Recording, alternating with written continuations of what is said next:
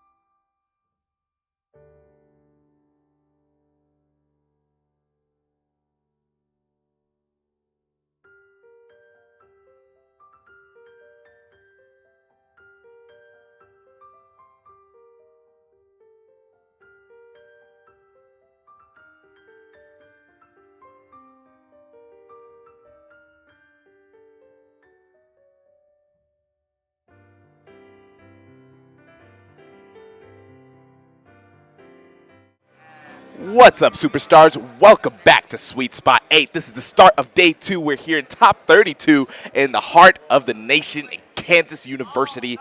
It's your boy Big M, and right next to me, Timekeeper. Yep. Let's get it. I'm very excited for day 2 here today. Oh, me too. We got some exciting sets. Obviously, the entire tournament has been best of 5, so everybody has done grueling work to make it to this illustrious spot in this space. So how had you felt about this tournament so far, Timekeeper? Yeah, super, I've said it before, super top-heavy tournament too, you know what I mean? Like a lot of talent here from a lot of different states, a lot of PR here. So just, like, I saw some games being played in top 32, you know, to, like, for a top 32 qualifier that could have been, like, you know, like a top 8 qualifying game, you know what I mean? Like, really, some really heartbreaking sets for people not making it into top 32. So, like, shout out Quaz Rocky. Yeah, exactly. Yeah. just like a crazy day yesterday.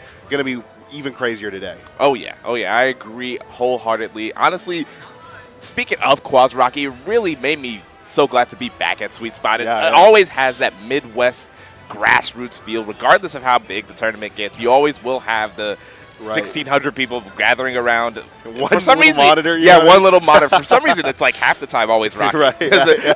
I vividly remember when it was Sensor versus Rocky way back when. Yep. Yeah, that was a very funny set too. But we've got an exciting set coming up for you here.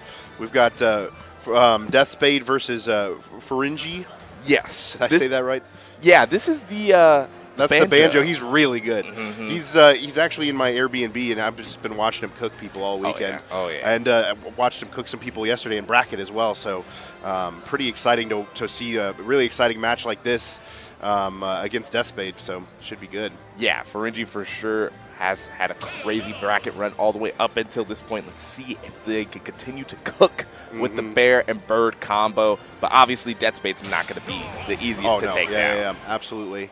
It's interesting, though. I do feel like, you know, in some ways, Banjo's kind of, you know, similar to Snake in a way. You know, you got the grenades. You've got ways to kind of get out of these Bayo combos. Sure. So I feel like it's going to pose an interesting challenge for Death Spade.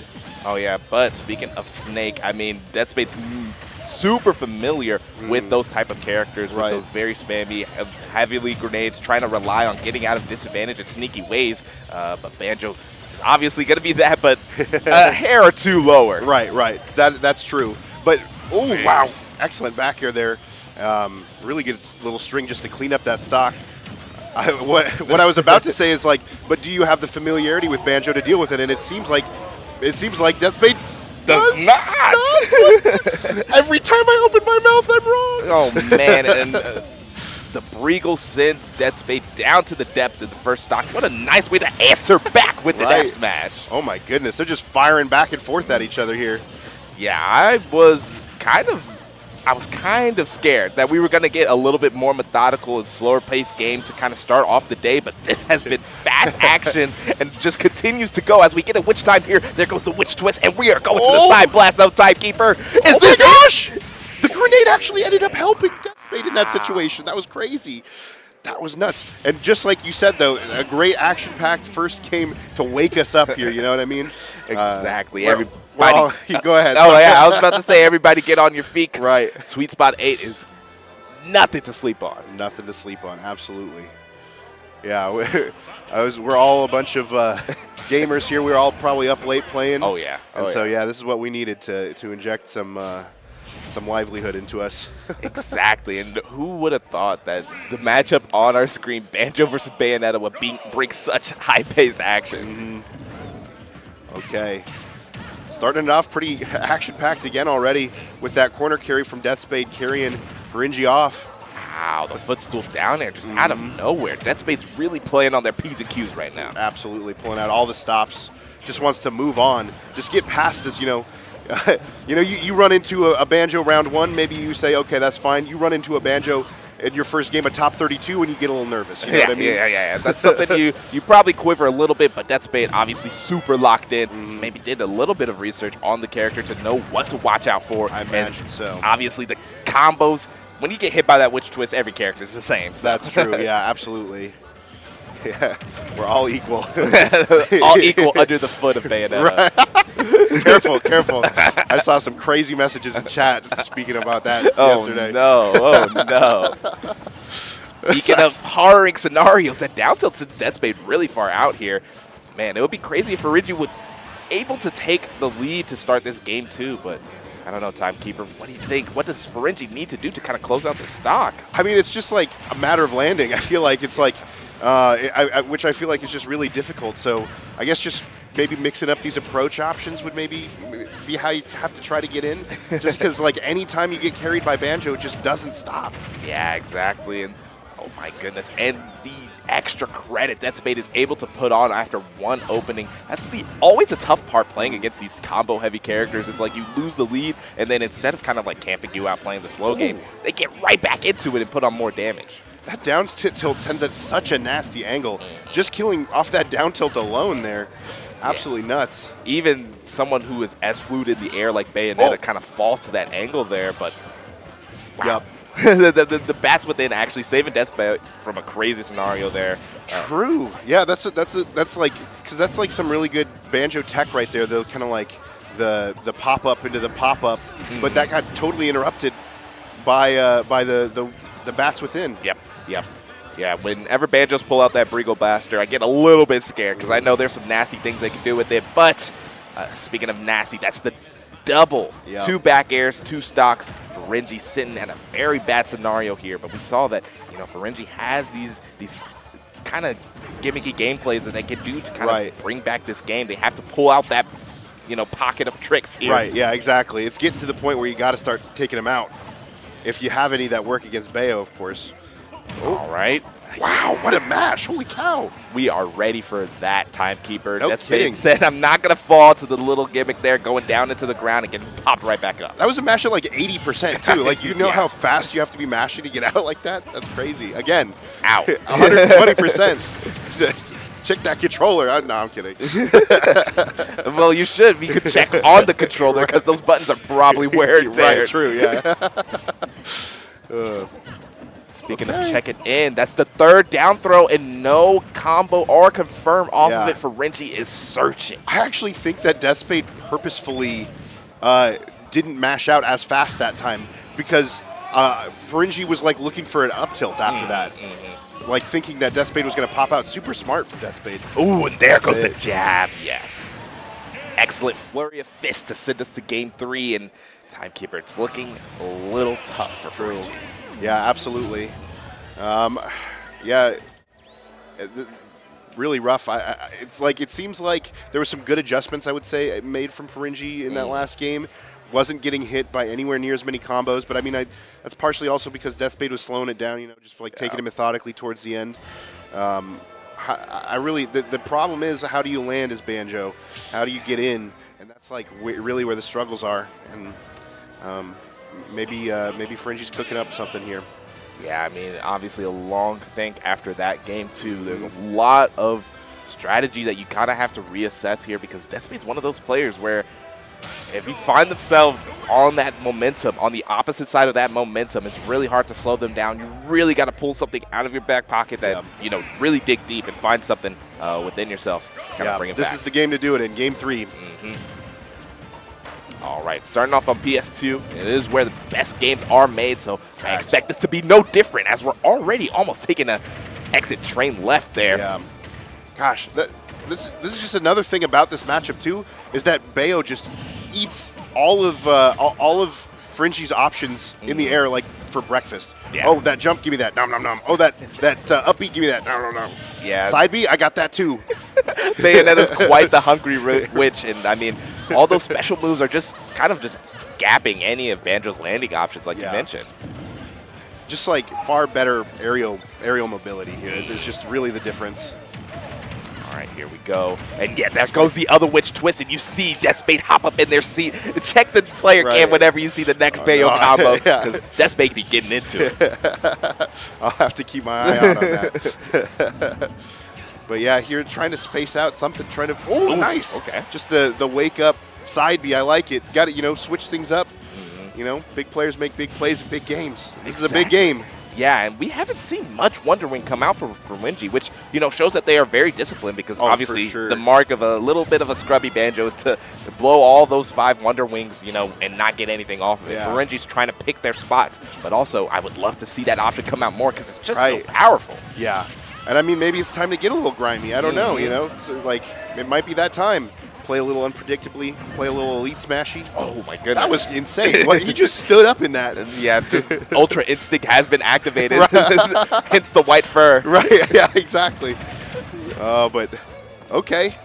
Good SDI to get out of that. But, yeah, just immediately landing unsafely on that shield. Yes, indeed. Oh, that's a good grenade egg there, but honestly, Spade just continues the offense, not letting Renji breathe here with a Witch Twist off the platform. Oh my gosh. Man, Timekeeper, that's not going to be it, but 123 is not where you want to be. Just like the patience from Spade too in these situations. Ooh, ready for that. Ooh, absolutely ready for that. And now the full stock lead in favor of Spade here. Dang, tisk, tisk, tisk. Things are not going the way you would want to if you are a fan of Banjo. True. This is still winner's side, though, so no matter what happens here, there is a second chance, Yeah, both of these competitors have a lot more Smash within them. And Renji is showing us, putting it on the map with a Wonder Wing to start off. There's nothing you could have done there. That's just checkmate. Where are you going to go? That's a tiny little platform. Yes, those are scenarios I want for Renji to set up a lot more, because a lot of times it's just the Spade show. Yeah. Renji needs to start forcing the issue and putting Spade in these positions where they have to choose an option. Yes, I totally agree. And it's just like you have to do it in a way that doesn't end up in these situations. But it's far easier said than done, of course. You know what I mean? Of course. Spade, a national level talent, Yeah. obviously put their name on the map for more than just their Twitter. So yeah. Oh, just one backer. Up tilt to backer, probably what they're going to be fishing for here. You can see Spade has slowed the pace down to the crawl, Bayonetta kind of has what we call that Marthitis, a term from Melee where... Oh, such a good air dodge down. Yeah. That's research. You can tell. Spade did research just from that alone. Yeah. And boom. Yep. That's a 3-0 and literally a handshake there from Spade. Yeah. Yes, obviously a respectable player, a respectable loss, but obviously Renji has a lot more in them. And it was just a good showing from Spade there. Yeah. And now to the chagrin of everybody in loser's side, they've got this monster of a Banjo to deal with, so look out for that. One of the players that took out one of the top 5 seeds in this tournament, Renji taking out Shu earlier yesterday, but falling to Spade here today. And Spade honestly has a great path moving forward, and I am excited to see if a KC player can take Sweet Spot. Yeah, that would be, you're right. So I guess what that would mean then is that Renji had inherited that really good seeding, right? Yep. And now that's Spade. So yeah, the bracket path has really opened up for Spade. Yeah. And hometown for you as well, so right? Yeah, exactly. That'd be sick. It would be very great because the last couple of Sweet Spots, at least ever since Ultimate has came out, no KC player has ever won Sweet Spot. The closest was Yes back in the day, actually, but more from Springfield than KC. So it was a big win, but for sure want to see one of my goats take the tournament. Maybe it's the time. It could be the time. It could be the time. But speaking of people who could take this entire tournament, Skittles, the regional monster himself, pulls up to the venue. And this is my hometown boy now, too. Yeah. But Nebraska pretty blessed this year, I would have to say. I think we had six people from Nebraska make it into top 32. Big stuff, big stuff. 4 of them on winner's side, so pretty big stuff. Yeah, exactly. I mean, Nebraska really showing out. I mean, I feel like you guys usually do show out pretty well to this tournament. I remember going back to that same Sweet Spot that Yez won. It was actually Yez Skilly Grand Finals. Yep. I feel like Nebraska has always showed up at Sweet Spot. I didn't realize that was the Skilly year. Yeah, it was, And now his little brother. That's funny. Yes, exactly. Looking to kind of carry on the mantle and taking it. But enough about hometown heroes. Right. We got the invader, Nico, coming down to try and take the crown. Oh, man, what do you think about this Shulk extraordinaire? Shulk is obviously another one of those kind of terrifying characters, I feel like, to run into. I feel like so many people describe Shulk as like their character's worst matchup. Yeah. Whether it's true or not, you know what I mean? I feel like people are just like frightened by the like possibilities that Shulk poses with the Monados. Yeah. But I mean, Candle, right on the other side of that, with is that's who's up there, right? Yeah, Okay, Candle, Olimar. Yeah. No, you're good. We did get a little bit mixed up, but it's actually going to be Nico versus Candle instead of Skittles' set. But once again, this is going to be kind of an interesting matchup. I feel like I watched these two play. Like, did they play in dubs earlier? Do you know? No. What you may be referencing is that Candle did play hometown Shulk, Casey Shulk, Chumples earlier yesterday. That's what I was watching. Yeah. Okay, yeah. Okay. And was able to it was a 3-0 and a handshake there. Obviously, Chumples, he put up a great fight, but nowhere near the level of what Candle brought to the table in terms of offense. Right. Just kind of fell down because, Chumples is a very press-forward player. And when you're able to either match his offense with offense or match it with the, a harrowing defense that can overcome that, it kind of shuts him down. So Candle, obviously a top 8 seed for a reason because they're just able to do that. But Nico is a whole nother level. Oh, yeah, absolutely. I'm looking forward to that then because, like, my theory going into that game was, like, Shulk, I felt like should have, like, some good tools for dealing with Pikmin, you know what I mean? Just, like, really good aerials that just nair probably would kill any Pikmin just because it just covers everything, you know what I mean? Approaching and attached to him, that nair just, like, shuts off Pikmin. But the thing is, what kind of played out in the Chumples set, and I don't know, maybe it's just how Chumples played, but the Pikmin would latch onto him, and Shulk's aerials are so committal that whenever he would do an aerial to take out a Pikmin, it would just open him up, and Candle would just eat him like barbecue chicken. Yeah. Okay, we got a button check. Yeah. So I think you're right though. That is kind of exactly how that played out, and looking forward to see what Nico can do. Yeah, absolutely. Yeah, and I am interested to see what we can get going on in this second rendition of this matchup we'll be seeing here in this tournament alone. I'm thinking that Nico will obviously bring a little bit more of a patient play style because that's one of the things that I see in top Shulks that I don't see in our Shulks here. No knock to Chumples because he's an excellent player in his own right. Yeah. But, the other Shulks from around the nation, they're a lot more campy.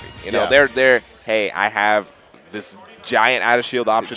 Jump in. Yep. Jump in. What are you going to do? Either get hit. You're coming to me because I could literally poke you out from across the stage. Yeah. So. Absolutely. And, also just, I feel like Nico's going to bring a level of, kind of accuracy as well. Because, Olimar is a short dude, you know what I mean? So it's, really hard to hit him sometimes. So I'm curious to see if a little bit more experience brings a little bit more accuracy to when you do actually go out and go for the kill. Yeah, and then obviously you have to kind of take into mention, Nico kind of got a little bit of an extra download because he saw how he plays against Shulk earlier on. So he has, kind of a game plan, probably has already formulated some things, and I'm excited to see what Candle can do, though, with all that knowledge. I mean, having said that, though, Candle has been able to nickel and dime a good amount of percent onto Nico so far, starting this out. And, I mean, just look at these Pikmin just, like blocking every single hit, basically, that Nico is throwing out. I mean, partially that's good, right? Kill the Pikmin, but also it's, wow, that might be it. Yeah. Great cleanup from Nico there. The reverse up B, classic Shulk move. Oh, wow. Speaking of classic, that purple up smash, going to take the stock out of 100%. Jesus. Okay, go ahead. Yeah, I was like, so how this is playing out, it's kind of like I mentioned, the Pikmin that do latch onto Nico, it opens up for Candle to kind of dash in and, try to make something happen. You can see here, whenever Nico's trying to get them off, that's when Candle starts their offense. But obviously Nico's very primed to that knowledge, right? And has started to kind of mix up his attacks and trying to bait out. Oh my gosh, the shield break. Yeah, that's a nasty way. Might be it. Holy cow! Yeah, just that extra Pikmin on just to do more ticks of damage right before the purple forward smash. That takes that stock. That's crazy. But firing right back smash. Woo! Okay. So smart to use that whistle, but it was almost a frame trap at that point because Nico was ready for it. Yeah, a little tough there, but obviously Candle doing everything they can to keep this close. And I am shocked. There's only less than 2 minutes off the clock here, Timekeeper, and we're on the last stop. Right, yeah. This is 2 action-packed sets back to back. Oh my goodness! Going deep out there. That double reverse there was nasty from Nico, and there goes the up tilt into the baseball swing. Oh my goodness, we're coming to the conclusion of this game. I feel it, Timekeeper. Yeah, it's on the horizon. Really good timing to get that shield Minato out on deck. All right, fishing for that fair in the back air, but the up smash once again taking it. Rolls right in and under, and then does a little flick of the wrist, and that purple Pikmin takes it out, and Candle goes up 1 game over Nico. This is a pretty fun, 2 characters to watch because they both have such kind of weird moving parts that they're juggling. Minato's on one side, Pikmin on the other side. Very niche things and applications for both of those things, and they're clashing here. It's pretty exciting to watch. Yeah. I mean, I've always mentioned it that characters like Shulk and Olimar have these kind of dynamic aspects to them, whether it be your Pikmin lineups or your Minato switching, and it creates a beautiful clash of colors when we actually get down to the action. And all it took was 6 years of this game for people to finally get good at these characters. Yeah. Well, Olimar was doing work from day one, to be fair. All right, here we go. And, dude, speed art Nico is crazy. I've seen these reverse nairs into these fair trains. He really knows exactly what he wants to do when he turns on that blue art. Yep, absolutely.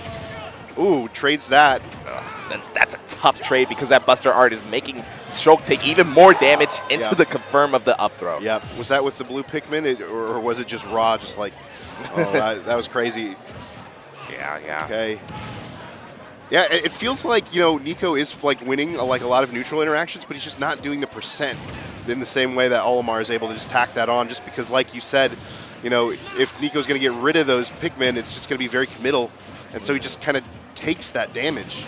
Yeah, it's actually interesting you mention it because I never thought about this, but without Buster art, Shulk's not really a damaging character. He's more of a I get 2 or 3 piece, and then I kind of rob your stock with Smash art or put on a lot of percent with Buster art.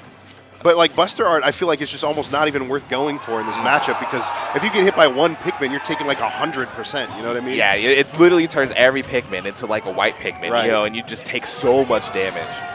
Absolutely. It's honestly insane. It puts Shulk in kind of a horroring scenario that Air Slash still not taking it. That's crazy, yeah. Even with that little bit of rage that was already on Nico. That's crazy that hits below ledge.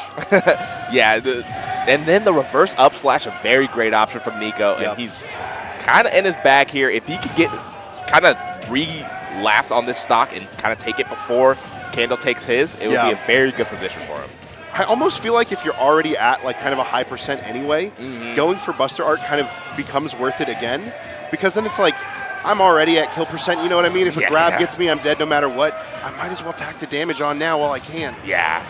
Oh, and purple. Oh, we immediately switch over to jump to try to get over that ledge trap scenario. That is such a powerful option for Shulk. And now Nico going to have to find some offense here. Ooh, those purple Pikmin now so scary. And not even these aerials are enough to kill the Pikmin. It takes 2 or 3. They're tanky. Ooh. Timekeeper. Oh, okay. I was about to say that Smash Art up tilt will actually KO Olimar as low as 65. Really? Okay. Yeah, Candle's able to get the yellow F smash though and retaliation, and now Nico is in a bad position. Not much extra credit and down an entire stock. Yeah. Smash Art now on deck though. If we can even it up here, we're not out of the woods, so yeah, just the reversal's just not going to do it. Yeah, no. Not from that far away. Yeah, the coast-to-coast, not enough knockback power, even in that powerful Smash Art. Things are looking tough for Nico. He has to make a play happen, or this game, too, will not go his way. Oh, scary spot with that speed. If you get hit by that purple Pikmin at 65, that might have killed. Yeah, and then the jump art. We're looking for a big money edge guard here, and to the ledge trap at the reversal this time will do it. Off the top. Not ready for that one. 65. Not out of the woods here. Yeah, not at all. This is literally anyone's game, but honestly, the lineup on Candle is looking good, has 1 purple, and that's really all you need. Yeah. I feel like we've also just seen some kind of good adjustments coming out here from Nico in this game. Okay, ooh, dealing with these Pikmin as best he can. Trying to, yep, just that up smash once again, taking it.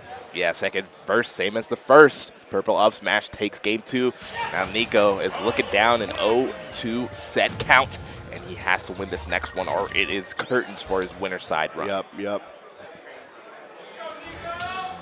Yeah, it's like, I'm starting to feel like, is this just like an Olimar favored matchup? Like, is that what we're looking at here? It Like, feels like it shouldn't be that way because, you know, you Right. have a sword larger than Olimar and the Pikmin combined, and it feels like you should be able to kind of keep this little guy out. But I agree, but it just feels like that Candle at least is just able to exploit that game plan to such a degree that he's like conditioning Nico into certain things, and it's just been working out really well.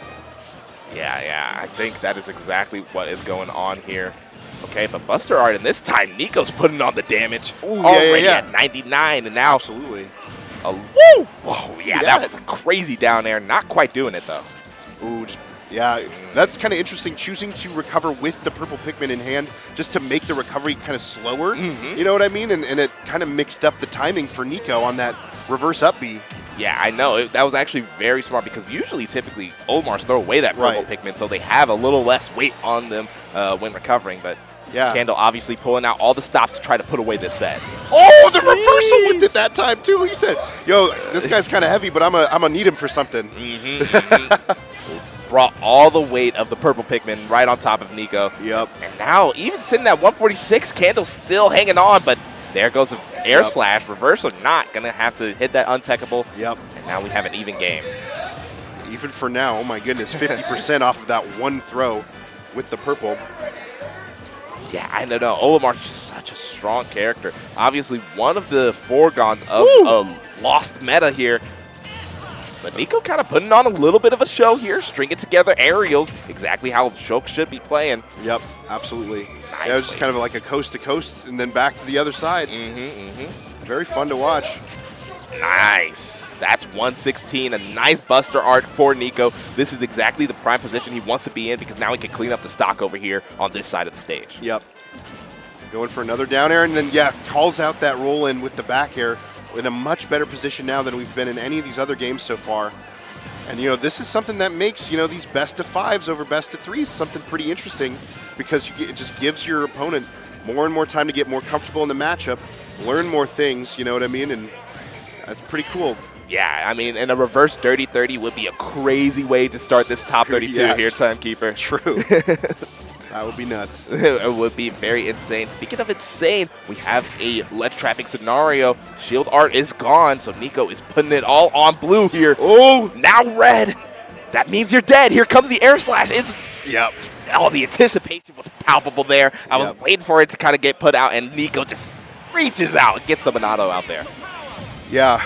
And another thing there is we saw, you know, Candle pulling out, you know, a new kind of trick, a new from their bag of tricks with that you know, the uppie with the purple Pikmin. Yes. But by the third time that Candle was doing that, Nico was ready for it. Yes. So Nico had already made that adjustment and gets the first game on the board, and now it's 1-2.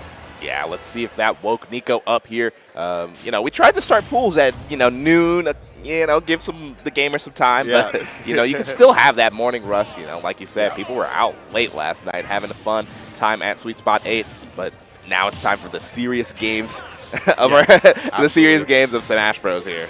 Yeah, I mean, this is the biggest tournament in the United States, you know, this weekend. So, you know, people want to win it. Yes, because people are watching. Yeah. All eyes on you right now. Yep. And what will you do when you get on that big stage? Yep. Oh, man. And for Nico, it is a miscue on the up B. Not quite going to work out there. Oh, and there goes the jab block. Oh, but you're not going to die from that. That was the yellow F smash, not the purple. So Nico going to wipe the sweat from his brow and play this stock to the best of his ability. Ooh, yeah, back throw. Forcing Nico off stage, just tacking those Pikmin on, doing so much damage right now. It's not going to take all that much to find this stock now. Shulk jab, rarely used, but honestly was the right option in that scenario. Nice. Yeah, just has that timing now. Does not get the kill, though, surprisingly. Oh, and he's up there. That doesn't kill either? No. You got to put on the damage to the Olimar to take off the stock, but Nico's so good at cleaning up those edge guarding scenarios. Yep. And now it's just like, now what I was talking about earlier is like, did you show that your hand a little too early with those tricks? Yeah, I very much felt it. In that game 3, Candle really wanted to put the game away. You know, we saw that spike off the side that one time, and unfortunately, when you put your hand down and it doesn't turn out right for you, it puts you in a very bad scenario. Yep. Absolutely. Oh. Nice reversal there from Candle with that back air. With the purple Pikmin. Now we got the Myron zone set up. The one white and 2 purples. Yes, indeed. Ooh. Yeah, and Nico trying to restrict Candle to that corner so that Candle could not utilize those purple Pikmin, but we're so crafty in getting out of that scenario. Yep. All right, Smash Art at ledge. Such a bad place to be, and that's where Nico was making his money in these ledge trapping scenarios. Yep. Absolutely. And yeah, Nico looking really, really good in this game 4 right now. Oh my. Yeah, and when we can just see, the zoning attempts coming out from Olimar now, backing up, running away, trying to attack that damage on to get to a point where they can find the kill. Finally, with that up smash, they do take it in pretty much an even game. Olimar pretty light though. Yeah, so it will be tough, and honestly, against any other character, that up smash starter is 72%. But luckily, Nico had the shield art on deck, but still takes 70 for his trebles because of the resets. Absolutely. Oh my gosh, throwing out that down smash with the 2 purples. That could have been a shield break, but Nico a little bit too akin to it here now. Here comes the smash art. This could be the game, Timekeeper. Ooh, back here, not going to take it the sour spot. Nice stall on Candle's part. Says, let's get the smash art off first, and then you could resume your ledge trap. Absolutely. Ooh, good whistle there. Oh, wow, that's scooping up till the uppercut puts Candle in a bad scenario, but that down air didn't use it much earlier to land and actually uses it in the perfect moment there. Absolutely. That shield. Oh, we got smash. We want to end it. Yes. Either way, it's going to end. Oh, that's going to do it. Yeah. Okay, Candle taking it 3-1 over Nico. Nico made some really good adjustments in that game, but it's a little bit too late. Yes, indeed. A nice closeout there from Candle. We saw earlier just a lot of great gameplay from Candle in those first 2 games. Being able to play around Monado arts. Wait. Use it to their best benefit. Oh, okay. I was about to say, that smash art up to actually KO Olimar as low as 65. Really? Okay. Yeah, throw away that purple Pikmin so they have a little less weight on them when recovering. Kind of taking Candle, obviously pulling out all the stops to try to put away the damage. The reversal did that time too. True. Not much was happening in the middle of the stage, but let's check out some dubs from yesterday there. That's a little funny. But kind of going back to it, that Nico Candle set, literally all the stocks were taken either on the very right of the stage or the very left of the stage. Not much aerial mobility. Like, Candle got a couple of up smashes, but even then, those were off of ledge trapping scenarios, either covering the roll or rolling back onto stage themselves. Exactly, yeah, absolutely. And it almost felt like Shulk, that was like the only way for Shulk to kill. Yeah. So yeah, that was really where all those kills had to happen for Shulk. Yeah, I would love to see like a heat map of like where stocks were taken. That would be sick. It would just be like super red on the very edges of the stage and like a no-go zone in the middle. That'd be fun. We'd just have like a perfect Shulk imprint of the reverse up B on the sides. Yeah, exactly. But we're kicking it back to our next set of the evening. We got Skittles, like you said, your boy, hailing from Nebraska. Bit of a stit, Iowa kind of claims him too, I know. True, but he do be living in Nebraska again now. He's on our PR. But yeah, did live in Iowa for a while. So, good buddies with all the Iowa people as well. And going up against Atomic here. Yeah. And, I feel like Tanner or Skittles has like some really high level experience with Robs, I mean, who doesn't? Rob is a very popular character at the higher level. But like, good records on, Gabe, Epic Gabriel, and Zomba, So just lots of experience in this matchup.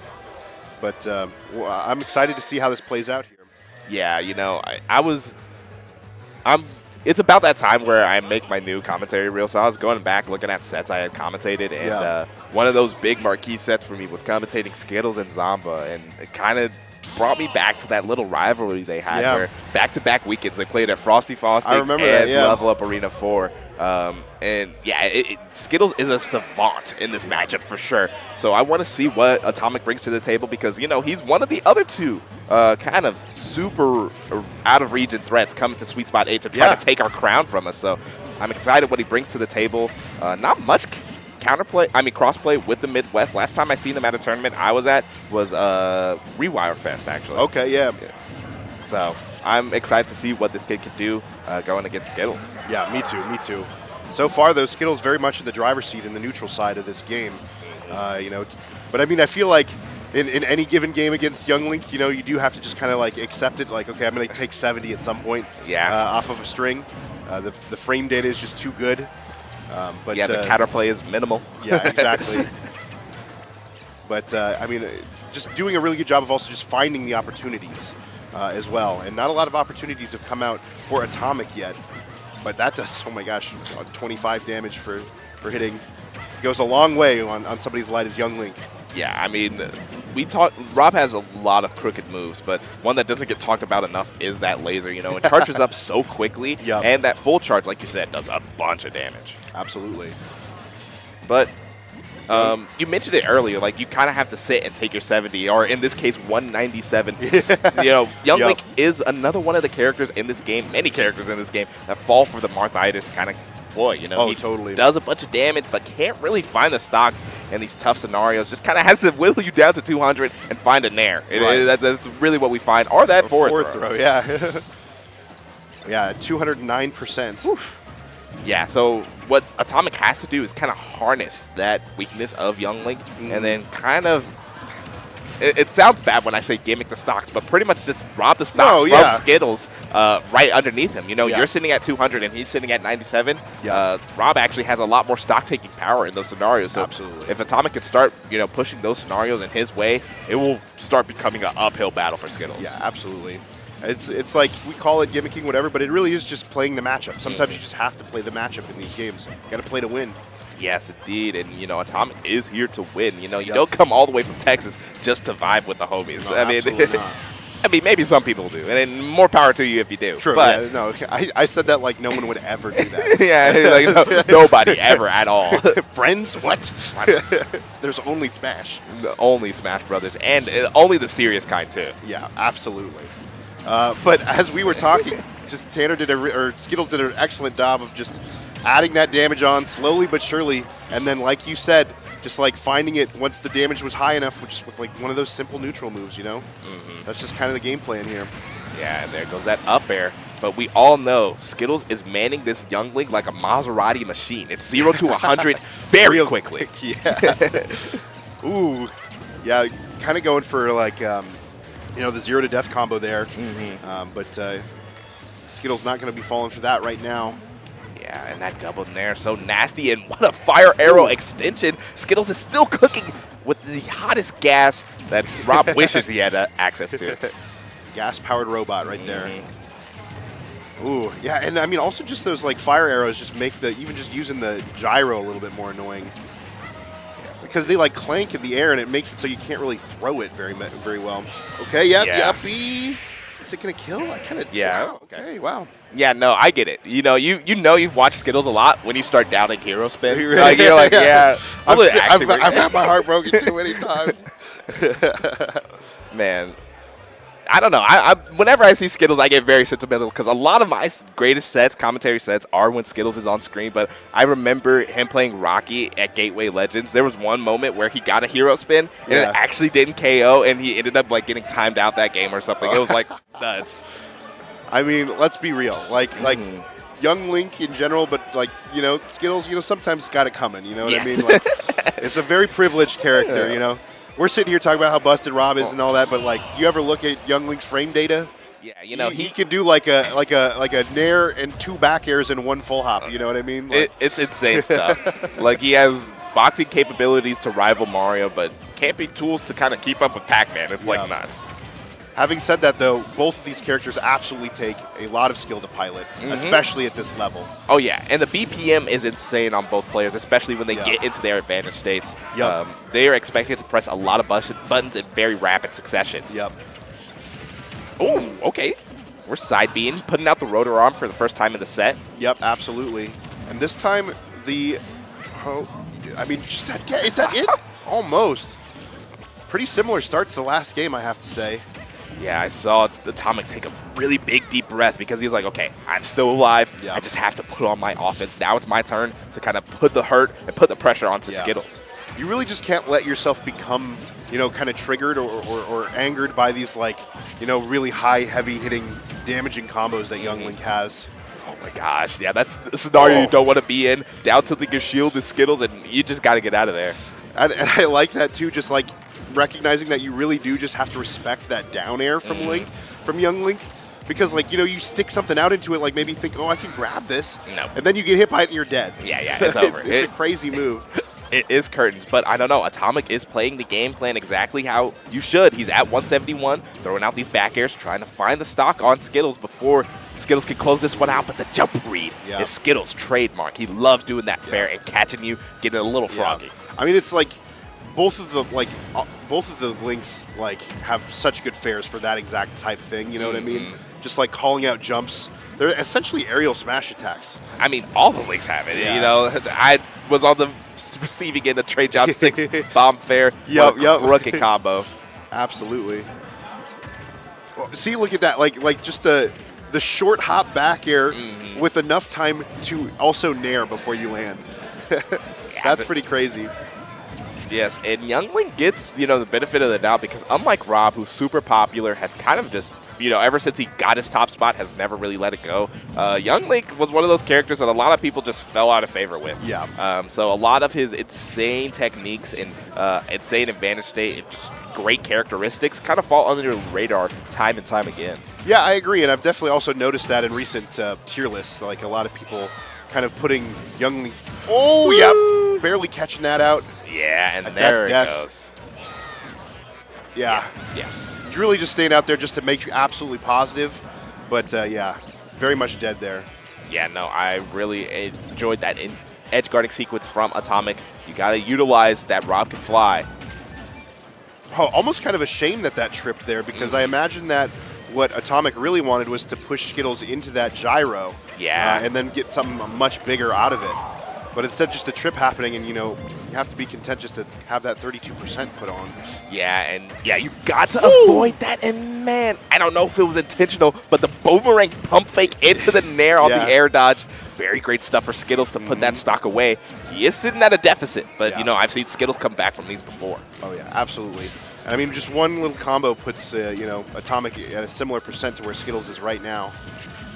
Ooh, pushing Atomic off stage. Good job covering that part of the stage with that gyro so you can land, regain some stage control here, and gather your breath. But can you gather your breath when you've got so many arrows coming at you? Yeah, and I'm just kind of at a loss if I'm in Atomic's shoes because I don't know. He for sure has a game plan in his sense because this game is a lot more closer. It's really anybody's to win here. Yeah. But do you kind of keep this slower pace that we've had? I mean, we're 3 minutes in this game, and it seems like we're probably not even close to the conclusion. I mean, or do you kind of pick it up? Because I know Rob can play fast. Oh, great parry. And there definitely is a moment where it's like, okay, your game plan worked to a certain point, but then everything goes out the window. You know what I mean? And that's kind of where we're at right now. And do we just start swinging? Yeah, we're at that point of the time where both players could find a KO confirmed here, and the bomb at point blank. Skittles gives us an explosive finish to game 2. Yeah, that was actually pretty crazy. The point blank bomb and kind of buffering that short hop up air. Yeah. In the exact right spot for it. Just almost like a little doubles combo you do with yourself. Yeah, and that's the thing about Skittles. He's so on point. He's been doing these item confirmed for literally years at this point. He just has a muscle memory down, and not even, I say muscle memory, but it's more of reactive sometimes. Yeah, because I see agree, him hit fire arrows, and he's like, oh, okay, time to go for this. Yeah. And sometimes he does hit those fire arrows. One of the things I see him do a lot is that he does autopilot that up tilt sometimes, but it's because it's a safe option and it's a nice read. So I really like how Skittles interacts with his items, and you have to be that crafty if you're going to man a character like Toon Link. I mean, Young Link. They're both fairly young links, so. Yeah. Much better start here from Atomic on this game. The damage getting tacked on earlier for Atomic on Skittles.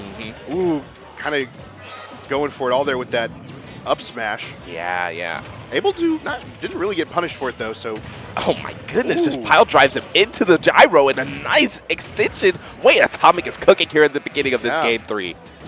Yeah, really interesting stuff with the gyro there. You don't see it used that way very much to like juggle, you know what I mean? It's pretty interesting. But the damage being tacked on pretty quickly now. Yeah, back in the favor of Skittles. Oh man, there's some nutty things that have been going on in this set, and Atomic just deep breaths. He is really taking this to the, I'm going to control the pace of this match, and it's going to slow down. And I like that. That's something that I haven't seen really any other Robs do against Skittles. Like you mentioned, you know, he has a pretty good record sometimes on Epic Gabriel. He's traded games with Zamba. And a lot of times those guys like to play fast. Yeah. Atomic here is slowing it down to a crawl. Got the advantage super early on and said, hey, buddy, I know you want to interact and get this 100% right back, but we're slowing it down. Oh, that's crazy that that's what he's taunting there too as well. Yeah, probably just getting a little bit annoyed with that game plan that just is working. And now look at him. Tanner is the one who's stalling now. Yeah, exactly. Trying to bait him out there to kind of mess with that bomb recovery, but it's always a bait. It's always a bait. Literally always. Oh, is that yes? Almost. Okay, I thought just the raw gyro was enough. Skittles almost living to 100 or almost living to 200 here so far. Yes, indeed. And honestly, I feel like maybe the next Nair that connects for Atomic will take the stock, but obviously Skittles knows that and is literally playing around all the KO options Rob has right now. Yeah, absolutely.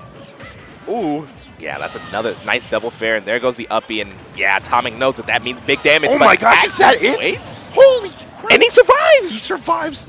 Just that, almost, like with that rage, I think was able to give Skittles just the extra little oomph to get that uppie to actually kill Atomic here. And what a huge swing that is from how this game started as well. Yeah, Timekeeper. It's like maybe too early to call, but Skittles is most definitely in his bag. He's looking like that monster that just dominates every national that he goes to. I'm very excited to see Skittles continue to play here because that was an insane combo. Yeah, absolutely. Me too. Yeah, looking very good. And just like 77% now on Atomic. That boomerang coming in to interrupt, putting Atomic in a really awkward spot. Yeah, I get the frustration because it feels like sometimes when you get hit by Young Link, all agency is out of your hands. You just kind of have to sit here and take that up air. Yeah, there's literally nothing you can do. Like, you have to take it, and you have to pray it doesn't kill you. Yeah, you have to kind of GG go next with every interaction, or you're going to find yourself in just a continuous Young Link vortex. Yep. Okay, yeah, and you know, Skittles sitting here using that gyro to his own advantage. Oh, man, just pieced him up there. Yeah. Didn't finish literally any of his moves. He went jab, jab, fair one. Yeah, it was like fair one into a true Nair. That was a true sweet spot Nair. That was sick. Yeah, that's another nice double fair. There goes the This was the big Atomic knows that means big damage. Oh my gosh, is that it? It's able to drift and he survived. You rarely ever see Hero Spin catching out for Skittles like that. Yeah, that's definitely like a gyro to his own advantage. Oh, man, goodness. That was a nasty interaction because he went for back air one, fair one, jab, jab, nair. Like, insane stuff. Yeah, just like these little custom combos. And that fake. Yeah, that pump fake was so nasty. Thank you. Nasty. Yeah. Thank you, Seven, for those replays. Excellent stuff. Oh, yeah. Let's give our roses to Seven. You know, obviously, one of the GOATs of the Midwest area is what makes me and you look so pretty on this screen right now. Yeah, honestly, you know, if there wasn't that nice little let me fly big in right below me, I don't know what I would do. Yeah, big shout out to Seven. Thank you again. Yes, speaking of shout outs, shout out to one of the players coming up to the stage right now, Shadzix, you know, a young KC player. Obviously, he's usually typically on like the lower half of our PR. Yeah. We know this kid always has the gumption to do something big, but it just feels like sometimes he doesn't quite get things to connect. But this sweet spot he has, as he's made himself all the way up to this winner side top 32 set on the big stage. You know, Shadzix getting a big upset on other KC GOAT Rocky earlier on in the tournament. So he's feeling hot and looking to continue on this crazy run. Yeah, absolutely. And does Shadzix also, am I crazy, or Shadzix also play Pokemon PT, Trainer? Yeah, okay. PT, Byleth, honestly has a good colorful cast of characters in their pocket that they could pull out at any moment. So I don't know. I'm expecting maybe the PT. Palutena pretty straight up and down character, and Palutena hates playing into Squirtle. So Yeah, I could that see makes that sense, being yeah. the pick of choice. But I said it. Palutena, and that can only mean that Atraeus is on your screen, ladies and gentlemen. I mean, Timekeeper, what do you think about this number 2 seed at the tournament? Yeah, I mean, you said it, number 2 seed. This is like one of the big bosses. Wait. I'm sorry? Man, is inspired by our boy Skittles and comes out here with a young Link. Oh, my goodness. Same ult as well, I'll say. Yeah, exactly. I mean, I did an entire spit take as I was not expecting the Atraeus Young Link to come out. But I've been hearing rumblings that Atraeus, I haven't actually seen any of the sets, but he's been going other characters pretty much the entirety of this bracket. Yeah. I know one of my friends. Oh! You got those! He does have those. He's got those! He is on deck. Wow, yeah. I know earlier in bracket he was using some Corrin into some annoying matchups for Palutena, so honestly this shouldn't be a surprise for those who were actually following Atraeus' bracket. Yeah. Oh, that's it, I think. Oh, not quite. Wow, what a switch in the blast zone there. Shadik is like, we're coming back with the Zard, but kind of miscues on that KO confirmed there. But eventually finds the stock. It was getting a little bit spicy because if you let Charizard live too long, it gets a little tough. Yeah, I mean, you said colorful cast of characters, and you were not wrong. Yeah, but speaking of, I mean, Young Link is actually the perfect pick into PT. I feel like this character actually does pretty well into all 3 Pokemon. Yeah, I agree with you. I agree. Yeah, that's. Oh my goodness. Man. I mean. When Young Link is on screen, I can't help but mentioning Skittles, but it kind of reminds me of when Skittles was able to pull that big upset on Tellier. Yeah. I believe at Genesis, actually, way back when. Doing really good. You're just very consistently hitting these like bear one into pretty much anything you want. Mm-hmm. A lot of the links have that that exact combo, but just like always finding that opening to get it done. Woo! That nair onto the platform. Yeah, Atraeus, this is no day 2 Young Link. No, this is practiced and tested. Probably for this matchup alone, because like I mentioned, Atraeus, who's known for the Palutena, this is one of the problem matchups. Yeah, just like you really almost can't even hit Squirtle as Palutena, it seems like, so that makes sense. Yeah, and it just seems like we've seen it in the last set, but it seems like Atraeus is over here playing solitaire, one-player games. Shadik has just kind of been along for the ride. Right. Needs to kind of mount some type of offense before things get out of hand here. Well, yeah, I mean, I feel like it is out of hand. Yeah. oh. Yeah, not finding the KO there. Yeah, it's just going to be one more interaction here, I feel like. Pretty much. Yeah, F-tilt, even the sweet spot, still not taking it. Opting to recover high, using that bomb to mix the recovery up. Still alive with all 3 stocks. Okay. Wow, just the Zaire into the Nair. And just stuck in his shield there. Shadzik's gonna have to really go to the drawing board to figure out what he could do against this. Oh, that should be it, yeah. Yeah. You could really tell that Atraeus really did not want to lose a single stock. Yeah, not at all.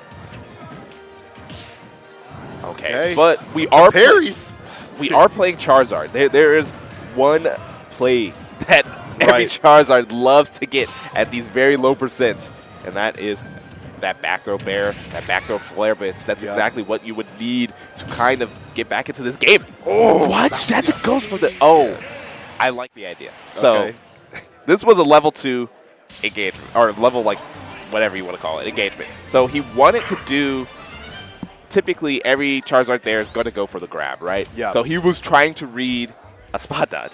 Oh, and yeah. Atraeus just rolled away and was able to get away from all that pressure. And yeah. That makes sense. That makes a lot more sense now.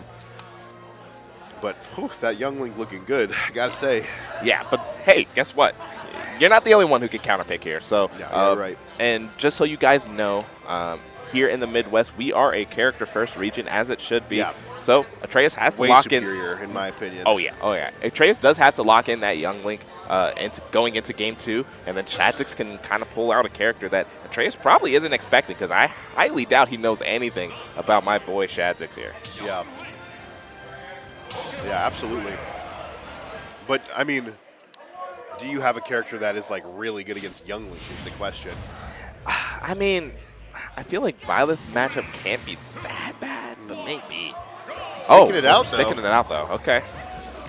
Interesting stuff. Yeah. But, I mean, I will say that the Charizard was looking pretty good by the end of that last game. Yeah, it's just like, it is a thing that you just kind of have to focus up, quit letting Atraeus put you into those solitaire moments, and when he does, you got to refocus, lock back in, and put yourself in a scenario where, you can start playing the game again. Yeah. Just kind of taking turns corner carrying each other to the other ends of the gosh, I have such of the stage. Yeah, no, you got it. Oh, speaking of got it, that F smash almost taking it, but got to get off that Squirtle because of that lightweight. Ivysaur is on deck. Forward smash doesn't quite reach. Yep, slightly misspaced. Oh, that trades though. Yeah, that was a good scenario for Shadik in the F smash. Yeah. This kid has gumption. That's what I love about Shadik. He is a very big reads-based player. Yeah. He likes to see what you like to do and then punish accordingly. Nice. That Nair is just not used enough, I feel like. It's so good.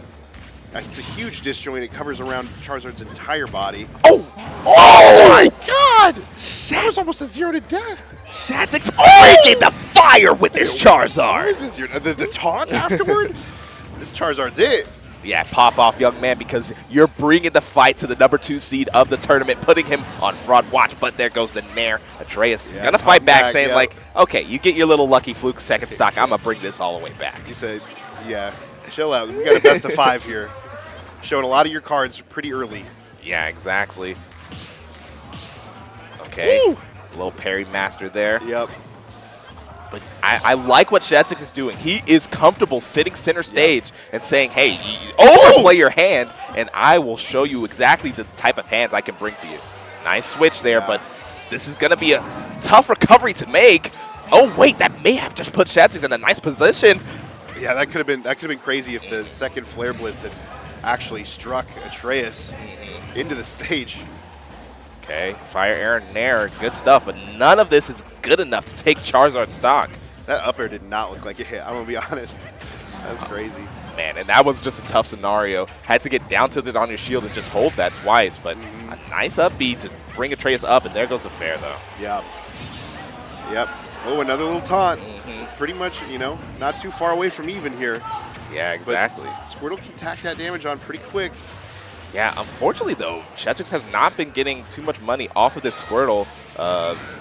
Obviously, either the Ivy either. It's really just kind of been all Charizard all day. Yep. So I want to see some plays here and just spam the smash attacks and eventually it'll connect. Shadik shut me up, I got to say. Yeah, no, same here, same here. That's the 39 seed against the 2 seed as well. Like, yes. Think about that upset, you know what I mean, if it happened.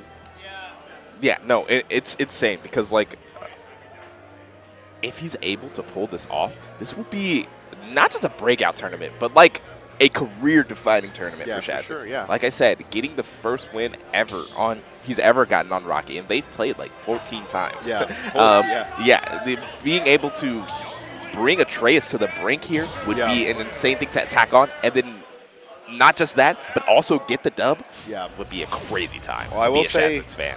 I love how confident Shadik is playing. Yes. I really love that. You know what I mean? That's what you have to do. You can't second guess yourselves in these situations. You know what I mean? I really like that confidence.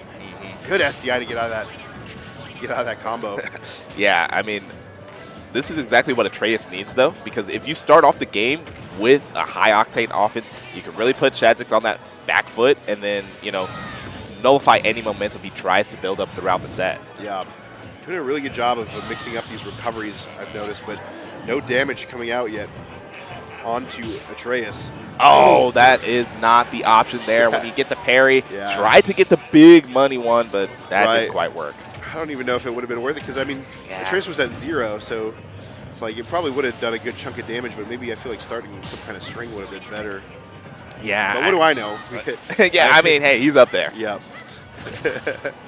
All right. Speaking of up there, Atraeus trying to get right back to the stage. A nice up B over ledge to avoid that down air completely. I was mentioning it earlier with Squirtle that he hasn't put in work, but that Ivysaur has kind of been the least valuable player on the Peak team so far. I agree. And I feel like that's the character that most people use, the most with Pokemon Trainer. Yeah, it for sure is a favorite of a lot of PT players, especially Quid comes to mind. But, you know, they all kind of have their own little play styles because, you know, you got Bizarre, you got a lot of different players liking different Pokemon. But unfortunately, you do need all three of them to make the character cohesive. Yeah, absolutely. And just like, it seems like Shadik, ooh, good switch. Yeah. Ooh, and the reversal coming out after that. Okay, and this is where it is either made or broken. Because if Shadik can't find a big momentum play here, it's going to be really tough to kind of come back into this game. Yeah. I will point out, too, this is a top 8 qualifier. You know what I mean? Yeah. So this is big stakes, you know? Absolutely. Obviously, both of these players are guaranteed 9th. Oh, how did that miss? I have no clue. Yeah, oh, yeah, using that up B to good. That was slick. That was slick. Yep. Was ready for that with that buffered up smash, and it just, it was really tough. Yeah, really tough. Exactly. I don't know. I do love the gumption that Shadik is bringing, but he has to not let the hype of the moment get to him. You know, we can't be F smashing at 0%. Yeah, 100%. 100% is when you start F smashing. yeah, exactly. Correct. All right, going into game 4. This is very key range. Violet has one of the longest ranges in the game, described as a distance demon by the director of the game himself. Yeah. So I am expecting big things from this matchup, and I think Shadik could really pull it off. Yeah, and you mentioned that Shadik's a read-based player. Not, oh my goodness, give me that. See ya. Yeah. You mentioned Shadik, reads-based player. Not a lot of characters are better at big, punishing reads than Violet. Yeah, it actually just lines up completely perfectly. Those big old Amir hits are really what you get your money from. And Hero Spin actually taking it. Yeah. Nice conversion from Atraeus, and we're going back and forth. Welcome to Two Stock, ladies and gentlemen. And we're starting off with a scrap back and forth. Yeah. Also, give me that. Really, really good Phantom Footstool there to find that down air. Yeah, but unfortunately, no true combos off of it. Just kind of a nice feeling move to hit, and then that's about all you got. It's a confidence booster, that's for sure. Yeah, and there goes that back air. Yep. Oh, and I wanted it again. Yep.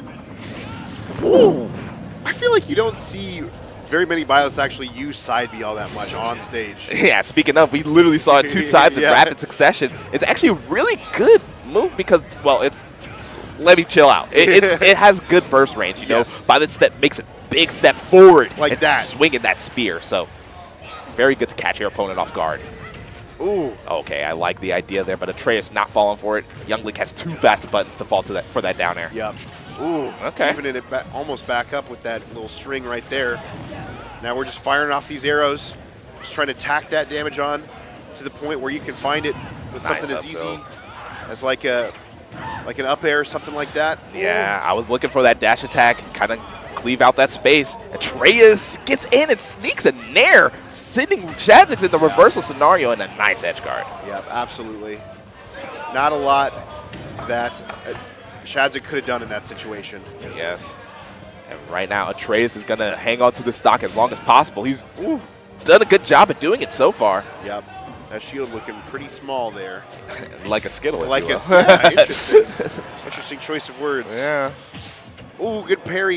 He wanted to parry the second one, but does get the up tilt. Yep, absolutely. Even game. Dead even. Yeah, welcome to One Stock, ladies and gentlemen. This FD game has been some nasty stuff. There goes the side B, and the combo's still going. Oh, not going to hit him with the Rocky Killer there. That was so slick, just ducking underneath that air boomerang and then finding that up B. Very cool stuff. Oh, the jab actually comes out before the boomerang. Shadik has the potential to put this game away. Oh, no.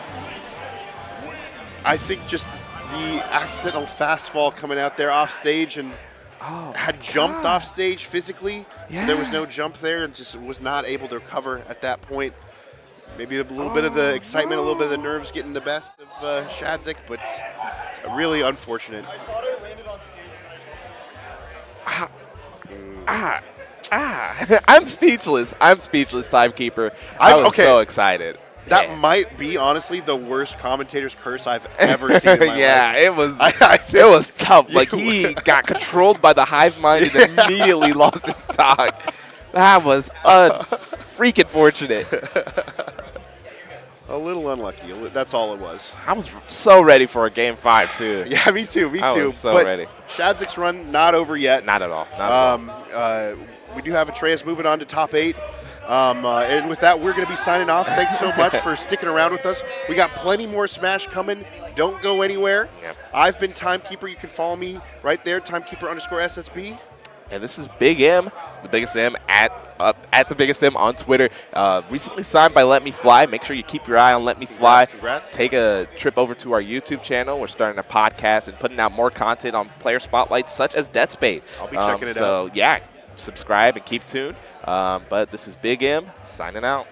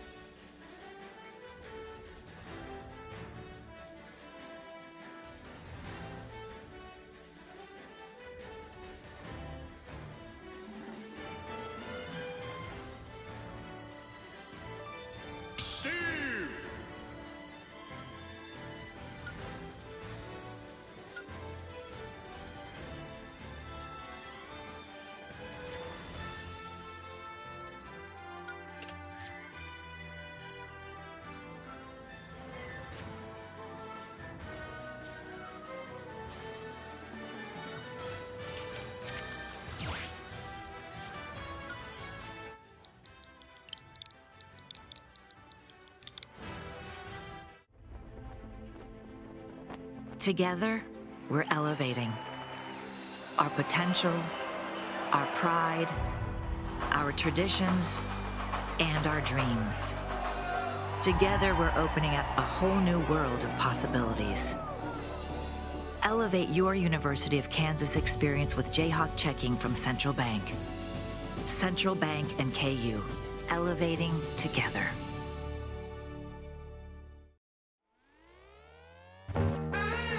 As thousands of gamers came together at this year's PAX West in Seattle, Washington, AT&T took things to a whole new level to show our love for the gaming community. Across 3 unique spaces, we showed players that when it comes to mobile gaming, America's most reliable 5G network is truly the ultimate power-up. The action kicked off at the AT&T Loot Drop, where gamers jumped into their favorite demos on NVIDIA GeForce Now as they worked together to boost the meter and trigger an IRL loot drop packed with next-level prizes. From there, our handheld lounge gave gamers the perfect spot to kick back and meet up with some of their favorite influencers, like Chief Pat, Aaron Ashley Simon, and Avery Strib. Give me the loot! Finally, gamers capped off their AT&T experience with a bang at the 3D Selfie experience, where a camera turned them into the MVP of a virtual loot drop, perfect to share across their socials.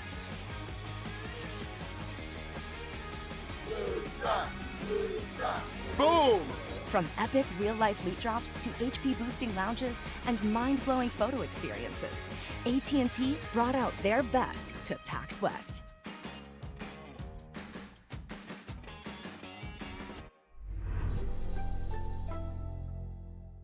Never guess what we're doing to the Baconator. We're putting it... pretzel bun? On the Baconator. Catherine, you seeing this? Posters everywhere.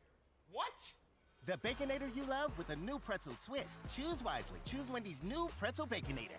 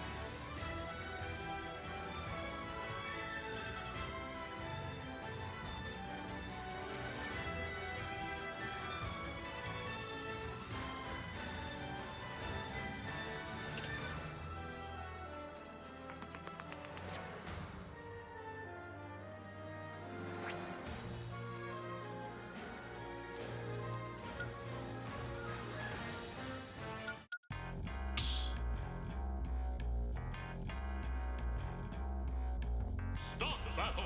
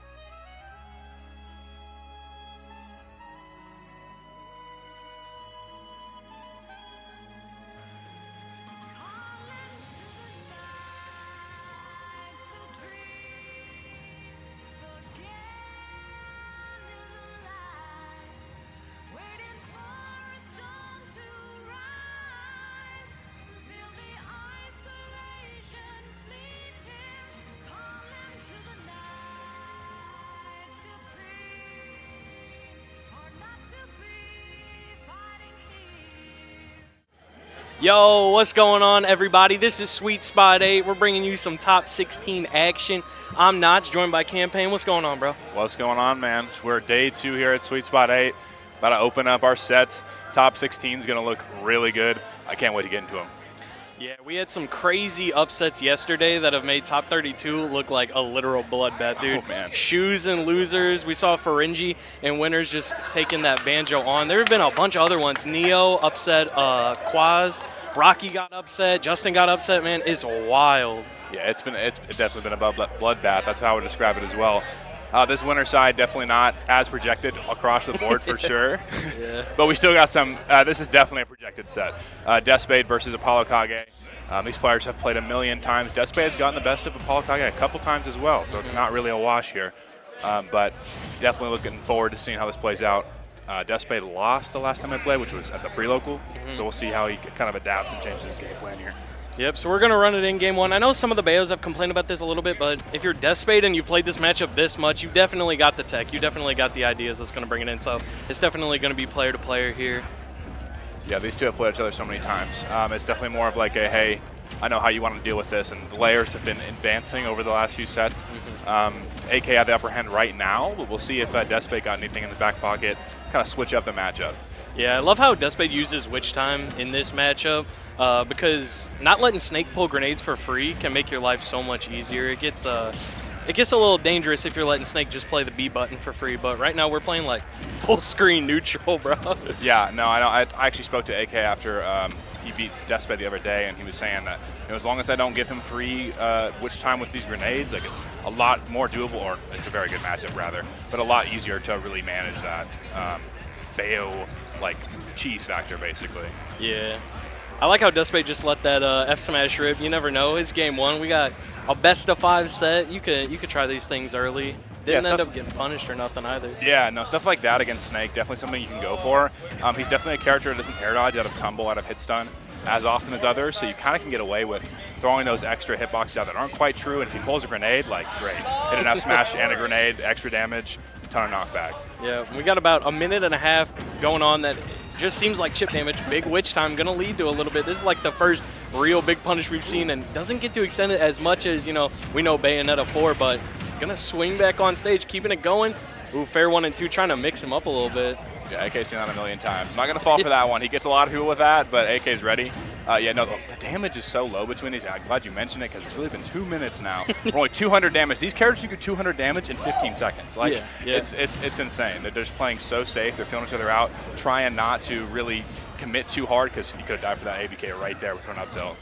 Yep, and I really like the way that AK's using crouch when Bayonetta's at ledge, because Bayonettas will love to do that aerial, that afterburner kick from ledge, and it just gets him free center stage. So AK just using Snake's sort of low profile, ain't got to worry about it, but that's something you got to worry about. Down air hits like a Honda Civic, Dude, bro. that move is crazy. I would goof around with Bayo myself, and I was like, man, what am I missing here? I started down airing, I'm like, wow, this move just kills. Like, and there's the back air. That move will also, phenomenal move. Gonna kill, gonna take Bayonetta's stock there at 120. Answering right back, and we saw such a slow gameplay, but after Spade got the upper hand, AK was like, okay, it's kind of go time now. Got to close that distance, because Bayonetta is a character that you don't want to let have a lead, because then if you start overextending, then you really start to see Bayonetta start cooking, because she's going to be hitting you with 60-70% combos. You got to really be careful. Yeah, and without a lead, I mean, Bayonetta is forced to approach. I mean, her approaches are not the best. She doesn't have a lot of safe aerials on shield. Her stuff her specials make her land with lag. Like, you want to kind of poke in and out until you get that perfect hit, start your combo. So, like, AK really playing this slow to try to avoid those situations where he's going to take that 50-60 damage. Yep, and going to answer right back, calling the option on a shield, getting the down air. Now up to 72%. Bayonetta, super light character, actually. Yeah, showed that up tilt real early. But damage piling on, which means the rage is piling on, so he's got to be careful here. But definitely looking for some easy early stocks off the top. I don't think AK is really going to give that up. Yeah, AK has been doing a good job landing, because sometimes that can be difficult. If you're playing around grenade carefully, sometimes Snake's disadvantage is just not the best, but AK has been doing a good job sort of bobbing and weaving outside of these things, but got Spade on the ledge right now. C4 on the platform, setting up the zone. Nikita. I don't think he's going to get too much mileage out of the Nikita because that Bayonetta recovery, so many mix-ups. That's why this matchup is playing so slow. This jab going to knock him off stage. Probably will not kill just yet. really close. Yeah, yeah. Bayonetta jab, another move that's like sleeper strong, right? And you know, you don't think about dying to a jab combo outside of just a few specific characters, and so then when it does connect, you're like, man, I lost the stock to that. Yeah, back air. AK's directional influence, man, it has been elite this game. It's holding on to this stock, great recovery mix up there. Good job calling out the air dodge, even though, you know, didn't keep the edge guard going, still got the percent, found stage safely again, so we'll take it. There's the jab.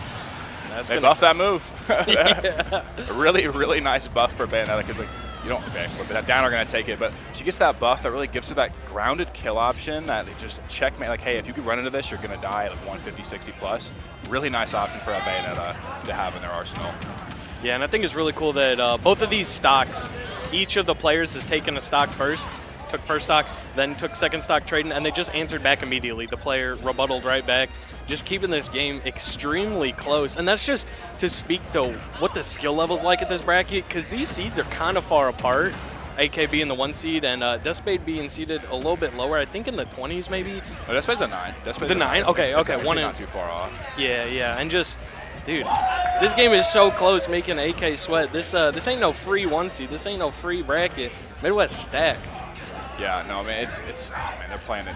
We're going down to the wire here. We're almost at 1 minute on the timer. This game could end at any second. Now blowing himself up with a C4. Really bad situation for AK. Could definitely lose their stock right here. Now good mix-up, solid landing. It's so hard to catch that snake landing, the neutral air dodge, the back air, all those options, the grenades. Like, there's so many things you have to account for. It seems like you're almost like in an even playing field when he's trying to land, which that up air going to take it. Oh my, 95 post hit. Yeah, yeah. Grenade into up air. We've seen AK do it a million times. He's laughing up there. He knows it. My man robbed that stock mad early. And compared to when they were losing their other stocks throughout that set, that was extremely early, actually. Yeah, no, I mean, we're getting hit with a grenade at like 60-something% and then up air to like 70-something% and exploding off the top. I mean, that's insane. And that attests to the difficulty in this matchup because Bayonetta puts out so much damage, puts you at such a high percent. He was at like 120 there. He's going to stack that rage up, man. And Snake with rage is a different beast. Yeah, yeah, especially. And that's something we see with Snakes a lot is sometimes it can be hard to secure the kill against them. You'll see AK or MVD or other top Snakes just like live into like these absurd percents. And the longer you let them live, the more chip damage they're getting off these explosions and just that game can, you know, start to slip away from you if you can't close out these stocks early. Yeah, and that's definitely why that Spade is playing this so slow because, I mean, by all means, he could go in, but this, like, if I recall the set they played at the pre-local, man, it was over a lot quicker than this, and it was a lot less close than this. So I think the adjustments are working for Spade, but he's just kind of got to find that X factor, find that last stock. They were trading stocks back and forth, like you said, but you just got to take that upper hand and take control. Absolutely. Off stage right now, kind of dangerous with all these grenades at the ledge. Let's see the ledge trap. Finds really a grab. Strong. Wow. And I really like, you know, you got the grenade behind you in case Spade rolls behind you. You got neutral get up and roll away right there. So the options were very limited. Just seals out a stock mad early, much earlier than we saw last game with the first stock being taken. Yeah. No, that type of setup's really tough because, I mean, that grenade behind you, so Snake, if y'all don't know, Snake, when he has the grenade, he pulls his grenades, the hitbox that the grenade will hit him is much smaller than the opponent. So right there, he's spacing that down smash really close to the grenade, but it's not going to hit him. And if Spade rolls in by any stretch of the imagination, it's going to hit him immediately. Like, it might have hit him if he didn't roll there. So that setup's covering every option. And Spade just unfortunately chooses the one that gets him immediately killed. Spade playing a little less careful. Like, we were playing full screen neutral last game, but Spade's got to make something happen without the lead right now, and the lead slipping away. Big jab combo, going to take the stock finally, and just 100%. Bayo could tack that on pretty quick. Yeah, no, it's definitely not out of the reach. You just got to avoid that up tilt, man. It's going to take your stock immediately. Looking for the up air and the back air, calling out that ABK towards him. Really not letting Spade chase him in that higher center of the stage. Yeah, he was tossing out aerials like crazy right there because even a trade right there, you're going to end up favorably, and that's exactly what happened. And now almost lapping Spade in percent going into the end of game 2 here. Yeah, Snake's name of the game for Snake is trades. Good trades. He's a heavy character, puts out a ton of damage, kills super early. Bayonetta does a lot of damage, very light, does not kill super early. So these trades are always in his favor. Absolutely, yeah. Bats within, going to get him out of that right there. Got him on the platform, doesn't find anything off of it, and AK's going to get back safely. Yeah, I mean, this is where it becomes very difficult, but wait, okay. Now pulls the grenade, has the wherewithal to understand that he's in danger there. even though she's so far away, Bayonetta, such a great burst range, even in the air. Absolutely massive. Yeah, you're exactly right. Tossing these nades over, just slowing down the pace just a little bit. No need for AK to really take any big risks right now with a lead like this. So now ball's sort of in Despade's court. That witch time activated across half stage. That's wild. Must have been the edge of the activation zone there. But, I mean, really, AK's aware. He's holding that shield. He's like, you're going to do that? All right, you get your grab. It doesn't matter to me. I'm still at 120 with a back air kill. Doesn't quite get it. Yep. Tilt back air, not going to connect this time. Letting him fly. Wow. How does he escape that? That was crazy. Yeah, Bayonetta jab, notoriously hard to escape, so that's kind of wild. Oh. Unfortunate misinput there. Yeah, I was about to say, you could see Despade shaking their head no as soon as that happened. Not the desired option, but we still got a lot of Smash to play. Yeah, definitely going to be on the back foot for sure. It's really difficult to come back from this type of deficit against a player of AK's caliber, but I mean, it's not like something that Despade has not done before. I believe the last time that Despade has gotten a set win against AK would have been at Honeypot, which was in December, so not too far away. I mean, we'll see. We'll see if he can kind of unlock that, but man, it's going to be really difficult from this deficit, starting down 3-0. Absolutely. 2-0 rather. Yesterday, I talked about when I was watching or commentating Shu Faringi. I really like when players sort of take this moment in between games. There's no need to rush. We ain't got a timer in between games, in the rule set right now. So collect yourself, think what happened, sort of make those adjustments mid-set. I really like the thought going on right now. Yeah, I think it really speaks to keeping your level head, because a lot of people are like, man, whatever, let's just go next. Like, I messed up there, but really taking your time to think about it. Like, man, what went wrong in that game? There's a lot of things you can really grab from that little bit of time. And we're getting a lot of damage to start off here for Despade. Yeah, Despade thought long and hard and was like, I'm just going to run up grab round Wait a minute. That's crazy. Parry into the jab combo, going to put Despade off stage, but Despade going to answer right back. Yeah, I think Despade's really been missing a lot of these chases in the air. AK's just a step ahead in these mix-ups, and that's been the key of him. He's not died off the top one time. It's been jabs, it's been back airs, it's been just about that, and I think that's a big key to not getting beat by Bayonetta in these long games. Yeah, Bayonetta character sort of reminds me of Melee Marth in the sense that, like, you could kill early or you could kill late. There's not a lot of like in between, just like, generally sort of high % kills. It seems like either big combo or a stray hit, and it can be kind of difficult. And AK's keeping it to just the stray hits and making Despade's life very hard. Yeah, like I said, if you're avoiding just a handful of the options that Bayonetta has that will kill you on those stray hits, man, it just becomes very difficult. And you see, AK really holding shield a lot in this matchup. It's one of the key things people talk about when they speak about the counterplay for Bayonetta. Snake's one of the best in the biz. That forward throw should not have taken that stock. I did not see a red spark, bro. Yeah. Yeah, no, that one a little bit premature, but we'll say that was just killed. Unfortunate. We take those for sure. And so right now, AK's the one that's got to make stuff happen. I wouldn't be surprised. Okay, never mind. Forget that thought. Even stocks right here. Got AK at the ledge right now. Only 44% though, but Bayonetta can make that up in an instant.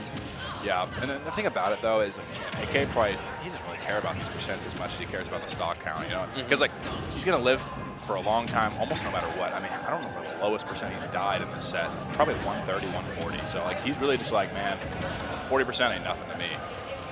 Yep, absolutely. I really like these bullet arts coming out, putting on safe percent right now. Really not trying to overextend. We're seeing sort of shades of the game one first stock, just sort of this safe gameplay. Ooh, big back air gonna knock him off. Huge back air. He's aware. He gets it.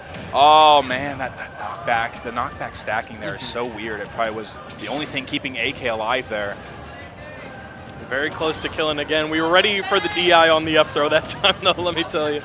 Yeah, 190, that's a lot. 190, like I said, the percent does not matter, man, because he's going to live through these high percents. I don't even know if up tilt will confirm it to a kill at this percent for Despade. Big bullet arts, got AK off stage. Really not going to press at all right here. Just going to full screen. We're just playing safe.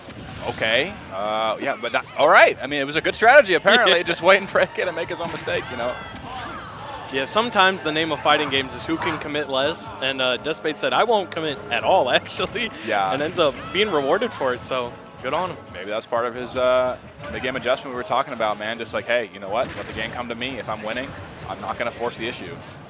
Absolutely. Off one there. Ooh, and a big up tilt. Going to catch the, I'm pretty sure he was ABKing from ledge right there, but Snake up tilt, no slouch on the hitbox department, let me tell you. So active, too, Yep, man. yep. I mean, I've seen AK catch so many jumps with up tilt this weekend. It's unbelievable. I was just like, oh, you can just throw that out. I mean, people have put out preemptive hitboxes, but that up tilt's one of those that's like, it's going to kill you, man, like under 10%. Yeah, that's one of those hitboxes that gets rewarded a lot. Very, very good move. If you're hearing talk about Snake, you'll probably hear talk about up tilt, but Spade in the corner right now, getting hit by these grenades. What's the option of? Oh, almost finding it. Yeah, almost finding it up air, but still got Spade in the corner.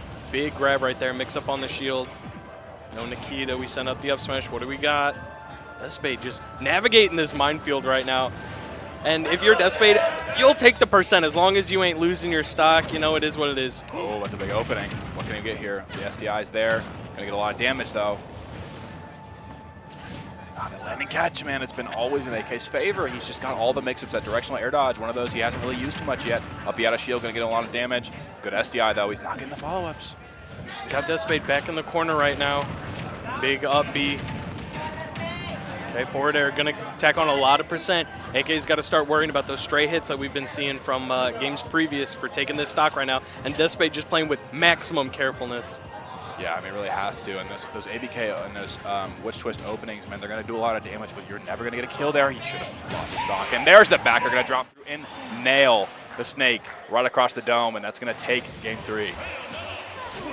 Man, that was, you could see just the nerves sort of setting in right there.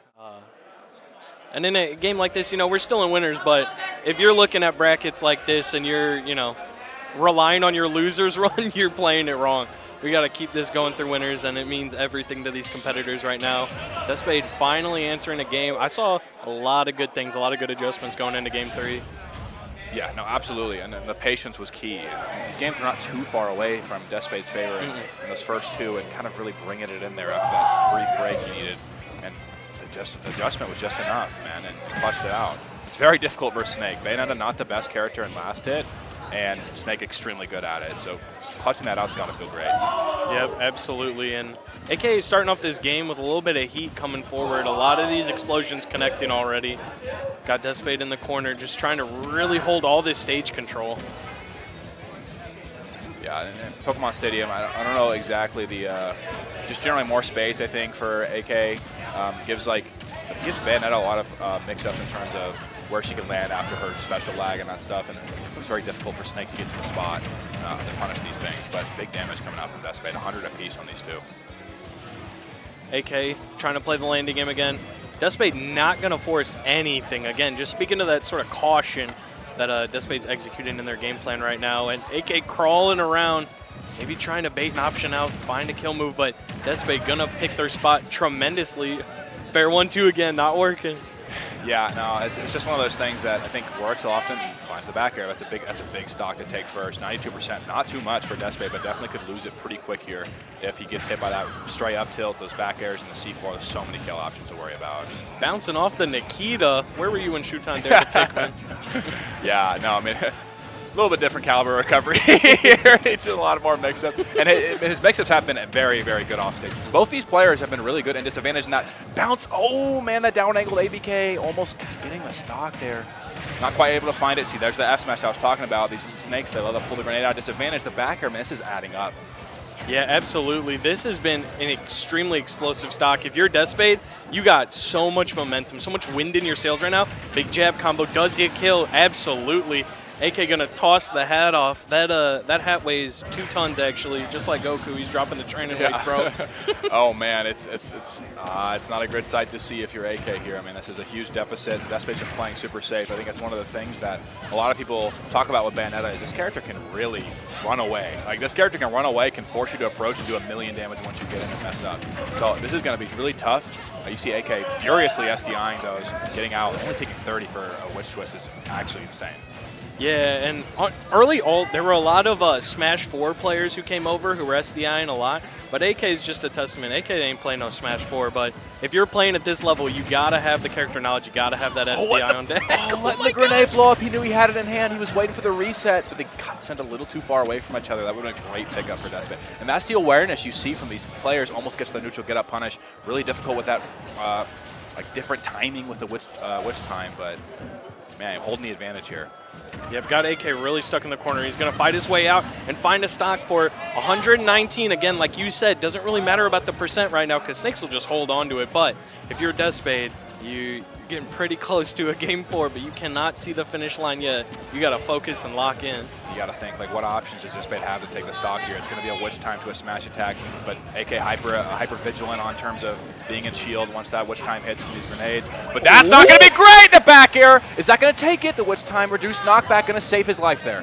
That was absolutely insane awareness and insane confirm. Going for that jab combo already. Off the stage right now, AK's pulling out F smashes. My man reaching into the bag of tricks right now. Big witch. Gotta get the grab, get the pivot grab. Was that snapback? I don't know, but it's gonna be a really tough misinput. Can Spade close this one out or not?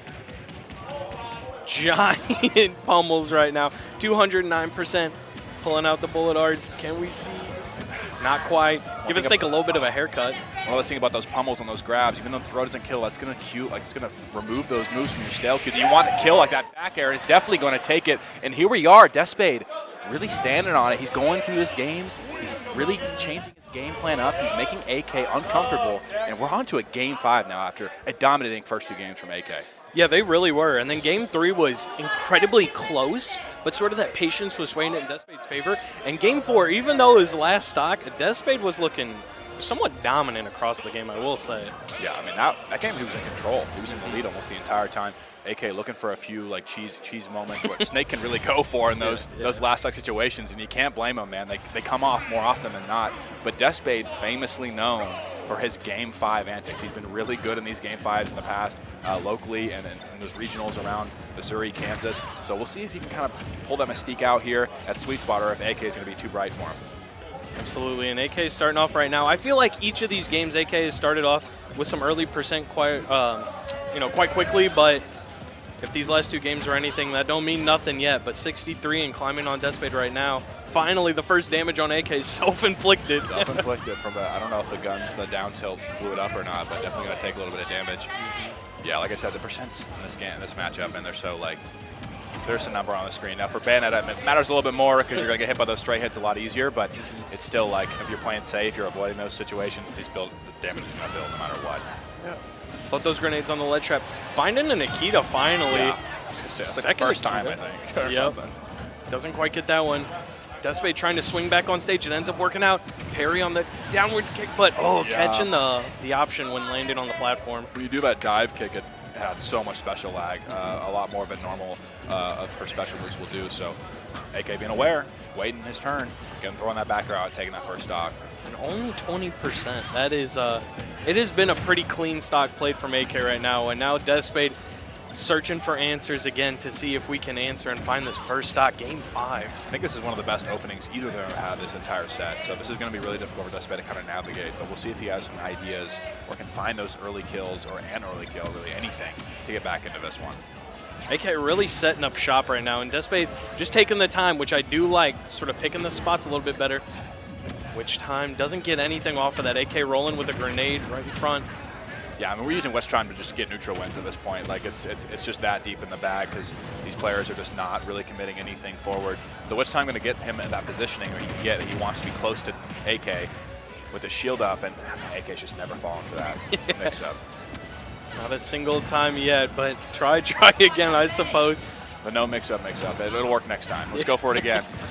And, oh man, that C4 devastating, tying at like 80% there on the right platform. Yeah, and C4 covers so much sort of area on the stage because it reaches so far up and down as well as left and right that putting it on a platform just commands so much of the stage that Spade really didn't have a lot of room trying to go to the right side. Yeah, normally we can see the stage bans, but I guarantee you that AK was banning those FDs, those Kaloses, those stages with the flats, and because that C4 really does navigate so much of the stage, or forces you to navigate so much of the stage so carefully because it covers so much space. Yeah, and that was a big up smash to find that stock. Definitely putting some wind in Spade's sails right now. Trying to find a little bit of momentum, but double bear from Snake. What the heck? Yeah, no, the damage is building for sure, and it's a great stock to pick up, but it's still such a long way to go. We'll see if Spade can kind of build his damage back up before taking an absorbent amount. I mean, he's going to take some damage trying to get the stock for sure. It's almost inevitable versus Snake. 51 and climbing. Tries to witch time that, not inside the zone. I really like how far AK is playing away right now because, like we had said, witch time getting Despade a decent amount of mileage, and so AK is keeping that in the forefront of his mind right now. Yeah, he's really just playing snake. He's not leaving these corners, man. He's just sitting in the corner. Doesn't want Despade to have a lot of options to approach from above. He's really just limiting that, and he knows he has to approach. So he has to come in and do some damage, or he's actually just kind of walking him down right now because he's just retreating to the corner, the opposite corner. Absolutely. And I like right there, AK sort of closes the distance a little bit. Doesn't quite get a favorable outcome when Despade witch timed that grenade. Just immediately back to the corner. Says, we'll try again in a little bit.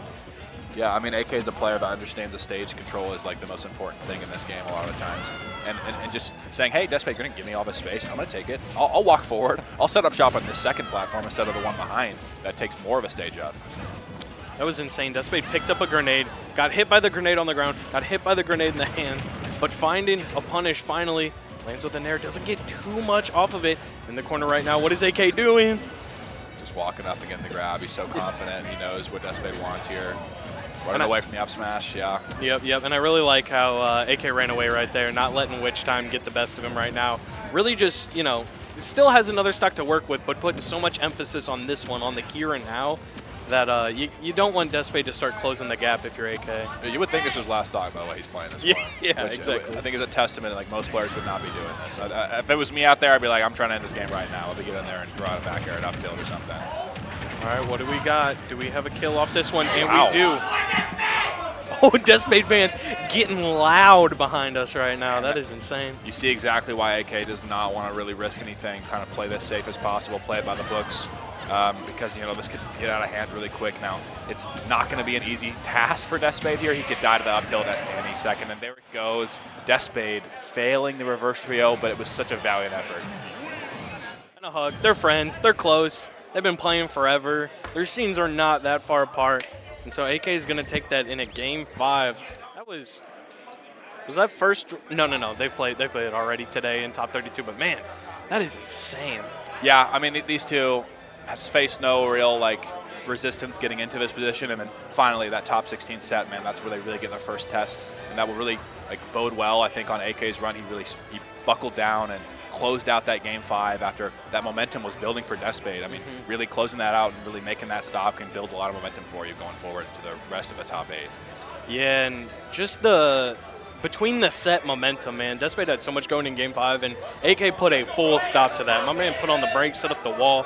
It was tough stuff if you're a Despade, but, you keep it going. We got losers bracket, Yeah, absolutely. Slowing it down, really just showing his experience. He's traveled to a million regions around the world. Having that experience versus a lot of the top level, really showing there and just locking it in. Absolutely. But next on stream, Shu versus Tofi. A set that could definitely be happening in winners, but it is not happening in winners. Shu going down early to Ferengi, I think that's how you his tag. The banjo player. I mean, that dude was on a run. I don't know how he's doing in losers today, if he's out or not already, but he was insane and definitely took that set over Shu yesterday. But she's coming with a vengeance. She won the pre-local over AK, reset him, and beat him in grands at the pre-local. So she's playing hot this weekend. Unfortunate that she ran into Ferengi on his hottest weekend as well. But we'll see how he goes against this Tofi. We all know Tofi in Kansas and Missouri. Great player. Has been playing for a long time, been ranked for a long time in Kansas City. But we'll see if he pulls out the Mega Man, the Wario, the Diddy. I don't know. I don't know what to expect. Probably the Mega Man here. But we'll see what happens here.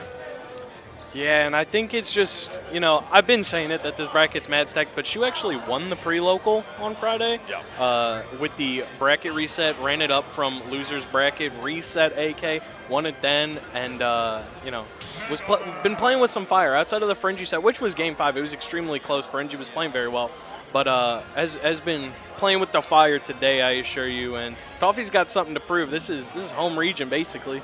Yeah, no, absolutely. I miss it. I mean, he's from Lawrence, so really? This is where he's from. Yeah, so he's rolled out of bed probably this morning at 11:30. Drove to the venue, real close.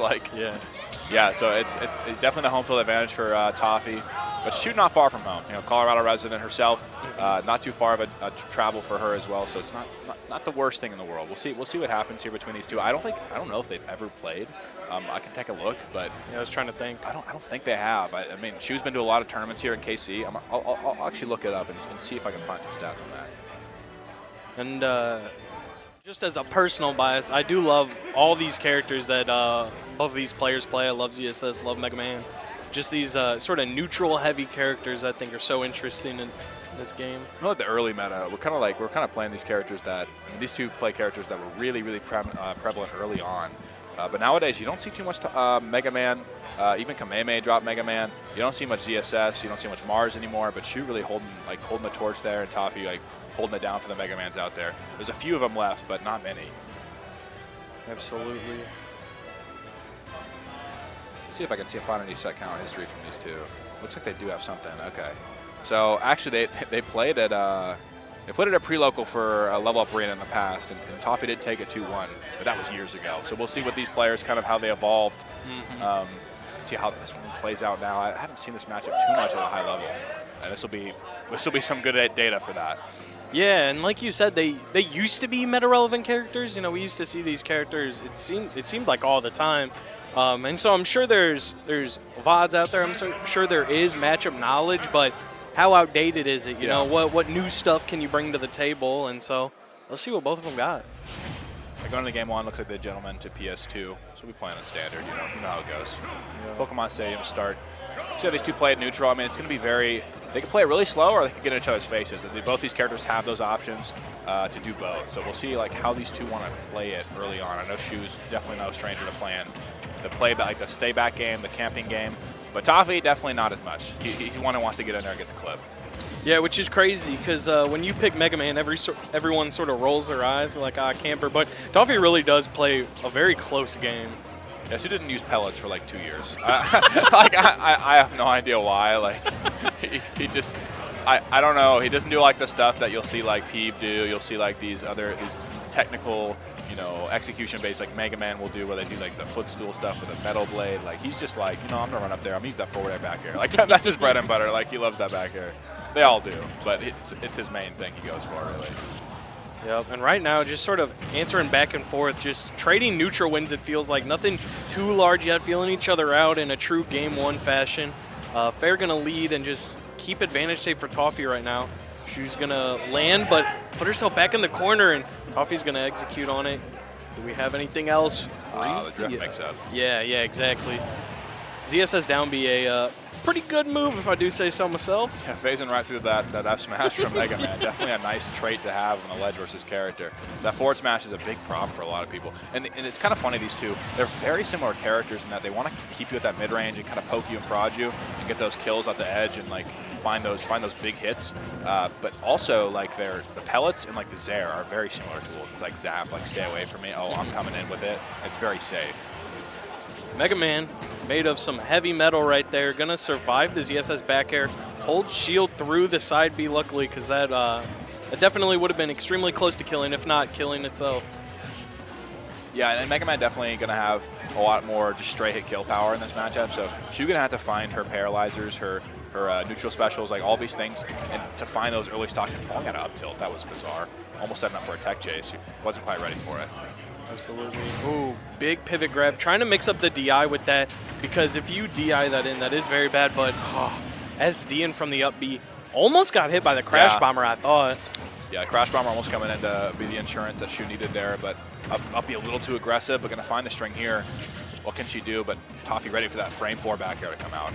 Yeah, I really like the way that both of these characters are sort of counter-hitting. Because neither of these characters have too long of combos, so they're just taking their hits and then answering right back, and I really like that. But a big stock deficit right now for Shu that has to be answered back quickly. Wow, beautiful execution on that nair back air. That's what Shu brings to the table all the time. Absolutely, and that took again, I said it before, Mega Man's pretty heavy, but that was 80, 90 after the hit. That was a pretty early stock, and that's exactly the thing that you need to find yourself back into Game 1. Those electric moves in this game, they got a lot of hits done. The charge shots, the neutral air from ZSS, definitely one of those things that benefits. With her insane speed, Shu is able to pilot with, she can just get to the spot and get those conversions. Got Metal Blade in hand right now, doesn't find anything off of it. Tofi just really running Shu down right now, just staying up close and personal. That smash at ledge, not going to get anything off of it. Trying to hold center stage, doing a good job of it. On forward air, we got a ledge trap. Just keeping it going, just rinse and repeat. Yeah, Tofi trying to scout these neutral special or down specials back to the ledge, and that backer definitely going to catch it. Really grab in the corner, going to get punished. And like I said, Tofi loves to throw that back air out. It's a fantastic move. One of the best ledge trapping buttons in the entire game, paying dividends in game 1. Absolutely. And Shu, exactly like I mentioned in the last set, a big user of these between game thoughts. You see a lot of pensiveness coming out, thinking about adjustments, thinking about stage. Tofi's going to ban Battlefield, Town, and FD. We're going to see where we're going. I feel like that Town would be good for him as long as he doesn't fall behind. Like, the back are going to kill him in aerial edge, and Mega Man not super slow, so but I'm a little curious about that, but maybe just doesn't prefer the stage as a character, doesn't want to risk that falling behind and getting ran around the entire stage. Yeah, that's sort of what I was thinking. The way that Tofi was playing probably doesn't want ZSS to be running away. ZSS is a very good character at that, so we'll see what we got for game 2, what sort of, mid-set adjustments we're making going into it. A little small battlefield, a little standard. If I can use my platform right now, I think small battlefield should be like the default standard. The stage is phenomenal, and it's PS2 is so huge. The stage is very average. It's such a great stage. We'll see how these players kind of navigate it and how much it changes how these two are playing. And good DI on that flip kick, not getting sent off stage. That definitely would have found the stock there. Yeah, and that would have been a crazy time to take the lead, only 35% on her at the time, but we still got it. Goes for a down air, doesn't find anything. Tofi gonna fight right back, but not gonna get too much off of it. Shu has been playing very controlled, sort of controlling the pace of the game right now in game 2. Yeah, and this matchup's so fun to watch between these two players and characters because, like, both of these characters, like you said earlier, like they don't have long combos. They're not fishing for specific kill confirms too often. At least these two players aren't. And it's kind of just like, man, how can I read you a disadvantage? Where can I find your panic option? And right here, Tofi looking for those panic options, and the downer barely missing there. Shu had no options left. Yeah, Tofi just really covering so many options with Mega Man's great hitboxes. Sort of these up airs too, had her stuck on the platform before that's leading to all this, and just really chasing her out there. Not much that she could do. Yeah, man, Tofi playing hot. Like, this is some vintage Tofi right now. It's definitely like just scouting these defensive panic options is kind of what Tofi's always been known for. And really great punish on the leaf shield. Wow, flipping over the hitbox and burying for a kill confirm. Yeah, and if you're following Tofi on Twitter, definitely wasn't happy with how yesterday went. So the fact that Tofi's playing like this today is just a testament that going down to loser's bracket isn't enough. And Shu's in the exact same boat right now. If you're either of these players, such high standards, and so they're really duking it out. This is the will to win right here. Yeah, unfortunately for both of these players, like, losing here would be very disappointing. But honestly, like, these two, like, you run into each other this early, it's like, man, like, unlucky. Like, a high-octane set so early in top 32 loser's side is crazy.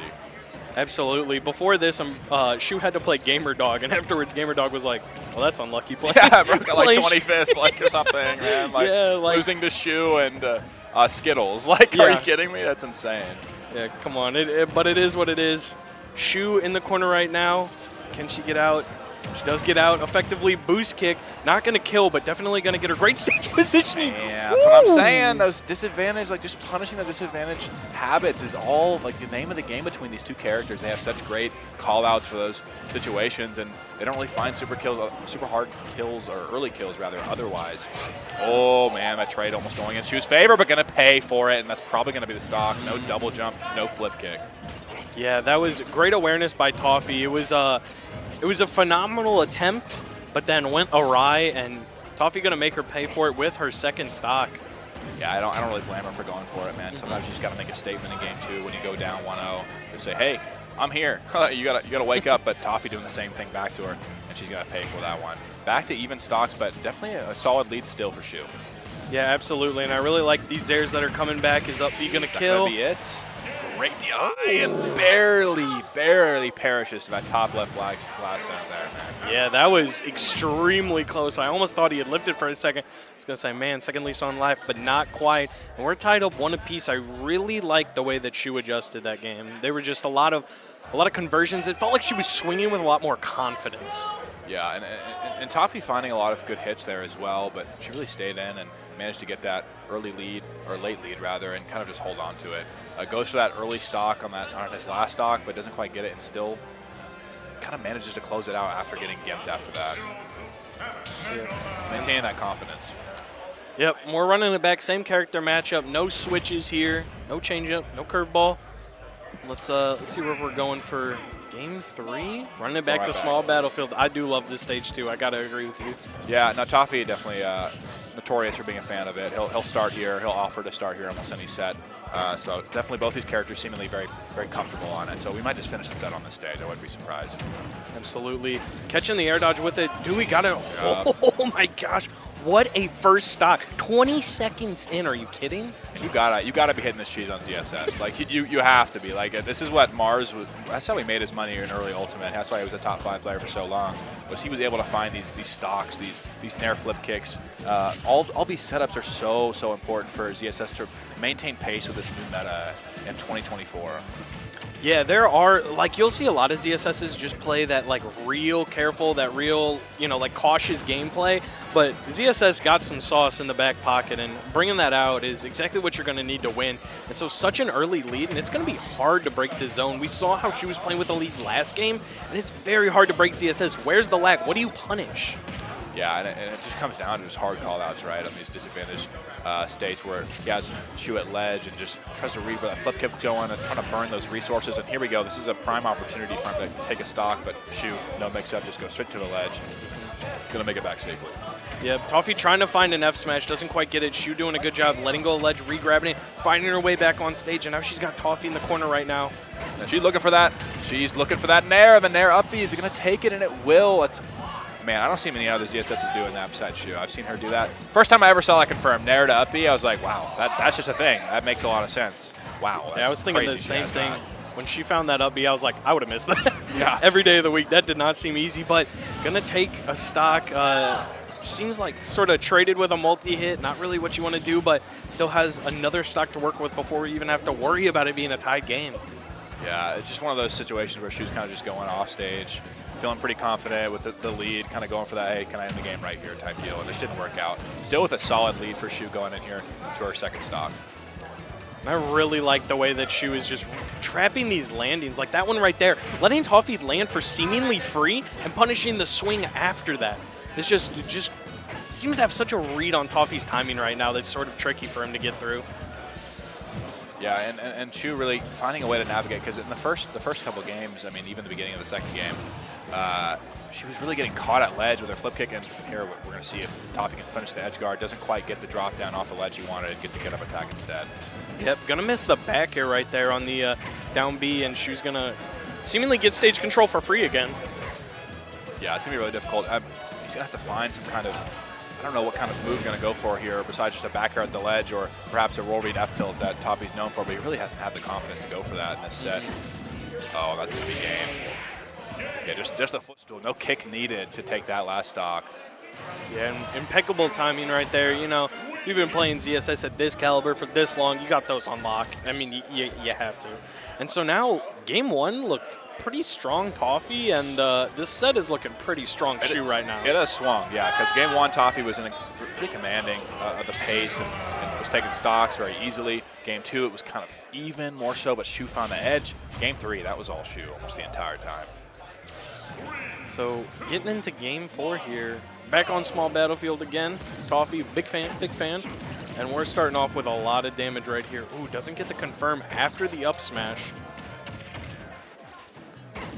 Knockdown. Oh, we're going to see another nair flip kick to open game 4, man. It's just not ideal for Tofi. You start these games with that deficit, man. It's just so difficult for a character like Mega Man. Another character not super great at approaching, wants to keep you at that mid-range, and now he kind of is forced to force the issue, rather. I mean, it's just not much you can do. Absolutely. And not a single percent was on Shu when she took that stock already, so pretty big deficit. Saw Tofi sort of laughing, shaking his head no in the player cam, just realizing, getting kind of cheesed, but welcome to Smash Ultimate, baby. We all got it here, huh? Yeah, I'm going to be honest. I don't really agree with the stage pick. I think Shu is so comfortable here, and you're always so close to the ledge with these platforms covering. Like, I don't know, man. It's just really difficult because Shu was so used to that tech chase in the corner. It seems like she's very comfortable on this stage, and that's what you really need to avoid to win this matchup, I think, is just those early ZSS stocks. And we're just getting owned to the ledge, honestly. Like, there's no other way to put it. Yep, but down air. Back. And if you're Tofi, that's some great momentum right there. You know, you need a stock like that to, you know, start feeling yourself, put the confidence back in, so we could see shades of Tofi from that game 1 right now. Only 74%, not a lot.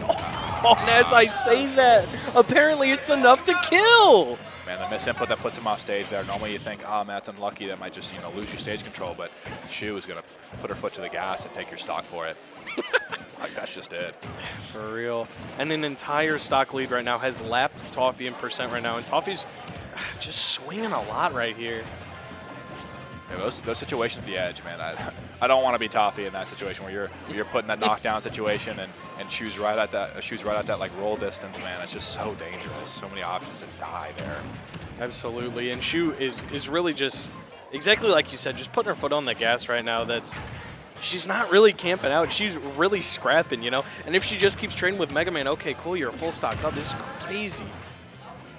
Yeah, that the down special, I'm not sure who that was for, but you got to admire the confidence to go for something like that. And with a big lead, I don't think she's super impressed about it. It's a great jab block there from Tofi, though. Gonna see if he can kind of build some momentum here, but it's really slipping away from him.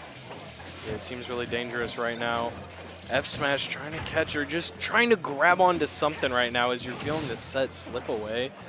Big edge guard for Shu, not going to find anything right now, and still ends up converting off of that. She was off stage and still it's just swinging. It feels like every hit is just finding its mark right now. Thank God for Tofi that Mega Man is heavy, because he would have died a few times if not for that. And Shu, just these ledge traps are so dangerous. Getting that pivot grab twice in a row off the down smash on ledge. I really like that grab. I love empty land grab. It's always so cool. It's such a confident option. Falling up tilt again? What the hell's going on here? I don't think I've ever seen anybody fall out of ZSS up tilt, and I've seen it happen twice today. Yeah. Like that, though. That's yeah. so Falling weird. out sideways, getting knocked down. What is going on? That brat, dude. I'm saying, that's going to kill off the bounce. Off the bounce. That's just ended very abruptly. No kill screen, no nothing. But Tofi there got that drag down backer. I thought he was going to get that pivot up tilt. That would have been the kill, and would have had a chance for some kind of, you know, rage, kind of cheese there on the last stock. But man, Shu just holding strong, taking it over. After game 1, it was the Shu. It was a Shu show. Yeah, and you know, even in game 1, getting that kill right now, but still losing her stock for it. And after game 1, it really looked like the Shu show. I cannot lie. Yeah, we'll see here. I mean, we're looking at game 3. This is kind of where Shu kind of had a 2-frame there, and then the footstool, like I said, all you need is that high percent. Absolutely, and stuff. So, yeah, it was a tough set. The momentum swung in an instant. Actually, it's so crazy that happened, but it is what it is. You know, they're both in losers bracket. We both can't move on. No participation ribbons in Sweet Spot 8. I'm sorry. And definitely a testament to Shu's experience. I mean, she's traveling all over the country all the time. Getting in those sets where you fall behind early. I mean, she's had so much experience and like slows it down, figures it out, finds her kills, builds momentum, and just doesn't ever stop. Absolutely. But we have Justin 23 up on stage next. I'm curious, was supposed to play Tim Prader. I don't know if they've played already, so we'll either see Tim Prader or that means he beat Tim Prader. One of the two. Oh, poor Tim, man. That dude's always falling victim somehow. Let me pull up the bracket and see who we're gonna have here. Yeah, it's gonna be Tim. So it should be a good set. I don't know if these two have played recently, but generally, like, yeah, no, I don't know. This set is 2 players of extremely high skill from the Missouri area, from the Kansas area, so we'll see how this plays out for them. Absolutely. Taking a look at that winner's bracket, we already saw AK Death Spade, Skittles, Atomic, we saw also, Atraeus and Shadik, Candle and Nico. Winning 3-1 Candle. I believe those are all into top 8. Yes. So AK versus Skittles, Atraeus versus Candle. Those should be some banger sets.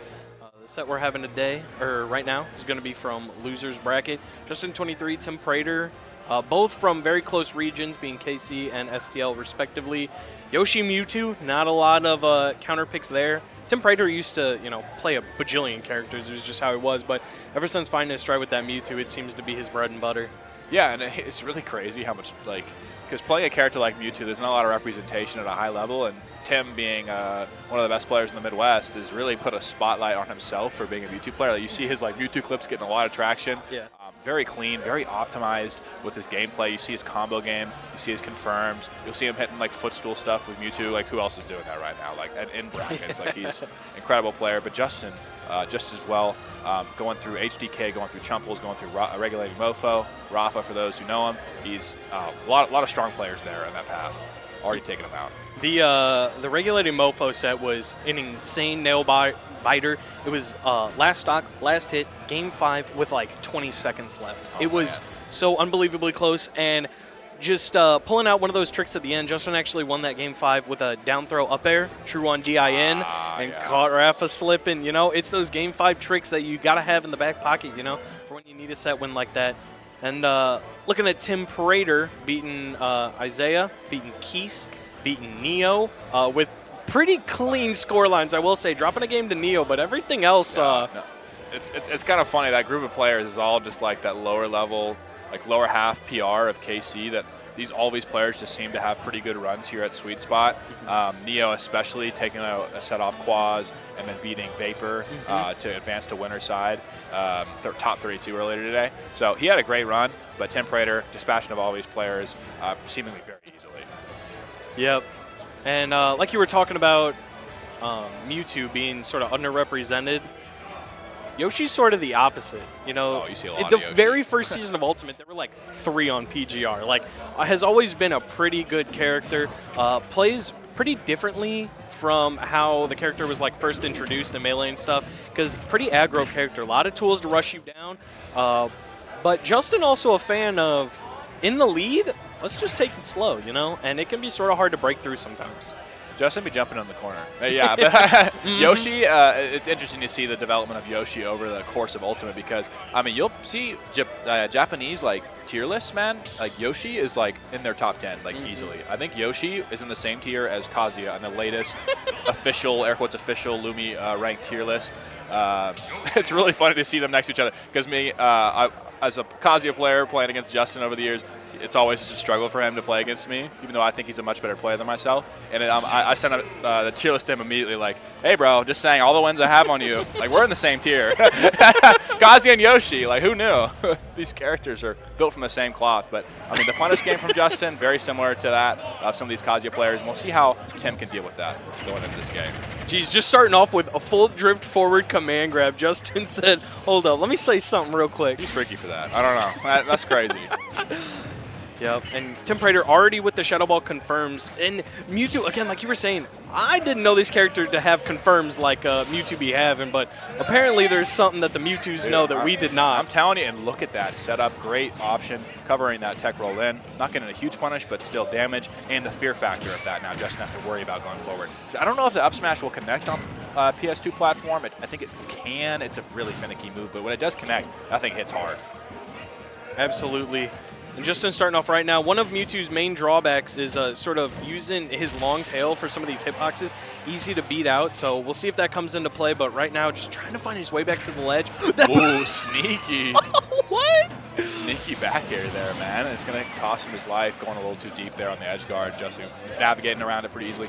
But I think one of the main things in this matchup that will matter the most here is Mewtwo's big hitboxes are nice to swat the Yoshi out of the air, but also the speed, man, to navigate around this character, to really put yourself in positions that make Justin uncomfortable. That'll be the key, I think, for Tim to really, like, take this set into control. Absolutely. And Justin not going to find much after he hit Tim off. Just sort of comfortable to play, sort of nickel and dimey, getting a couple hits, running away, and that's just all it is. But a down throw fair. It's not supposed to work like that. The DIN, similar to that checkmate on that Rafa set earlier, that down throw up air for Yoshi. Down throw fair, I don't think it's supposed to be true of kill percent, especially on a character with a frame one escape option like Yoshi. Yep. And that's sort of what I was thinking too. You know, Yoshi has a very straightforward recovery when Yoshi's off stage, but just because you know what's going to happen doesn't mean you have an answer for it. That double jump armor can be sort of deadly, but that down smash deadly too. 80% off the stage right now. Got Tim in the corner. Ooh, whole drag down back air, up smash, pivot. That was very clean conversion from Justin. Not quite going to take the stock. Maybe thought he could get it based on that light weight, but Tim holding on. I really like these up tilts coming out from Tim right now. Yoshi, a character that loves to be in the air, and so sort of using that to swat him out, just like you were talking about. Very good. Shadow Ball F tilt. Look at all that frame advantage, man. He is dashing all the way. You can hit him with the tip of that F tilt. That's the base of the F tilt, not jab going to get him killed. That jab does so much damage to it, man. It is not safe on shield. So if you guess wrong, you're going to take a big punish. Absolutely. Gonna answer back right now, but Mewtwo air dodge, kind of good. Back throw off the stage right now. Has him in the corner. Parries both eggs Love and that. a grab. But that's kind Just of crazy. holding his ground there, man. Not budging 1 inch.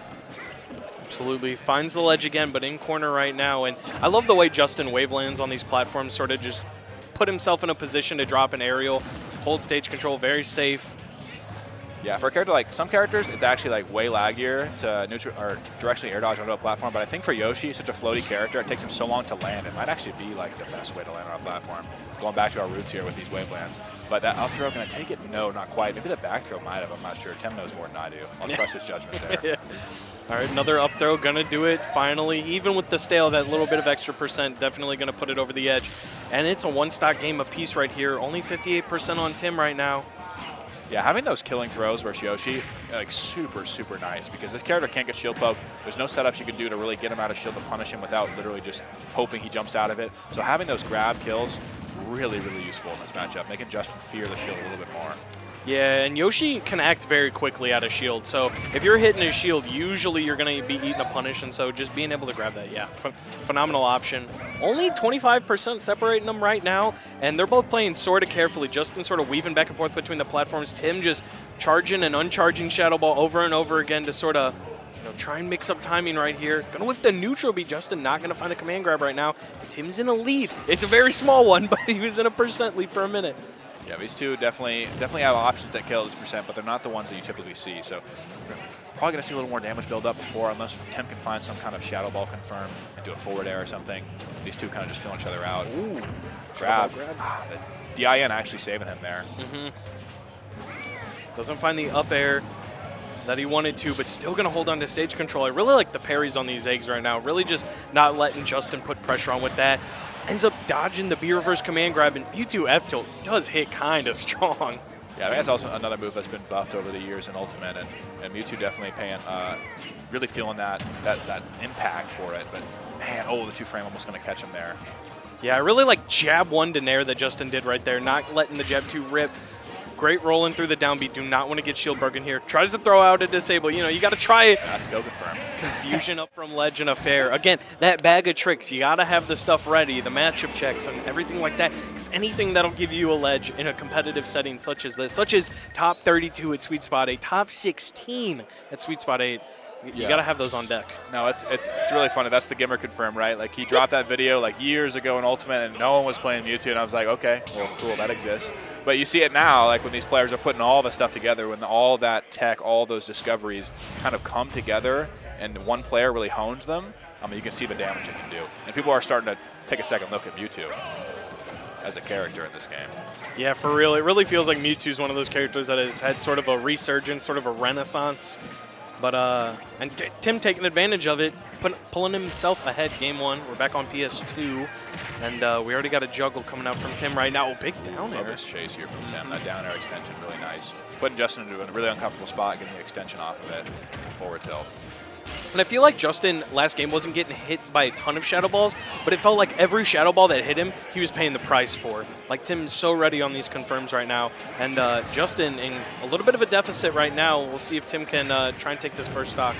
Yeah, now that I think about it, I mean, these Shadow Balls, like one of the worst matchups that Yoshi has, pretty well agreed upon by all the top Yoshi that I've ever heard of talk about it, is Samus is one of his worst matchups. So the Shadow Ball, in a lot of ways, is better than Charge Shot, but like, and Mewtwo's speed along with that to follow it up, I mean, it's really difficult to deal with this because you're dealing with the Shadow Ball, but then you're dealing with the dash back and the back throw. These grabs, man, there's so many things that make this matchup uncomfortable for Yoshi. Yeah, and when you're throwing Shadow Balls out at your opponent, they're going to want to shield, right? You don't want to get hit by that Shadow Ball. But you know what happens when you start shielding a bunch? You start getting grabbed. And grabbed, and that's a great pickup from Tim. Knew exactly what happened. Caught the double jump with a fair. Knew he had to air dodge to the ledge. Great pickup from Tim there. Great awareness.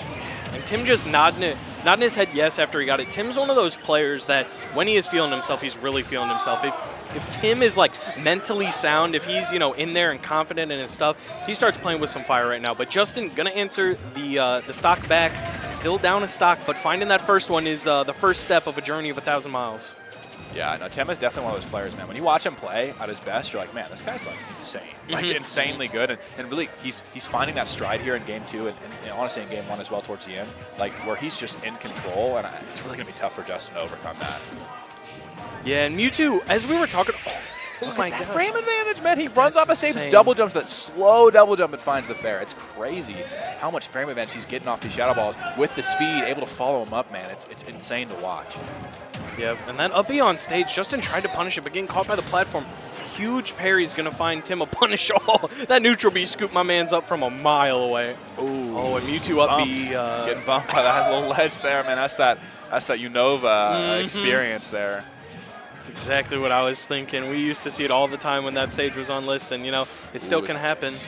Misses the tech chase on the platform. Would have been dangerous to get grabbed and up thrown on the platform at 138, but Justin still has another lease on life for game 2 right here. Can we see anything happen?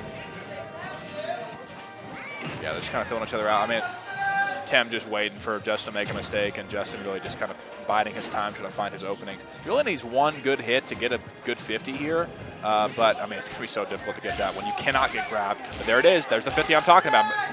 We're at 70% now. Yeah.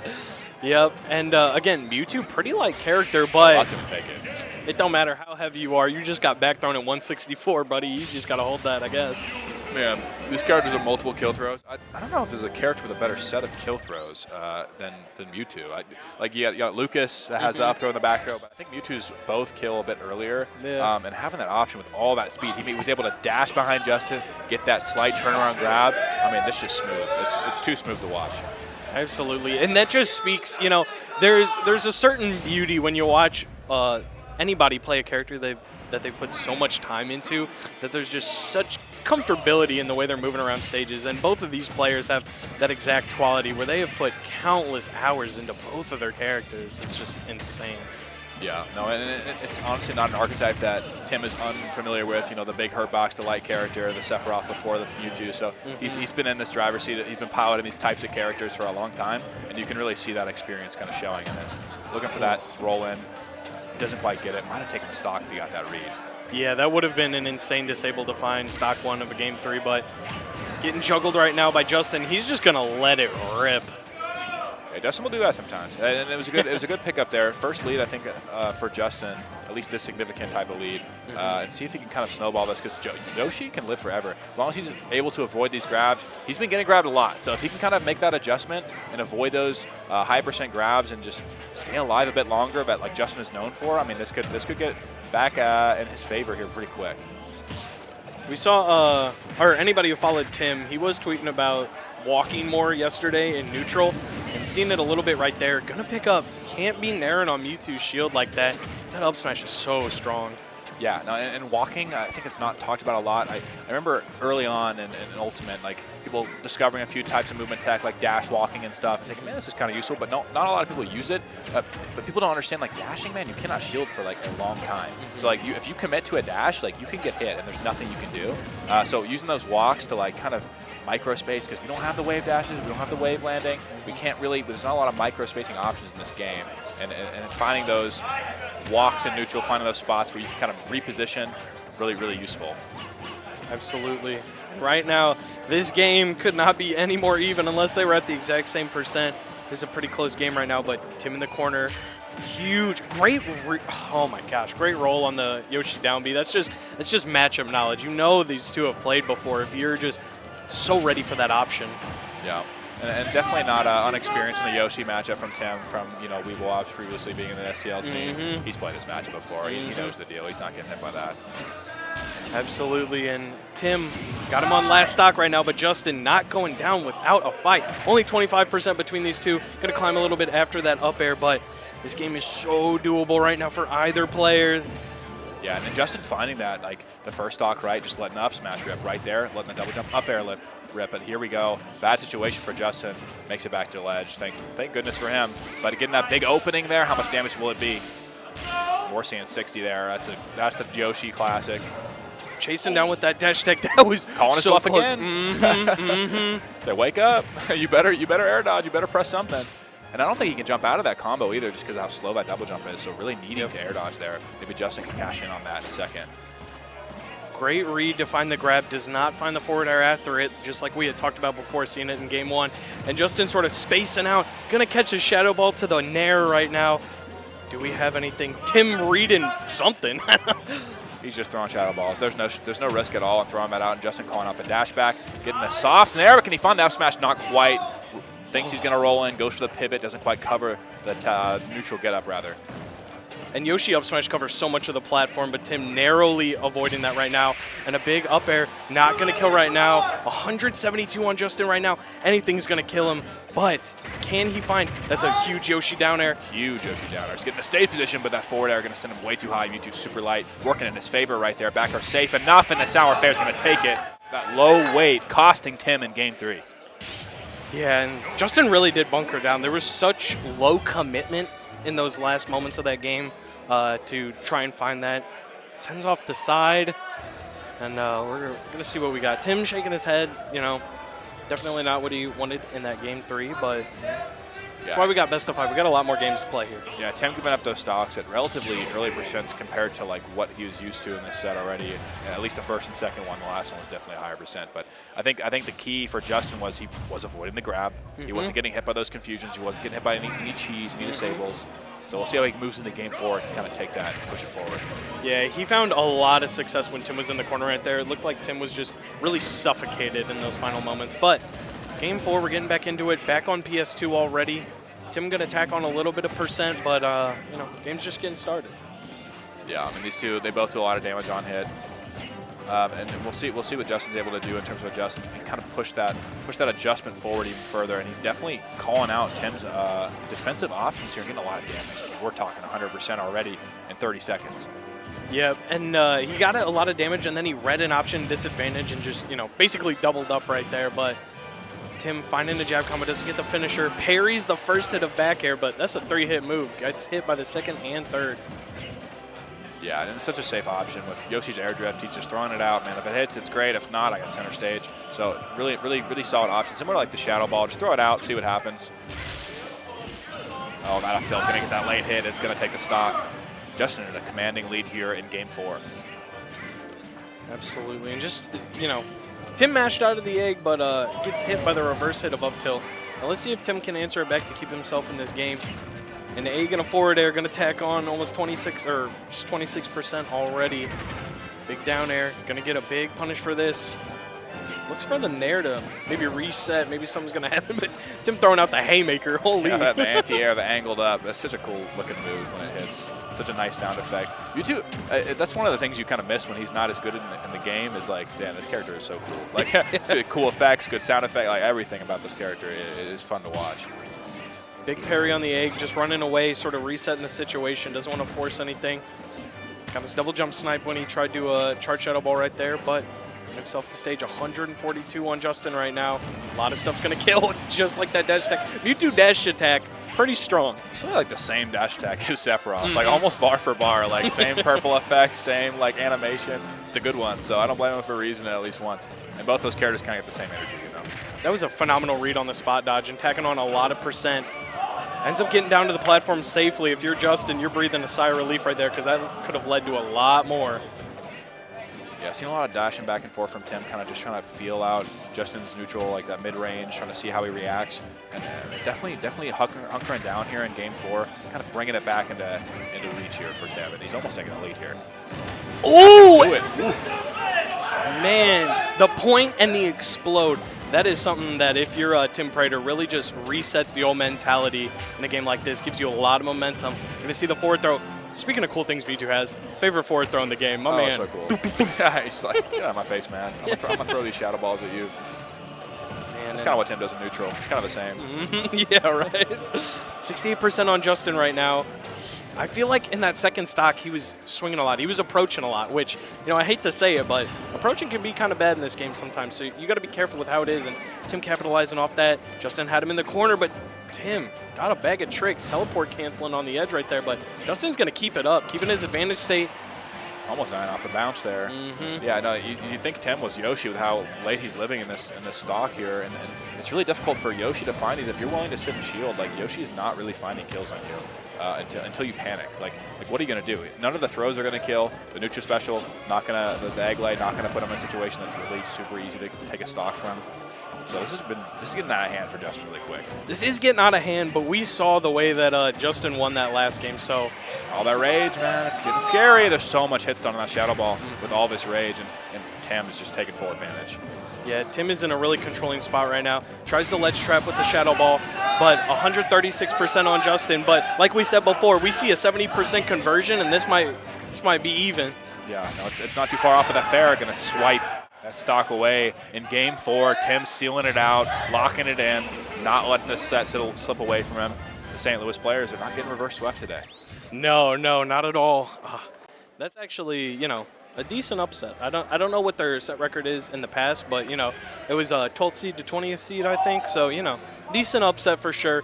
If you're Tim, definitely gonna mark that one up on the resume. That's a good win. Justin 23 is a great player.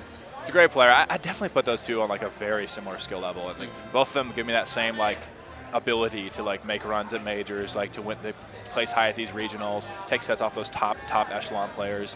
They both had their sets, and that one Tim just kind of having the edge. Definitely played super well. Yeah, and I think they both had moments of greatness. I feel like Tim was really capitalizing off stuff a little bit more, playing with a lead a little bit better. But it is what it is. You take that information and you bring it to the next tournament. I think the main difference there was just the comfortability. Like Tim always looked like he was pretty comfortable. Justin kind of looked like he never found his positional footing in neutral. Was really not controlling the pace very often. Yeah. Was finding his hits here and there, but it was like during Tim's like advantage state where like Tim would mess up a little bit, overextend him, and Justin would really just punish him hard for it, because that's what Yoshi does and Justin is very good at, is executing those punishes. But unfortunately for Justin, it wasn't quite enough. Going into the next one, though, I'm curious to see who we have next. Looks like we're going to have Atomic. We're going to have Atomic versus, let me take a look here. See who's coming up the stage. Atomic Okay. Ploopy. Oh boy, this is a crazy matchup. We got Atomic from Dallas, the Rob from Dallas versus Ploopy coming up. That's going to be a top 8 qualifier. Atomic falling earlier to Skittles 3-0. Not super surprising. The matchup is known to be very difficult. But another difficult matchup that's known, at least one that's known to be difficult, between Game & Watch and Rob. We'll see how he can deal with this. And I know these two, Ploopy's family is housing Atomic, so this will be a little bit of a carpool conflict or something like that. But I'm sure these two, this late in the bracket, won't mind too much. These two very young players. Atomic, I know, is like 19 years old, and Ploopy even younger, like 15. Yep. The Game & Watch prodigies, the Steve prodigies, they're all very young, and Ploopy, no exception. No, not at all. And Ploopy going down to Candle 3-0. I was able to watch that set. And then Ploopy 3-1ing Welfare Pickles and 3-0ing Brogan, which them are some good wins, I gotta say. Yeah, no, and he's been very, Candle is one of those best players. Another young player is extremely good, so losing to him, not too shabby. It is what it is. But Welfare Pickles, really good win for Ploopy, and then Brogan. I know he's been beating Brogan for a little bit, but there was a time period where he was not really so easily taking those stocks and taking those sets off of Brogan. So, and here we are looking at the picture, kind of, going into that last round of top 32. Going into that top 8 after these. We have Shadik's Mr. Ping, another great set. Shadik's one of the younger players from KC as well. PT Byleth taking wins on Rocky this weekend, going up against Mr. Ping here. And Mr. Ping, fantastic pit player from Colorado. Yep. Shu and Nico, 2 out-of-staters, Colorado, California, respectively, for Shu and Nico. And we're going to Spade, Tim Prader. We just saw Tim on stream. That's a banger as well. Yeah. Tim versus Spade. I'd be surprised if we don't see that on one of his streams, VG Bootcamp 1 or 2. And then here we are for our last set. We're going into Atomic versus Ploopy. These two players, phenomenal. Both so young, so talented. And we'll see how this game 1 plays out for them. Looks like they'll go to small battlefield of PS2. We'll see what they choose. Yep. And loser of this going home at 9th. This qualifying for top 8 on the losers side. 5th seed and 11th seed respectively. Man, this is about to be a good set. I'm not super familiar with the way Atomic plays until this weekend. I've seen a lot of stuff. Very impressed. I don't think I like watching Rob. I'll say it. I think Rob's pretty cool to watch. Rob's chill. He plays the game, right? Like, he's getting in your face. He's cheesing you, but he's a big character, and when you get the hit on Rob, it's fun. You know, you get to hit him hard. It's like I compare him to Fox in Melee often, where it's like, yeah, he's oppressive, yeah, he's broken as hell, but once you get your hit on him, you get to have fun. You know, you get your hits in, you get your big combos. Like, it doesn't feel as oppressive as other characters that have amazing disadvantages. And Rob is a great recovery and all, but you can get your damage when you get your hits in. And Game Watch is definitely a character that benefits from that in this matchup, right? Like, none of these moves that Rob does traditionally are safe on shield versus the up B. The frame 3 up special from Game & Watch, I mean, that's just absurd. We all know what it is. Looks like we're going to small battlefield first. Both these characters like this stage. Going to be a little bit more difficult, I think, to land for Rob here. Less space for him.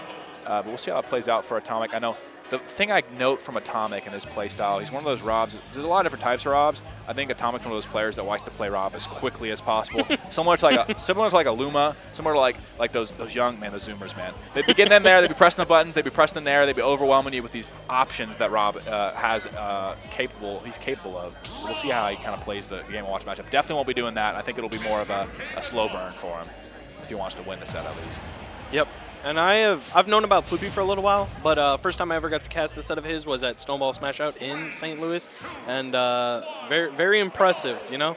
These players are both pressing buttons, I assure you. They are up in your face. They'll be pressing the buttons. They're both playing some glorified top 5 characters in this game, in my opinion. So we'll see how this one plays out. We'll see how Atomic can kind of navigate these insane out-of-shield options that Game & Watch has, these kill threats, and he's got to take damage like the rest of them. There's no way out of those Nair strings. Yep, and these juggles right now, Nair up B, ends up catching the gyro with that forward tilt, just tossing it up, gonna control little zone when it comes down, but get up attack, gonna get right through that gyro. Air dodge, gonna get him out of that and put him in disadvantage, wow. What I will say is there's not a ton of there's not a ton of Rob in Kansas, and the only one is Gamer Dog. And I know Ploopy's played quite a bit of games against Gamer Dog, and really good Rob as well. So we'll see how that kind of pays off on the up air. Going to be the good DI, got it, doesn't die there. Could have been dangerous. Yep, and we see stuff like down throw up air happen a lot. Game & Watch, super light character. One of the bigger flaws of the character, you know, gonna die pretty early. So you got to be careful because Rob does not lack kill power, I assure you. Yeah, he's got a lot of ways to take your stock early. Yep. And we'll see if Ploopy can avoid those. The back air not quite going to take it. Good DI from Atomic's part. Going to get the tech. He's got those.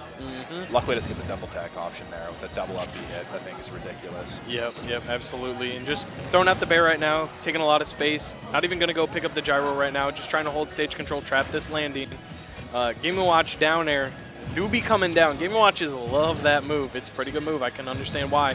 And Atomic's waiting for it, but not ready for it that time. Speaking of the devil, man, that down air, such a bread and butter move for these Game & Watch players. Such a great way to land. It's a great kill option. It'll checkmate offstage recoveries at higher percent. So man, it's just like it does the taxes for you. And that up smash, another one of those moves. Really solid pickup from Atomic there at the end of this game out.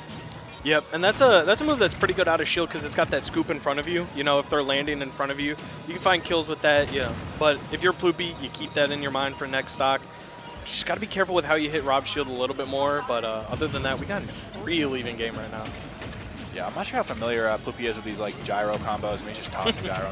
I think a good marker of how experienced you are against Rob is how well you do with gyro, whether it's on ground or in your own hand. And I think a lot of players really should work on this, like, understanding how gyro works. It's such a broken move, man. Like, combos for Rob are insane on it, but there are other characters that have insane stuff. Yeah. I think Game & Watch probably could do some insane strings with it. Oh, I'm sure. And finally, we see the bucket come out. Ploopy had been using the bucket quite a bit, hadn't picked up anything in it yet. It's not full just yet, but we're on our way to it. Down throw up B. Yeah, that comboing at 100% is crazy. Yeah. That is, most characters do not have combos at 100% off grab. But Game & Watch do, you know. He needs it. And that forward smash is going to take the stock. Taking a lead here again. We'll see if Atomic can find a quick answer again, or if he's going to really get snowballed here by Ploopy. Yep, that was a great back air. Doesn't get the strong hit, ends up getting the weak hit off of it. Going to eat a lot of percent. Ploopy swinging out from the ledge, getting rewarded with 47%. 53. It's crazy because Atomic's SDI is extremely good there, and he's still taking 50. Like, it doesn't matter. He is just, you can see him nudging his way out of the nair, but it just doesn't matter because you just follow up with up air, man. It's just insane. This character's advantage state, and Ploopy really playing this game one extremely well, throwing out these moves, up smash forward tilt, a patented classic for Ploopy. dangerous laser there would have filled his bucket up, and that would have been really dangerous. Yep. Ends up finding its mark anyways. What do we have? We got a forward throw back off stage. Tries to read. That downer kill? No way. Wrong way. Maybe the other way it might have killed, but go on the opposite side of stage. Definitely going to provide a little bit of safe haven for Atomic, and the up air are going to provide him a stock off Ploopy. Well, let's see what Atomic can bring out to sway this game one back in his favor. In the corner right now. What do we got? Yeah, winning this game would be a big momentum swing for Atomic, but definitely not going to take it. I think the forward tilt there caught his neutral air. Super active hitbox, kills super reliably at those 120+%. And Ploopy going to take that. Pretty commanding. I mean, it was one stock towards the end, but I mean, it was like just barely. He was low percent last stock. Yeah, it felt like even like when both of these players would get their hits, it feels like Ploopy's taking his a lot further. I mean, it's just Game Watch comboing Rob, you know. We didn't see a lot of these long strings coming out from Atomic, so a little more advantage say from Atomic, and this could definitely sway the set in his favor. Yeah, and I think that's why a lot of Robs feel like this matchup's so horrible, is because you're not really you're not pressing Z in there. Like, you're not dropping the gyro and naring and catching it. So like those are like those big combos you're gonna see, those 0 to deaths, those double tosses off stage. Like, you're just not getting those versus Game & Watch because you can't nair on his shield. Like, you will get up special. So like, you really just have to play the whiff punish game with the gyro, throwing out the moves, like those grounded moves like this down tilt. Really nice setup there from Atomic, can't roll away, getting a lot of damage, and there's the long combo we're talking about there. The back air going to take that stock. That's the type of advantage that you kind of need. You're not going to get those 0 deaths, but you're going to get those like chases where you're going to read these players' options. Yeah, and Atomic caught Ploopy's double jump at a really great time, and then just followed the up B after that, and you know, that's checkmate right there. But Ploopy going to try and answer back, try and get rid of this stock as quick as possible. But Atomic's pressing buttons. He's scrapping right now. Yeah, and I think once, and then like I said, the PS2 I think would have been a better start for Atomic. I'm not sure if he had the last pick or not, but this stage definitely working out a bit more for him in game 2. He has more space to really navigate this Game & Watch, like trapeze he sets up for you. Like, there's really not many options to get around it when you have such a small stage. Yep, back air gonna drift Atomic away, sort of get him back down to the stage. Ploopy really trying to fight his way in. And I've seen a lot of players talk about Game & Watch, you know, and the goal with Game & Watch is to try and make him approach you, right? Drift in and swing at you. And Atomic's doing a great job, just sort of running away a little bit until Ploopy starts approaching, and then we'll start playing. But man, big SD. Expecting that up B to hit him, and it just didn't connect. And unfortunate for Atomic, it buffers the air dodge. And just really unfortunate situation for him there. And it's definitely going to cost him. Great at that. The STI isn't phenomenal. So if he's getting out of that, I mean, that's just saving him 50% of damage minimum. Absolutely. Only taking 19 after getting hit with a Game & Watch Nair. You're big chilling right there. Oh, you're happy, man. You're grinning for sure. Got him in the corner right now. Gyro's going to find its mark. Z drops it off stage. Catches it back after the bucket reflected it. That's pretty good. It was definitely nice, but I'm surprised the downer didn't connect at all, even a sour spot there, and giving Ploopy a good situation. And we'll see how like this kind of plays out. I mean, it's really hard to find those last hit scenarios against Game & Watch because that's going to take the stock. I mean, he's dead. Like, full rage, down smash at what, like 50%? Yep, I mean, that's insane, dude. Just robbery. Absolutely. No pun intended. Yeah, absolutely. And if you're Ploopy, man, that swings the game so much in your favor because Ploopy was at a very high percent right now, and 157. This Game & Watch should be dead. Dude, I'm like, if I'm Ploopy there, I know my opponent's tilted off that down smash. I'm going for down throw 9. Yeah, let's just bury this game, and let's just make this the most tilting experience possible. Even the best and most like composed players, but then they're going to take that stock. The bad DI there, I think, holding in for the up smash for whatever reason. Probably looking for the F tilt after it. Yep, absolutely. It's punished. Only 85% on Atomic, and if we saw anything on stock 1 of this game, Atomic can make that up quickly. Just got to find the right hit, got to navigate around these hitboxes, right? But Ploopy just covering every base. If you thought he was done swinging, you're wrong. Yeah, my down tilt not plus on hit always there. I mean, you can't necessarily throw multiple out at once at these low percents, and Ploopy calling that out with the up special. Putting him in the bad spot again in the corner versus Game & Watch. And with that bomb hitting the shield, almost taking a stock there with the up smash. Big up air right now. Calls out the downer. I feel like he was trying to bucket and end up going for the Game & Watch side B, but who knows? I mean, it's not out of reach, though, for Atomic here. The downer almost taking a stock at 130. And it's not out of reach. Like I said, that gyro at that ledge, I mean, you can get a kill very easily here at these percents, knocking into any up smash. I think the up smash just kills outright right now, actually. So if you can find that, it's possible. And even the back air at ledge will definitely take it. Playing very carefully right now. I really like the way Atomic's just sort of navigating this neutral right now. Gyro at the ledge, just like you said, has him in the corner. Can we we get anything off of it? They're both playing extremely slow, not committing too much yet. Is that going to be it? Man, the fair just clipping the landing. I mean, he was playing it so well. Like you said, he was fading back with these nairs that you have to do in this matchup. You have to catch these drifts in with the Game & Watch multi-hits and stuff like that because you're not really punishing them out of shield. Rob, notoriously not the greatest out of shield option, so really has to play that preemptive game, and he was playing it so well, but you just mess up a couple times, you get down smash on the platform at 50, and you explode. Like, he was in full control of that game, but it just slipped away. I wouldn't be surprised to go right back to PS2. Yep. And right there also, we saw if the bomb hadn't hit, Atomic was going for a back here. Definitely would have killed Game & Watch right there. So extremely close game 2.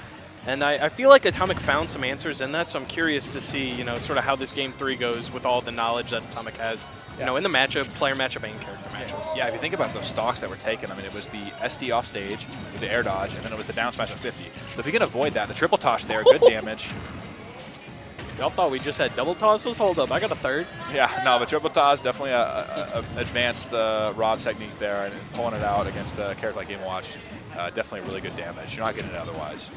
Ooh, tries to go for the nair, but Game & Watch forward tilt is so active. Yeah, I mean, that move's crazy, man. He's throwing the chair out. He's John Cena out here. All right, big laser. All right, oh, goes for an insane read, but the air dodge going to get through it. We're getting out of that. Good mash and V up special. That's a big check against Rob. Like, if you're giving Rob down throw kills at 100 consistently, man, like, Rob's just breathing a sigh of relief every time that happens. Yep, and Atomic with a lead. He started with a lead last game also. Not as big of a lead as he started with last game, but a lead nonetheless. How's Ploopy going to try and close this out? Oh, he's just narrowly evading a lot of what Ploopy's throwing at him right now. He's put himself above Game & Watch, though. I mean, it's a really difficult situation. Gets the whiff punish, though. Throws the gyro down. Adds a little lag to that Game & Watch button that just doesn't really exist otherwise. The Z Nair, not really going to get much off of it. Too high of a hit on the Nair. Getting a lot of damage, though. I mean, this fade back, I mean, this neutral adjustment from Atomic that we saw towards the end of Game 2 is really coming through in Game 3, keeping him in the head in this pivotal game. Yep, I really like the way Atomic is playing, trying to get stage control and then use that to his advantage right now. Big turnaround down tilt. We got Ploopy in the corner. What do we have? Lands with a Nair. And this looks pretty rough for Ploopy right now, but okay, if he can survive this, we can talk about it. Okay, so gets out of there quickly with the up special. That's a good option to mash out of it as well. But the thing is here, like what I was going to mention is this bucket is almost full. So we're seeing this bit of a deficit here, but if we see him fill this bucket up, man, I mean, that's like, it's like a Wario off, man. Like it's got to be considered, and that side be going to be a good option to catch that there and taking that Game & Watch stock. Absolutely, and now a full stock lead. He's really in control. That was a crazy grab right there. Oh, goes for the 9. I was going to mention, like, there's also that on the table. You never can forget. Why not let it fly, in my opinion? I mean, you get a little bit of extra damage if you don't, but you could just take the stock. Yep, 74% off stage right now. Ploopy's really putting his foot on the gas, trying to find this stock quickly, but the big Nair is going to answer back. We got 56 on Ploopy. He's in the corner. Ooh, that's going to take it. Yep, it's a great pickup. DIN there, caught from Atomic on that late hit neutral air, man. That's popping straight up above him. Yep. And neutral get up is a very strong option in this game. So a lot of times, if you're a higher level player, you almost always have a punish ready for that, just in case that you can throw out if you think they're getting too comfortable. You know, neutral getting up from ledge. Yeah, I mean, there's such a small window. You got one frame to punish it, right? But the best players in the world, like, I mean, Atomic's in that conversation of like the top 100, top 200. He's definitely like got those on lock, man. There's no question. Absolutely, and finally finding his first game. You know, I feel like there's been a steady improvement from Game 1 to Game 2 to Game 3 to Atomic finding that. So if the pattern continues, this Game 4 could be comfortably in Atomic's favor. But if you're Ploopy, there's adjustments coming down the pipeline. Don't sleep yet. See, we're back to small battlefield here, and like I mentioned earlier, I mean, it looks really difficult for Rob. You have so much less space to do his landing mix-up, so much less space when you go high against this character, and he's opting to go high pretty often because those off-stage scenarios are so scary. So we'll see how it plays out for him in Game 4, if he can kind of make those adjustments and make this stage a little bit more favorable for him. Big forward air. And Atomic scrapping back onto the stage, trading hits a little bit, finding himself some stage control again, gets a little bit of a punish. Beats that forward air out immediately, and now the game's tied, and he dies! Bad DI on that up air, and wasn't quite ready for it. Started the key and just didn't come out in time. Yep. And that's one of those moves, like, that hitbox is phenomenal, but if you could catch it at the beginning, or if you could try and punish the landing, that's really the the secret to punishing a Game & Watch dare right there. Atomic having the matchup, matchup knowledge ready, but now gotta find a way to land, and this is difficult. Yeah, I mean, even when you get to the platform, right, your challenge isn't over yet. I mean, you still have Game & Watch below you with the nair, with the up air, with the up special, like all these options, and that forward air is going to jab or jail into the grab there. No option other than to take it. Yep. Tries to go really high with the Game & Watch up. He's really chasing him up there. Trying to find this stock very quickly before, like we saw Atomic getting a big punish right here. Little triple toss, catches it a fourth time. A fourth! Can we get a fifth? Yeah, no, it's definitely difficult, and Atomic's super aware of where that gyro is coming down. It was put up in the air, and he was ready for it. He knows the timing of when it's going to come back in, and picks up a huge combo for him, and that's a great heads-up play from Atomic. Absolutely, and now 2 stock difference right now. 159, Ploopy can find this stock off a lot of Game & Watch's hits right now. It's just finding the right one. It's going to be difficult to find. I mean, we're at a massive deficit here, bucket or not. I mean, it's really going to be difficult to come back in this one. Great parry. Yeah, just the parry and the landing hit, man.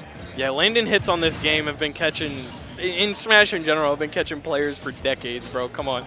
But parrying on that one, Ploopy's still going to find the stock regardless, though. But 84% on his last stock. This is looking dangerous for a Game 4. Yeah, I mean, it's definitely not impossible here. And we've seen the early stocks when Game & Watch come out. If Ploopy can find some way, it's going to be a lot of damage. Gets out of that. A little too light to get strung too far along the stage like that. Really difficult situation now. The up smash almost doing it. Down smash not getting the berry. Great situation going the other side of the stage. Avoiding the situation entirely. The up smash going to catch his big body rolling from the ledge. Now what kind of cheese does Ploopy have in the back pocket right now? This gyro putting in a lot of work. Huge opening here for Ploopy. Not quite getting the damage you would expect by getting a second follow-up. And the 9 comes out but doesn't get the jump. Yeah, speaking of cheese, crowd behind us saying he's a cheeser too. Hey man, this is what it takes to win, You got to have those in the back pocket. Things that can, steal a stock in an instant. Right, we're forward air. We're up airing right now. I mean, this advantage state has not ended in a long time, and the fuel has got to be low on Atomic's side. He's aware of it, and the back air is going to take the last stock, and Ploopy takes it Game 4 over Atomic, man. Man, that matchup is so suffocating, man, and that small battlefield was the difference, and Atomic was playing it so well. But it wasn't enough. No, it wasn't enough, and that game really did just sway in an instant. We saw him go for the nair, miss the 9, but then did not take his foot off the gas at all. There was just nothing but pure aggression and, just like you said, just suffocation to find that game, and pops off, tosses the chair off the stage a little bit, and just homies hyping him up off the stage. And, geez, that was loser's bracket, so Atomic out at 9th, the 5th seed. Man, that's crazy. Yeah, I mean, that's tough. It's really tough because I think what happened there, I mean, Atomic using that fuel as a resource to avoid those juggles for so long, but Ploopy hyper aware of that, understanding that once he got that forward air to send Atomic all the way off stage, he's got no option but to come straight to the ledge. And if he activates that back air to get that extra drift, that's so much lag, and Ploopy's ready for that, and Atomic knows it. So that was just such a difficult situation to deal with. Yeah, it really was difficult. He really did exhaust so many options out there. And you even saw him drifting for a second. He was waiting before he back here, just making sure that nothing else was coming out, and takes it into Game 4. And the crowd's getting rowdy. Yeah, crowd's getting rowdy. I wish I could see our stream up top on the projector for the second stream is on commercial break right now. Let me see. It looks like it's a Spade and Tim set. Yeah, it's getting down to the wire. Yeah, a little brief intermission here before we wait for another set. Peep over to BG Bootcamp 2 to see what's going on there. Yeah, and everyone's freaking out right now. I mean, we're freaking out. It's like 3 stocks to 3. It better be Game 5 for them to be getting that rowdy. We'll see. We'll take a look at the big picture here. Obviously, Ploopy taking that over. Atomic 3-1. Nico reverse 3-0ing Shu. I think I saw him down 2-0. I thought so. Against Shu earlier, and we'll see if we get Mr. Ping up, or I'm assuming we'll get Mr. Ping and Shadik for our final top 32 set before or top 16 set rather before top 8 starts. And do you know what seed Shu was? she was definitely higher up there, and she lost early. To Ferengi. Yeah. So going home at 9th. I'm pretty sure I'm almost positive she was seated higher than 9th. Oh, yeah, she was definitely higher than that. Unfortunate run into Nico there, because Nico taking the fall to Candle earlier. Yeah. Such a stacked bracket, man. Candle, that dude is insane. They're extremely good. And we'll see. It looks like we got. Oh man, it's game one. It's game one, and that set on BG2. I don't know why everyone is so loud. Looks like Despay took game one, but yeah. Going into this, I mean, we're waiting on Shadik and Mr. Ping, I think, to come up to mainstream. These two, like we talked about them a bit earlier, Mr. Ping, a phenomenal pit player from Colorado, almost taking a set over AK in the pre-local, King 5, real tight set, and taking a set over Ploopy, we just saw on stream beat Atomic in the pre-local as well, but lost the run back here at Sweet Spot. We'll see how Shadik kind of deals with that. I don't think Shadik has a ton of pit experience. And I don't think there's any shortage of PT experience in the Smash Ultimate community, and that's what I think is going to come out here for Shadik. Yeah, Pit, one of those characters that I feel like just recently, call it recency bias, but just recently, I feel like I'm just noticing more Pits all over the place. It's the Zacharay effect. Everyone loves Zacharay, man. Everyone loves watching Zacharay. I don't know anyone that doesn't. You know, it's a lot of players' favorite player to watch. Such a clean, neutral, such a fundamental player, man. There's no other way to describe it. And Mr. Ping definitely basically embodies that same kind of energy. Obviously not the level of a player like Zacharay, but definitely has that kind of just slow, methodical with punishing, getting his grabs, getting his damage where he can, and not overextending too often. Yeah, Mr. Ping winning a Game 5 set against Ferengi. Mr. Ping coming from Colorado just like Shu, sort of an avenging right there to take it on. This might be a self-report. I have not seen Mr. Ping play before, but I am a fan of seeing Pit, so super hyped to see this set coming out. Yeah, for anyone who hasn't watched him yet, just a super clean Pit player, man. Like, you know what you're going to get with Pit. Going into this set, I'm curious to see how Shadik will play it, because like I said, not too much experience in that one. So we'll see how he kind of deals with it. I know Shadik has two options, whether it's the PT or the Byleth. I imagine the PT will start this one out, but we'll see if he has to switch over during this set or not. Now, I got to cast Shadik versus Rocky, and I will say Shadik has impressed me with just some of the unorthodox options that are picked. There's a lot of like empty land into random option. There was a lot of like weird things that came out, just unorthodox is the best way I can describe it, that I really liked. Something that I was like, oh man, that's a cool mix-up. That's a cool mix-up. Yeah. And so really excited. You'll definitely see that from his Byleth for sure. His PT is very much like notoriously by the book. Like we call him Shield Dix in KC when he plays that Charizard. He just loves to sit and shield and wait. So we'll see if that comes into play. But Pit having a good grab game, we'll see how much that actually matters. And Mr. Ping, very, very solid, very patient player as well. Both these players have the gear to shift to in terms of playing back, waiting for a turn, and we're going to see the Pokemon trainer. That's what I expect here for a character like Pit. Starting off immediately, just sort of throwing out these multi-hit hitboxes right now, taking up a lot of space. Mr. Ping pressing buttons right now, and Shadik's just sort of trying to operate the minefield. Yeah, no, the neutral air from Pit, definitely an underrated situation, because a lot of people like look at it like, oh, it's just worse Palutena. I think it's better in Palutena air in a lot of ways, because it's safer on shield. It's very safe on shield if you auto-cancel it, and it combos similarly to Palutena. It's not quite as much damage off of it, but the positional advantage of it is really nice, and it's way faster. Up B out of shield right now, sort of a faux DP right there. We're going to see it a lot. Getting it again. Keeping stage control right now. Got Mr. Ping in the corner. Has to go to ledge. What's the option? There's out of shield to, get the hit, but we're back to neutral. And Shadik is definitely a player that loves to hang on to the Squirtle as long as possible. Squirtle definitely the best solo Pokemon for sure, generally considered, at least in my opinion.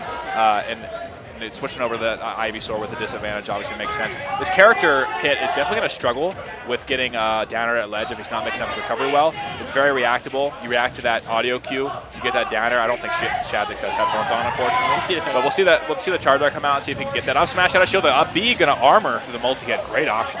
Yeah, phenomenal option. Like I had said, Mr. Ping's been pressing a lot of buttons, and so finally catching through on one of them. But I did hear Shadik's talking earlier and said his plan for the day was to hold on to Squirtle as much as possible, exactly like you were saying. So I know that is the case, but a big switch, and aggressive, and downer F smash. Yep. Especially on Charizard, not going to be very escapable right there. Let's just put it that way. Yeah, big body, unfortunately, cost him there. If he was playing the other two characters, they might have bounced too high for that, but they would have got smash anyway. That downer should have lethal combo starter and kill confirm for Pit. Absolutely, and just playing neutral right now, sort of trying to play outside of the Squirtle burst range, but still getting hit by Squirtle dash attack. That move is gigantic. Yeah, I mean, this character's got a lot of great options. That's why he wants to maintain this. And Pit, not the great. He didn't struggle too much with short characters, but almost everyone is like, oh man, I hate trying to hit this character. And Squirtle is so good at evading these hitboxes. Now at ledge is where you really find your money versus PT. Yep, and dodging that rapid spin right there, that side B coming out. Getting a drag down forward air, not into anything else, but catching the option out of shield. Does get a jab combo, has stage control. Shadik's coming on pretty aggressively. Great switch there, saving his life. And then, no way he makes it back. Yeah, he's good. The back air, not quite going to take it. Gets a sour spot there. I really like these recoveries from Mr. Ping. Again, if you're comfortable with your character, it's just how it's going to be. But some of these angles I like a lot. Just, dude, KC Pokemon trainers be flare blitzing. Yeah, no, they really do. Shadik's definitely the best PT from KC, but we have a couple others, namely like those lower level, but they will throw that. I mean, they're all known for it, man. They're known for it. It's very much a known thing. It's like, hey, if you're last hit versus a PT from KC, man, just like they're playing Zard, just wait for him to flare blitz. Like just hold on to that shield and just wait. But coming back to stage like that, definitely less expected. Get some mileage out of it. Big damage from, not about big damage actually now I look at it, but decent pickup for a Ping there. Lots of hits. Not as much damage as I thought initially as well, but 50% on this Squirtle, trying to snipe, holding on to ledge right now. I like these short hops away, drifts back in, kind of mixing it up a little bit. 71, 86% on the Squirtle right now. I'm sure we'll probably see a switch here shortly because we're getting close to kill percent. Here we are, and Razor Leaf out of the corner, not going to find its mark, and now we got Charizard. Yeah, actually gets out. Charizard, I think, has a frame 3 air dodge, unlike most super heavies, and the backer almost tickling his toes there and getting him. And I think he's, makes it back. I thought he might have SD'd there, going a little low, fast falling. All right, dodging the up smash right there. Shadik's getting a little aggressive, trying to get out of the corner. You almost have to be with a big character like this, retreating to the platform. Mr. Ping covering it, sending out the loop-de-loop. Yeah. Man, looking like P+ arrows here. We don't talk about that game, but the back air can be clinical, easy. We talk about the flare blitz. You live and you die by it, unfortunately. I don't think it was really great risk reward there. It's not going to kill on the other side of the stage. Unfortunate option to pick there. Ping, ready for the punish, though. Yeah, absolutely. And not even going for the forward air, even raw back air. You just have those on lock. Yeah. Talk about both these players and their seeds. Like Shadik's seed 39 hasn't been super active in KC recently. Mr. Ping definitely, I think, a little underseeded this event, but really showing why that is the case and making this run to this top 8 qualifier. I mean, it's been incredible for both of these players, their run so far. We'll see who can really take the edge in this one.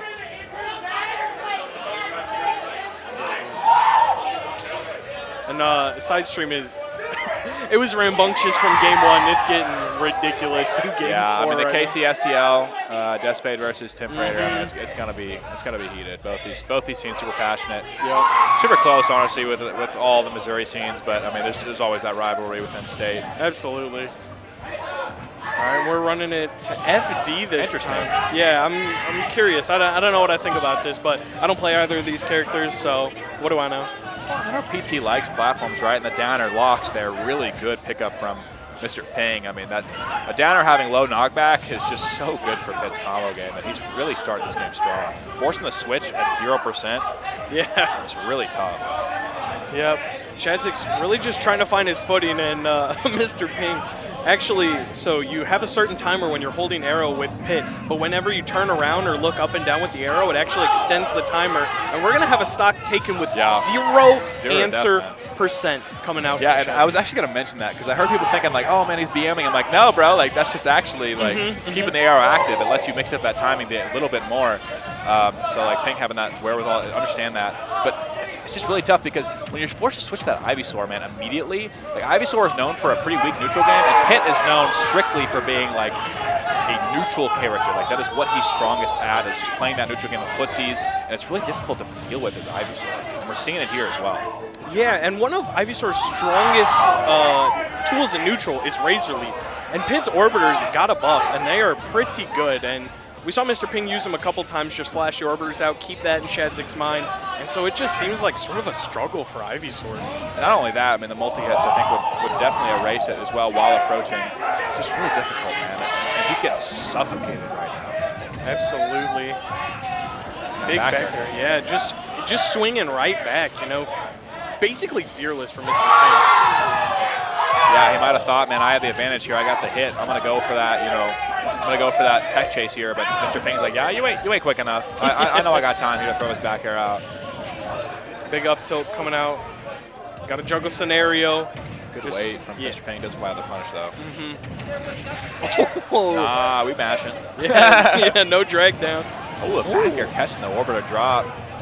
Unfortunate for Mr. Ping there. Good pickup for Shadik. Makes this game look very doable after getting bullied for most of this game. Yeah, now if Shadik can find a tried and true Charizard stock right here, we'll definitely be within the realm of possibility. Becker not going to kill Charizard. Very heavy character. Up B's through the arrow. Still got a ledge trap. That should be the death there. That should be the kill. And then, yep, the up tilt up air going to work on those heavier characters very reliably.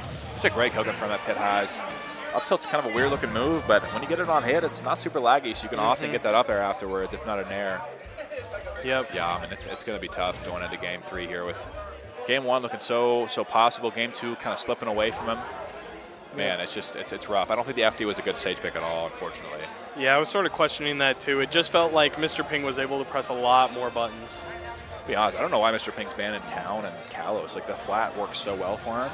And both these characters kill off the side pretty decently. So, like, it's not like there's a huge disadvantage in terms of kill power and how the stage is laid out. So, interesting to see these bans come out in Battlefield. Not really sure about that. I don't think he really cares too much. I feel like he feels like he has a grip on what Shadik is trying to do. Maybe he's just like, yeah, I don't like these stages. Just going to ban him. Also, Pit is a character, not a lot of like glaring weaknesses, not a lot of glaring strengths. So I'm sure a lot of it comes down just to player preference, but who knows? Yeah, more so banning what he feels like Shadik wants than really banning for what he doesn't want. Exactly. And so we're in game 3. Game 2 looking somewhat dominant in Mr. Ping's favor, and we do have the Byleth switch. Yeah, and this character, man, it was so funny. I was watching the set versus Rocky, had a player walk up, and one of the KC players walk up and be like, what are the odds he cheeses Rocky when he gets that up special down air or whatever afterwards? I'm like, what is Byleth going to do with not cheesy here? You know, like this character is made to steal your stocks. I mean, a lot of people compare them to Ganondorf for a reason. Going for that raw down air back air is such a cumulative combo, didn't quite pick it up. But yeah, I mean, this character is all built on cheese, all built on taking your stock early. Even MK Leo, you know, considered one of the best fundamental players in the world, he was going for those cheese setups, those up B back airs, those up B down airs, the down airs off stage, the up specials to grab the recoveries. We're seeing Mr. Ping really not struggle off stage at all versus Shadik. He's really never been uncomfortable off stage, so and that's definitely something that you kind of want to do versus Pit. He's got a lot of distance to the recovery, but not a lot of mix-up, so you like to see a little more pressure off stage. Yeah, and I really like the way Mr. Ping's playing the disadvantage too. You got orbiters, you got multiple jumps, you can mix up a lot of stuff. But man, taking that first stock, 73% on him right now, and Shadik's finding a grab, but Mr. Ping just swinging right back. 3 nairs across the stage. Yeah, we nared. Kind of nairing like Battleflex in there, to be honest. But yeah, it's tough, man, because the forward air, DIN there. He's going to get him caught. Good conversion from Shadik, picking up the stock, keeping this thing close. And what we saw the first stock that was taken from Shadik, the big issue there was he air dodged a pit arrow, and it just set him up straight to get forward air. It's like, just take the pit arrow, right? Like, honestly, it's not dark pit. You're not going to die. Just take a little bump. Okay, well, actually, never mind. I lied. My fault. Maybe you shouldn't do that. Maybe Shadik can hear me. My fault, bro. Like, I just cost you about stock and probably this game because this is going out of hand now after that one. This is insane right now. I thought he was going to find that downer. That was going to be a convincing way to end game 3, but Shadik's got a new lease on life right now, evading all that, and let's see. Forward smash, yeah. Yep. Downer forward smash, going to take it. And Mr. Ping, man, just clean all the way through. Like, just super composed, super, like, just playing neutral, just getting his punishes, just fundamentally just breaking down Shadik's his game plan there. Absolutely, and yeah, man, 3-0, and the 22nd seed, going to make top 8 from loser's side, guaranteed 7th place, just like you were saying. Maybe a little underseeded, but this has been upset city this weekend, so I'm not surprised.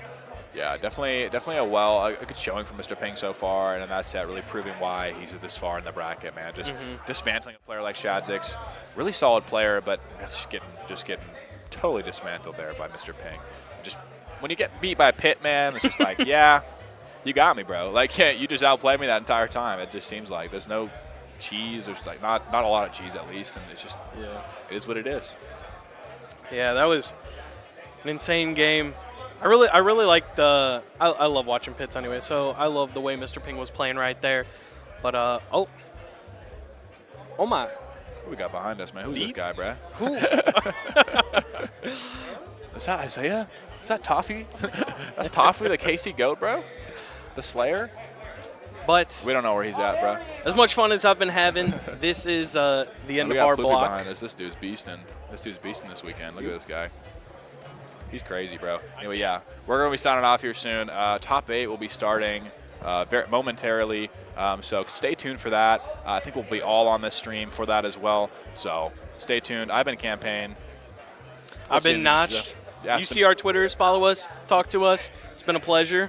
We'll be around the Midwest. We'll be around all of these places. We'll be commentating. Yep. I'll be running to brackets more likely, but we'll see y'all around. Stick around for Top 8, please. Thank you for watching, and we'll be back very soon.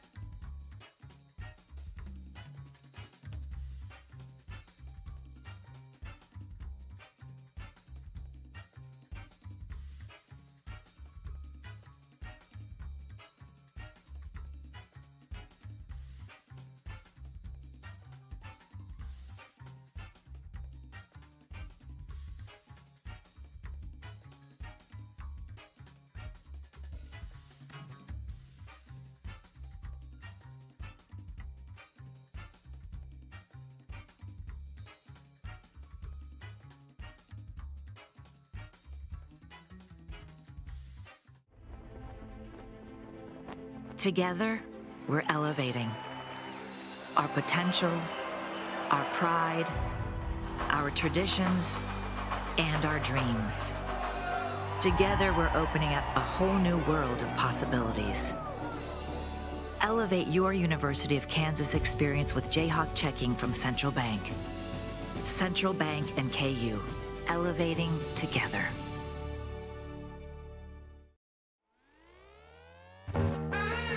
As thousands of gamers came together at this year's PAX West in Seattle, Washington, AT&T took things to a whole new level to show our love for the gaming community. Across 3 unique spaces, we showed players that when it comes to mobile gaming, America's most reliable 5G network is truly the ultimate power-up. The action kicked off at the AT&T Loot Drop, where gamers jumped into their favorite demos on NVIDIA GeForce Now as they worked together to boost the meter and trigger an IRL loot drop packed with next-level prizes. From there, our handheld lounge gave gamers the perfect spot to kick back and meet up with some of their favorite influencers, like Chief Pat, Aaron Ashley Simon, and Avery Strib. Finally, gamers capped off their AT&T experience with a bang at the 3D selfie experience, where a camera turned them into the MVP of a virtual loot drop, perfect to share across their socials.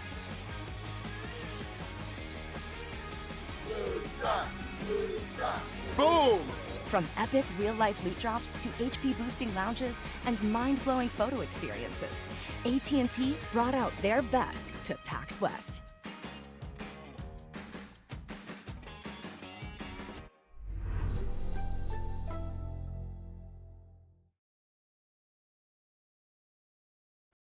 Never guess what we're doing to the Baconator. We're putting it pretzel bun on the Baconator. Catherine, you seeing this? Posters everywhere. What? The Baconator you love with a new pretzel twist. Choose wisely. Choose Wendy's new pretzel Baconator.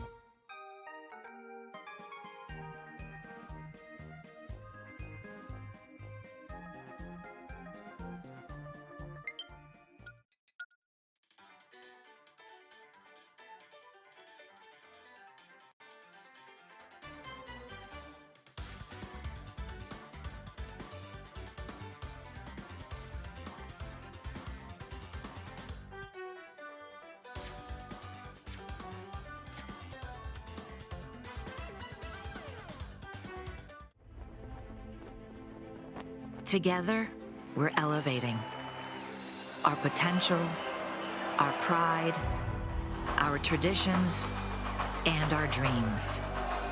Together, we're opening up a whole new world of possibilities. Elevate your University of Kansas experience with Jayhawk checking from Central Bank. Central Bank and KU, elevating together.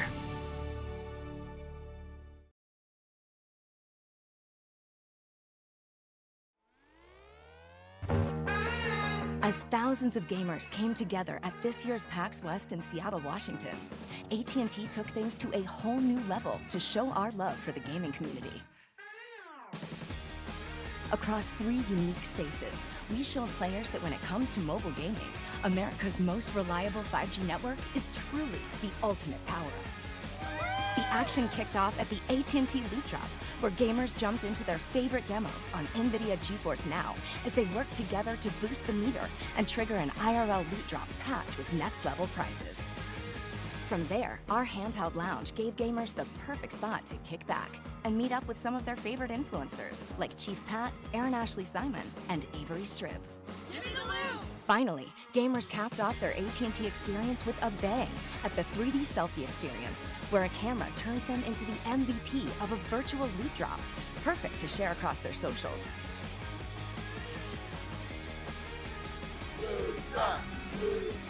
Boom! From epic real-life loot drops to HP-boosting lounges and mind-blowing photo experiences, AT&T brought out their best to PAX West.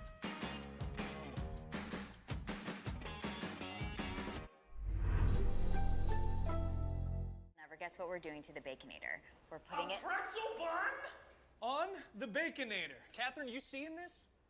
Posters everywhere. What?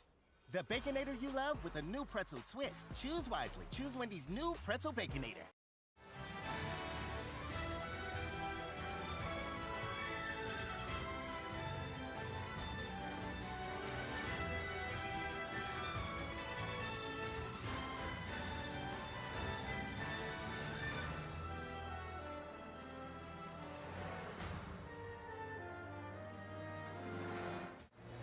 Yo, welcome back to Sweet Spot Top 8. This is Censored, and I'm hanging out with Booker for the first time on the microphone ever. Dude, it's been a long time coming, too. I got the cast with Rod. I've got the cast with Treasure, Big M. Now I got another one of the greats, so I'm glad to get this underneath my belt. I'm blushing. I'm blushing. And I'm very excited because this is actually my first block. This is my first block of the weekend. So, like, as this, like, was coming up, like, Nebraskan was like, bro, they're running Tekken at Sweet Spot. You got to play. I'm like, all right, I want to play. And I'm like, you know what, let me get some practice in. Right. I entered the coin box. Shout out to Hungry Box. And I got demolished. I went 0-2. I was mad. I had to buy and everything. I'm like, bro, I want to play more games. Okay, but let's pause on that story and look at this bracket here. We have ApolloKAG versus Skittles. These two have played each other numerous times. We have Atraeus and Candle. And then down in losers, we have Spade, Ploopy. We have Mr. Ping and Nico. They can't say Midwest regional without representing half of the states, oh, yes, right? Most definitely. Love the Invaders as well. We got Colorado showing up. They bring 3 people. 2 of them almost make top 8. Shu, unfortunately, getting a 9th place finish. But Mr. Ping, kind of a surprise for people, especially the seeders. Yeah. 22nd seed, lowest seed in top 8 here, but goes to show. And he really did put on a show with his pit. Most That definitely. was awesome. It's like, bro, we were watching doubles, and we were like, dang! Like, you ever seen a pit spike hit that many times? Dude, he is very, very talented, and we're glad to have him here. But right now, it's kind of a KC repeat. Spade really needs no introduction, right? Yes. Next to ApolloKAG, if you're familiar with Twitter, you definitely know who Spade is. Oh, man. But Spade defended KC, taking down Tim Prader to make it here. Tim had an amazing run. I think that's the other storyline, really. 3 KC kills in a row, including Justin23, who was one of the favorites to potentially win this event. Spade able to lock it down, and now going to get the repeat match against Ploopy. And I say repeat because I wrote it down. I think it's right now 65 recorded sets with these two. That's crazy. What's even more crazy is the amazing graphic that we have here to look at the information. I think, did 7 do this? Dude, it's all 7. Oh, it's so good. He's so talented. You got the results from this bracket here, and then you have previous, and I believe even some of them had like doubles outcome. I'm like, oh, you put like the doubles stuff on there too? Yeah, you can see right there, ultimate doubles. I got 9, so it's good for us because we don't do any research, right? We're just kind of we just jump ourselves in. It's like, oh, thank you. We just read what's on the teleprompter. That's all like reporters do, so it's good. But Ploopy, generational talent, boy genius, man by many names. True. Newly minted #1 in Kansas City, taking down some behemoths, right? We've already talked about Spade. If you know anything about Kansas City, Justin 23, Tofi, you have Rocky. These are names that have made a statement on the world stage, and Ploopy able to kind of like cut above. And we're just going to head straight into game 1 here, Censored. Going to small battlefield, which I think is a surprise to no one. Yeah, small battlefield has seemed to taken over. Is that okay? This is just where we're going to start off at. I think with the smaller stages compared to PS2, definitely a more level playing field in PS2, and that is some big damage. 75 already on this Bayonetta, or well, on the Game & Watch from Bayonetta. Yeah, and that's just going to be kind of the name of the game. They're going to put each other up to 90, and that's just going to be right off the bat. Right? These two characters, phenomenal at comboing. It's the kills that are going to take a while because they gonna take a while. The call out. Oh, no, he's going to jump from ledge, but I think it's just a trade too. Yeah, as we get into this match, already on stock #2 for both of these characters, and that's actually something that I did not expect to see because, you know, you watch both of these characters, yeah, you know, they're going to combo the mess out of each other, but then it's just like, oof, okay, air dodging into the nair, the dash attack hitting Bayonetta as he tries to make it back to the stage. Good stuff from Ploopy, get the jabs in. Oh yeah, draw that out, get all that damage. You know, Bayonetta is one of those characters people have huge difficulties with. They go, I don't even know how APKs work, right? Yeah.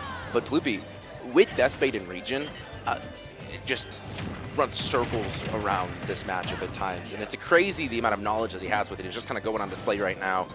Keeping the lead currently and being really safe with his approaches outside of dash attack and straight into shield, of course. Man. And speaking of that dash attack, and you talk about knowledge of the matchup, seeing that dash attack, woo!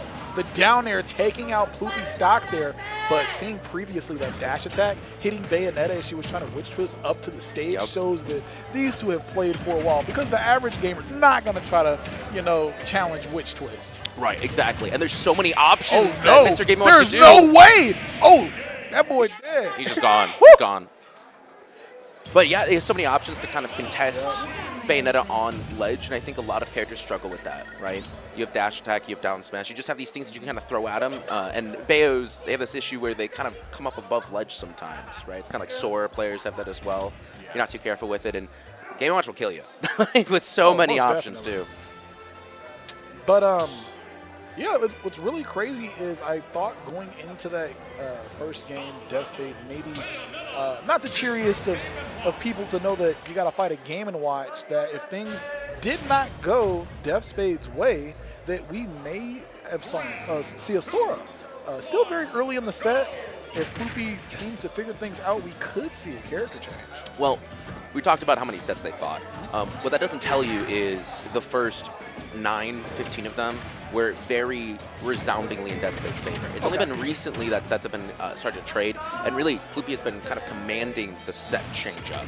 So Spade's kind of thrown everything at the wall, trying to figure out what to do with Ploopy when it comes to Sora, when it comes to, I think, Shulk at some point. It's been a lot of different characters just attempting it. Again, they fight 2 to 3 times a week, bare minimum in locals.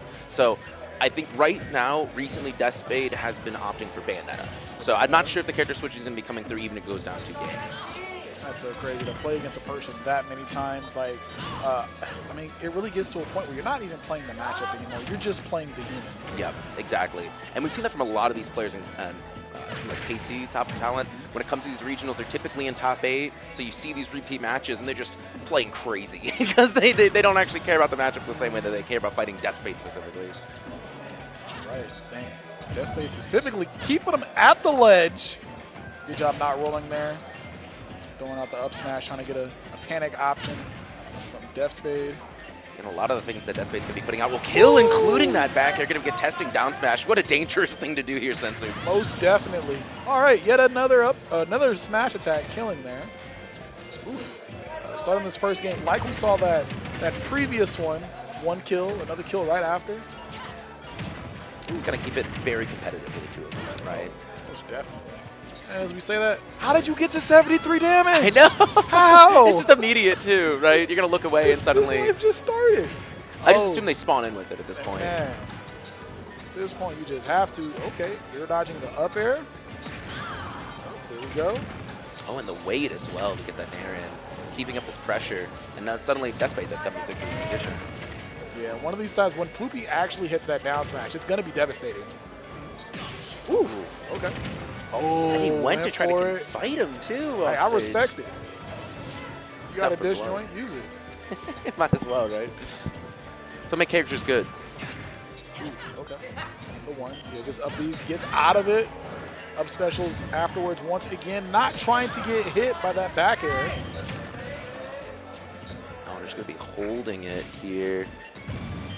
And this is kind of what I was expecting a lot more with the set, where they don't want to commit too much to try to get the kill, because if they do, they suddenly die, right? All right, so these two dancing around each other. A lot of respect coming out. We see Ploopy just really waiting for Spade to throw out something unsavory to hit the shield. Ooh, gosh, and that back air, there we go, once again, taking the stock. The last few times we do see this happen, Ploopy does seem to take the stock right away, has not gotten any damage, and this is a repeat. Yeah, right there, neither one of these really able to get the stock and then also go up by adding some insurance, by adding on damage. Yeah, you're scared to, right? It's Game & Watch. So many options that are very low committal that will just murder you. So Despaid has to play so far away. And unfortunately, for Bayonetta, you have to be on your opponent constantly to keep that damage going. And she does not have that long range of moves, unfortunately. Some more damage up to 86. If you're Ploopy, you got to be careful, because at 86 damage, like, I mean, you're knocking on death's door. Goes, gets the down air, solid damage, and another back air killing. All right, Spade's Bale's looking kind of hot. Yeah, just as you said it too. I think it takes a second sometimes for these players to rev up. We saw previously in Despade's winner set against ApolloKAG, almost took it going to Game 5, and that was after being down 2 games. So I think Justin 23 went down 2 games both times, almost reversed 3-0'd. So it's got to be a KC thing. I don't know what it is. Watching the Justin 23 sets earlier, just like, really a very interesting player to watch sometimes. Yes. I've seen Justin 23 in like timeout situations, and I'm just like, what are you doing? There's no way. Oh my God. No, there's no way. You're already dead. 15 seconds. We didn't even get to talk about He's just called out the DI. We looked up and he's gone. He just like followed it, right? Like that's the dangerous thing with Bayonetta, because you can get called out with your DI and suddenly you're dead. And unfortunately, when it comes to Game & Watch, while you can put up your opponent to 80, there is not this clean 0 to death for you, right? It's going to take you times to win a few more neutral interactions to kind of put up percents, but Ploopy doing a good job at it so far. So, I don't really know like how this matchup is supposed to like work in this game. Oh gosh, damn! I know that's not supposed to work. I know that move don't work on Game & Watch. But in Smash 4, I remember if you were getting comboed off top as Game & Watch versus Bayonetta, you could SDI out of it. And then up B. And then, you could up B, and that win box would kill Bayonetta. It was really funny. Not too sure if it works like that in this game, because sadly, a lot of the funny win boxes Game & Watch has are gone now. I always find myself talking about Smash 4 when I cast these games. It makes me feel so old. Yeah, people are like, it's old. Just stop bringing up that stuff. And they're just like, hey, man, we're just trying to see how the matchup has evolved. But you mean Ultimate's only came out like last year, right? Like, come on. Gonna be off stage here for Ploopy, another stage or another ledge situation. Nice upbeat to kind of push Spade off and suddenly find a reversal of it. And I mean, the really crazy thing to look at right now is how this game started off with Spade killing Ploopy and only taking 13 damage. We're neck and neck. Exactly. I mean, I just assume if there is an explosive start, there's going to be another explosive stop from the opponent. And, you know, Ploopy gets the second stock here, but a backer is not. I would say, yeah, Ploopy's got like 6 seconds to live right now. That's going to be the there's going to be like a rapid jab. Something's going to be taken him out, especially 118%. There we go. And the gun's out. Up tilt. Ooh. What do we got here? Back air's going to kill the other side of the stage, taking 23 damage. Nothing too crazy. Let's see if Spade can clutch out yet another game. Something really interesting with this matchup, though, and now that you were kind of bringing it up, Game & Watch can contest some of these really awkward angles that Bayonetta can kind of come in on, right? At approach options, some characters have such like huge issues trying to catch her, trying to chase her, or even just like stop her approach, but Game & Watch just does Nair. And Nair covers most things. Up air also very good at getting those angles, but you can kind of see why Ploopy is using that most of the time in neutral, besides being a combo starter and the rest of the toolbox. Making it back down to the ground. It's like, yeah, I don't want to be back up there again. I've seen what happens up there. Heaven is not as nice as they make it seem to be. Incredibly dangerous. Leave me alone. Like clouds. You know you can't swim in those, right? Okay, up smash into the Nair. Oh, I like that Nair as well from Ploopy. Just kind of like mixing it up after doing a bunch of the cross-ups. I feel you, Ploopy. It's optimal Game & Watch play, bro. Ignore the haters. We up smash because it's good, man. You kind of have to if you play Game & Watch, you know? People don't want to play against you for some Oh, gosh. Okay, the up special to get out of there. Uh-oh, the bomb on the ledge. Ploopy said we are not going to get 3-0'd. Yep. Not today. Not on stream. Not in front of all these people watching at home. I know, and the crowds for Sweet Spot. Immaculate. The crowds for Sweet Spot are actually pretty wild. And shout out to the people filling out chairs. We got people watching Melee as well. Yeah, that's happening at Wichita Melee. If you guys want to check that out in addition. We got Bobby Frizz. And we talking about like old people. My gosh. That's OG. He's been playing again. We've been talking to him. He's great. Going back to small battlefield, we kind of see the comfortability. Again, you were kind of bringing it up. PS2 kind of hit the wayside. People don't want to go to it as much. I understand. What do you feel, though? Oh, my gosh. Is this going to be a repeat? Bro, after watching that, I don't feel anything, bro. I feel for my boy Ploopy. Tried to go down to the platform. He said, Where you going? Where you going? You can't get away from me. You're going to take 37. A little bit more, too.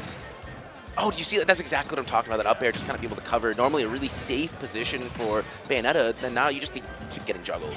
It's like one of those things, like, I mean, maybe even if you're not doing a lot of damage with it, it's frustrating to deal with. Oh, the jab on the ledge is going to kill. And, I mean, I would just sit there, like, they'll be fine. I'm like, oh, that's not a Game & Watch. You're actually dead. It's actually really funny, too, when it comes to the Bayonetta rapid jabs, because people never think they're dead from it. Oh, yeah. It'll kill you at like 90. It is actually pretty good. There was a point in time they buffed the jab, right? Because then I went and looked, like, oh, at like 150, you're dead, bro. Yep. Oh, no. Are you dead? Are you dead? Okay, no. Oh, like, please, no, Ploopy. Was able to SDI, and you can kind of see how familiar Ploopy is with this. Like, amazing SDI. Normally really good with mixing it up. It just, every once in a while, you know, you're going to be caught with it. Oh, yeah, he's spamming that up B. He's really making sure they come through. That was some super patience there coming from Spade, you know, in that position. A lot of people want to throw out the smash attack.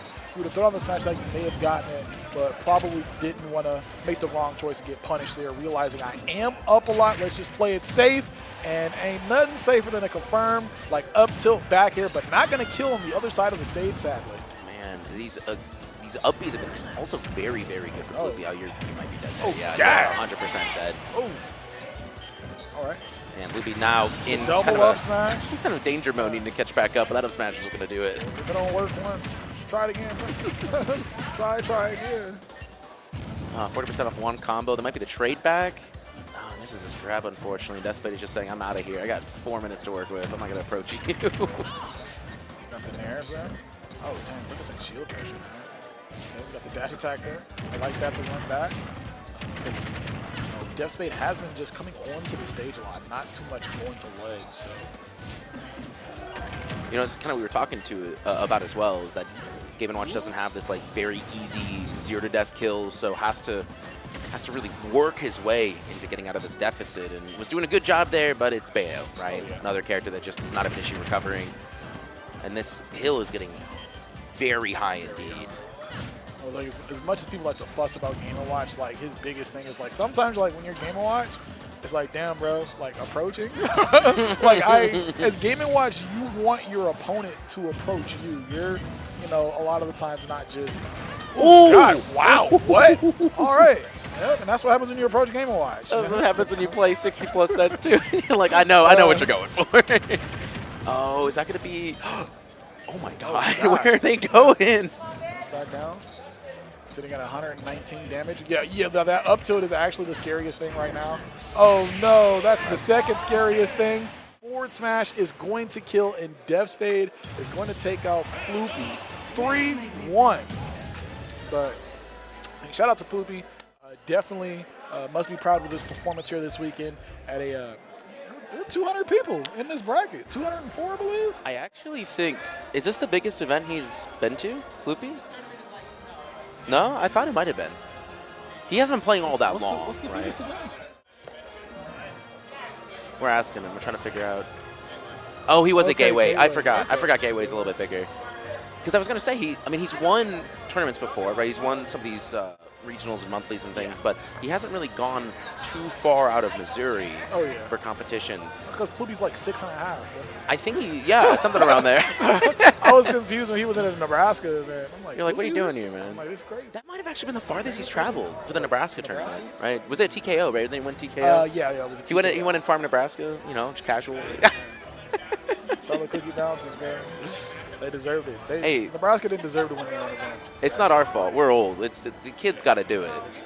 Yeah, I actually DQ'd from that event because my controller was dog crap and I couldn't jump in doubles. We were literally up 5 stocks on Tofi and dubs me on quads, but my controller literally just couldn't jump. So after that set, I just went home. Dude. You're like, you go. I'm like, nope, I'm leaving.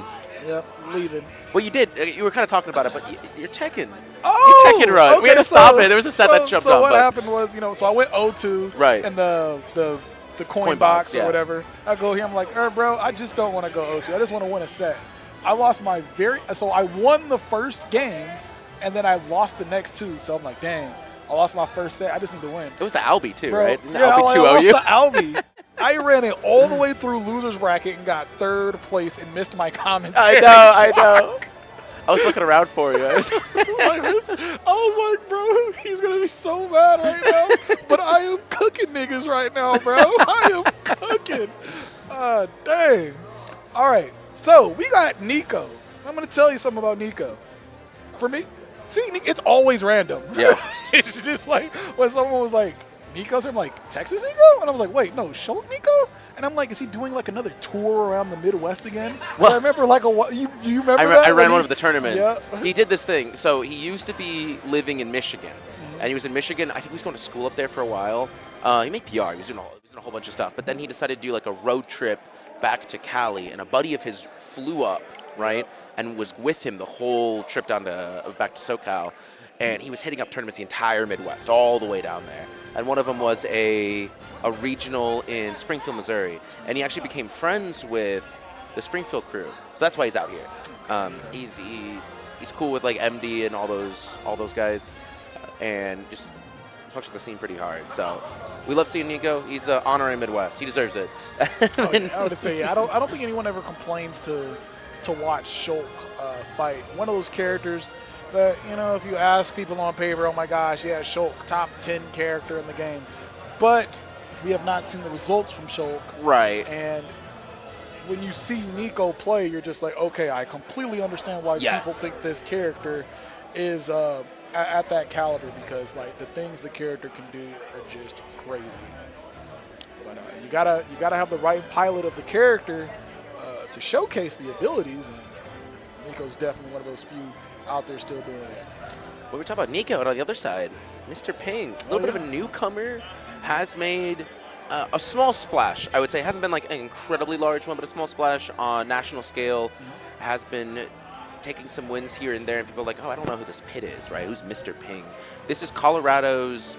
It's kind of up in the air right now, 1 or 2, depending on how Smirk does. Yeah. And keep in mind, Colorado is where we have Kronos. Colorado is where we have Shu. There are amazing players out that way, and Mr. Ping has kind of risen to the top, similar to KZ's situation as well.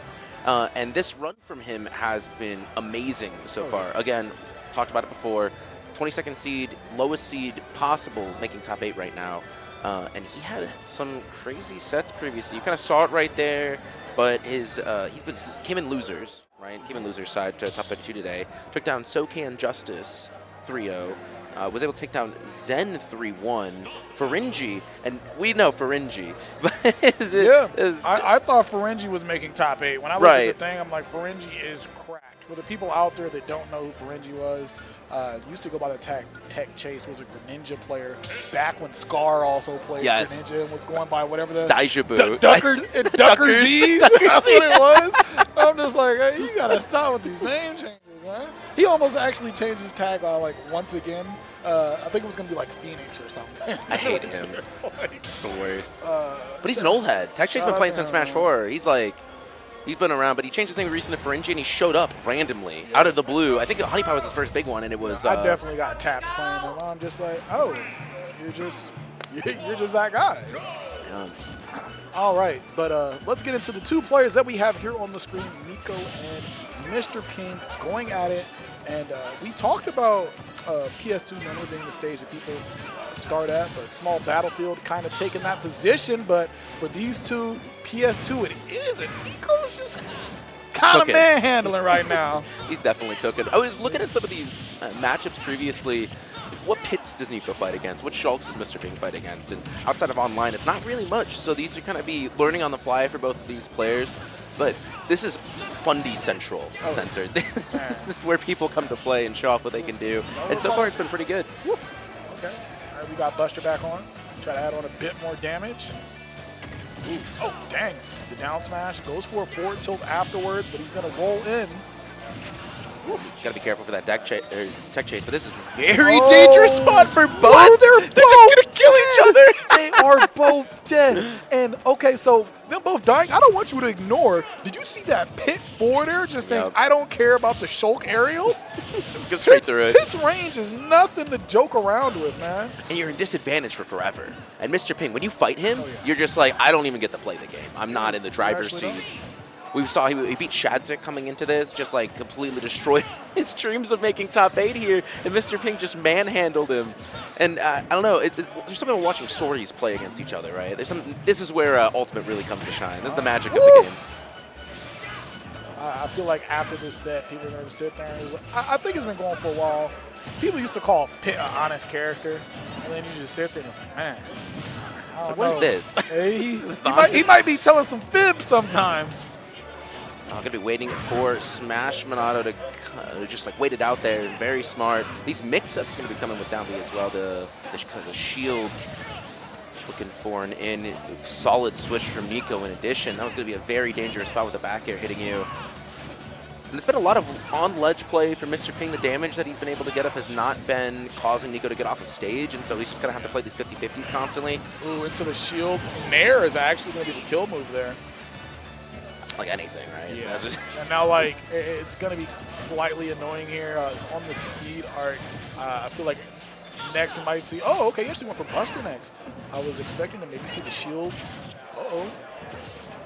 That's interesting. It blocks the first hit, but not the second.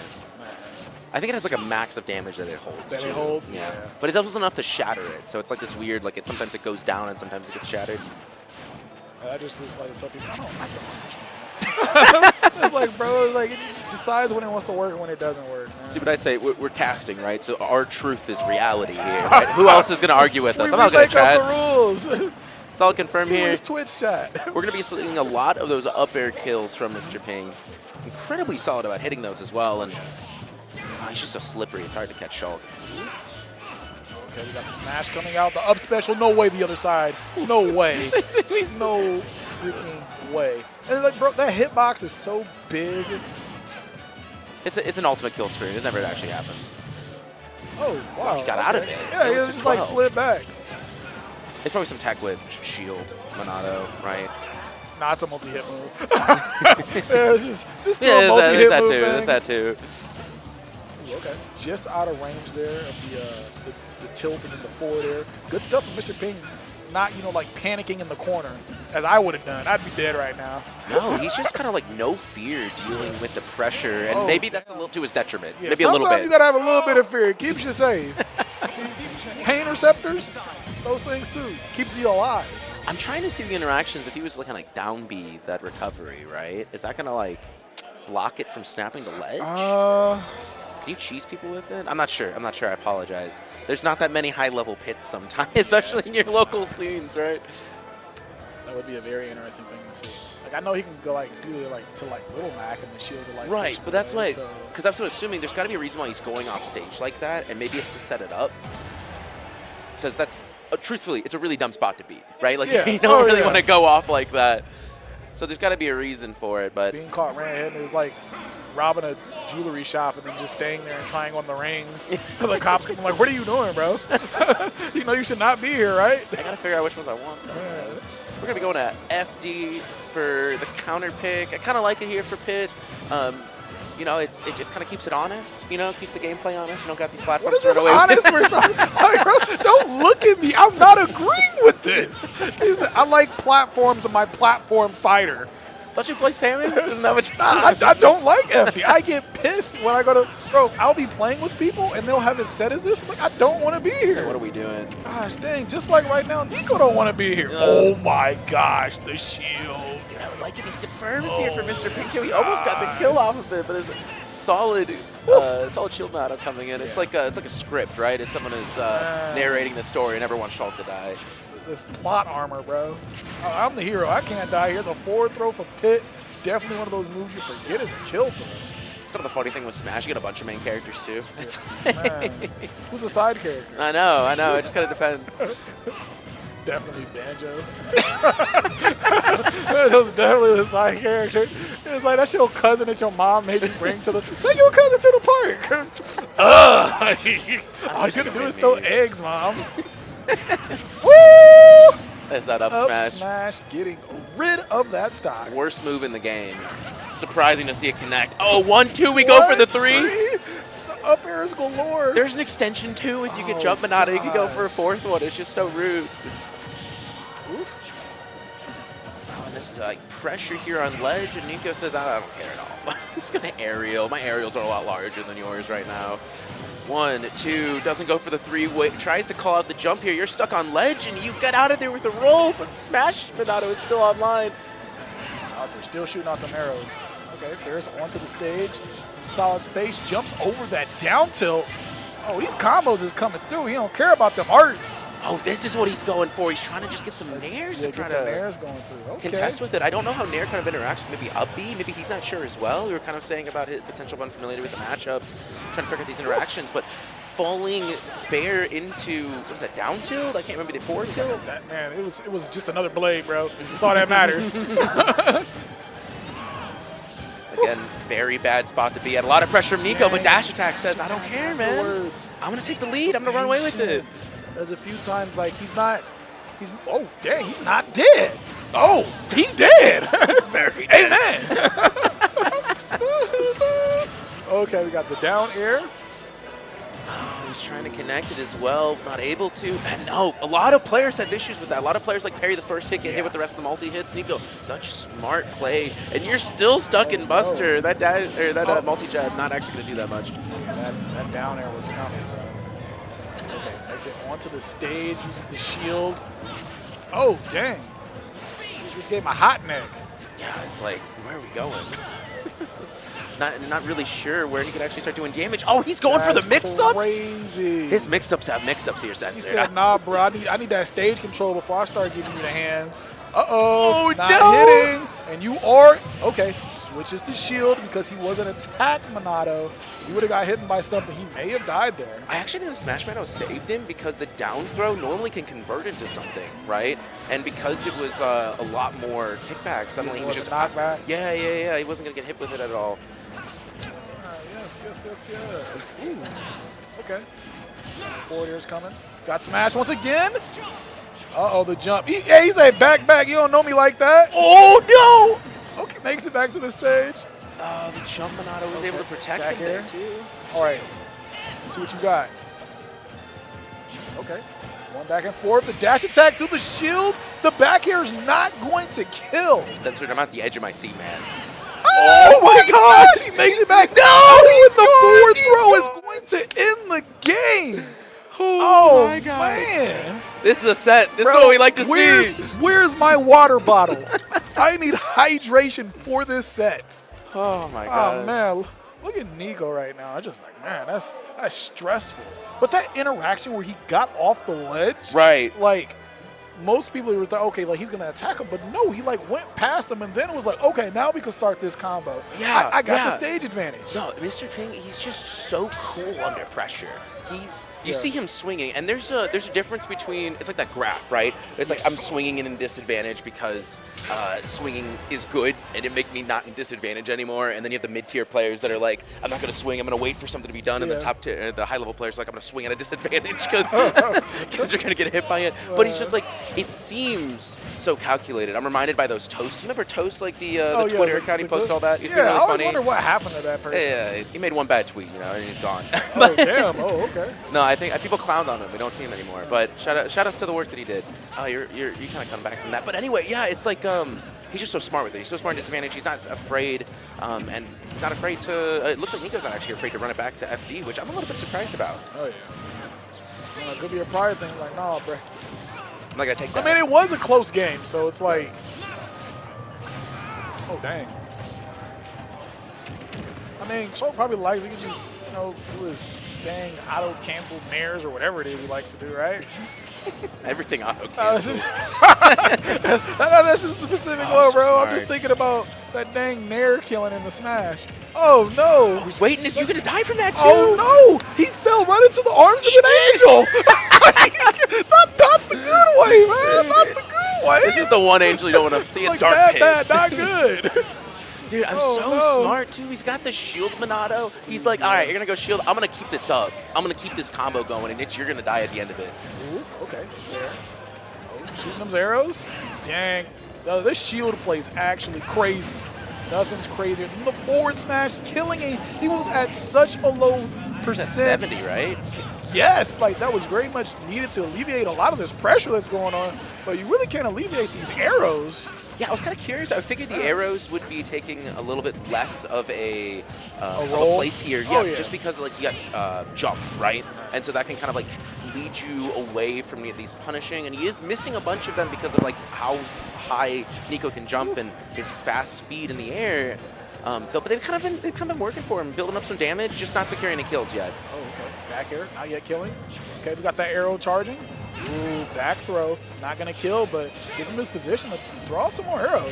Okay, back air off the stage once again. He said keep cycling through them. They ain't doing you no good. Okay, we got the smash. Woo. Oh, no, he's just afraid, but look how good the shield makes play it so nice for him to be able to land. Yes. Okay. That's definitely something that you would think Pit might struggle with, but the dash attack from Pit killing.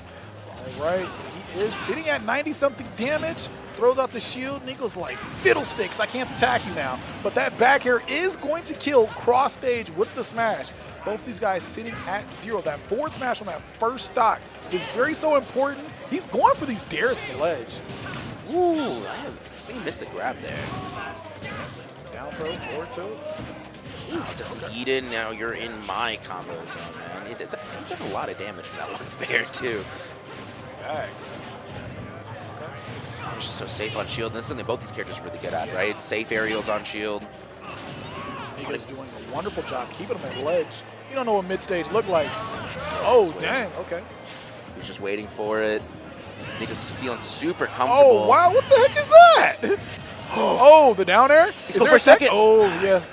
Only one, bruh. Yeah, he's trying for it. Just so safe. Just such a safe recovery here for the most part if you're going to snap the ledge. Because that first hit can snap the ledge, right? You don't have to wait for the second one to always come through. Gosh, dang. He's just showing him another ledge. He's like a real estate agent. He's like, oh. No. Gosh, falling out of it? That's the life of ultimate multi-hit moves. Okay, down throw. Oh, no, the shield. Yeah, that's going to help you get comboed. So the shield's down there, right? Out of that. That's like the dangerous thing. So once you switch from it, like you're going to be using up the rest of its time. So it's suddenly gone. You can't have it open. And I can't actually remember off the top of my head if it has a shorter recovery time. I don't think so, though. Nah, I think they're all the same, man. We're all created equal here. All characters, right? 100%. Ganondorf, Aegis, same level characters. He chooses to be that way, right? You know, this game started off so commandingly from Nico and was able to close it out there, but it was very close, and that's kind of been it for every single game. All right, Nico going up 2-1. This is definitely not an easy one. Like, I wouldn't be surprised if you, after this set, you just looked at Nico and he has some streaks of gray hair. Like, what happened? I just had to play against a pit. I'm like, bro, what? Well, I was going to say, Nico's been in the scene, like, as long as we have, Oh, yeah. right? So, I mean, you already have the gray hair. I got a couple coming in, so he's got to for sure have a few up there. Tell him you got to catch up to me, bro. I'd figure out the traveling would do to somebody, right? You're going to majors every weekend. Like, that stuff's stressful, especially your top player. Man, you're the ones that sleep on floors and whatnot. Exactly. Or the bathtubs. I definitely remember doing that, bro. Going to Chicago for Midwest Mayhems. Oh, my gosh. Just like, bro, please. Anything for a hotel room, Oh, but gosh. The grind is paid off. dude, we got to get a hotel here Get at beds FP. now, bro. We're gonna be Continental going back breakfast. We eat. Hey, that's what we like to see. 77% so far, right out the gate, and this is just a repeat of last game. Nico kind of take it commandingly, but Mr. Pink does not care that you can he can get out of some of his moves. He's going to keep doing them. Crazy. I've seen a lot of circling nairs this weekend.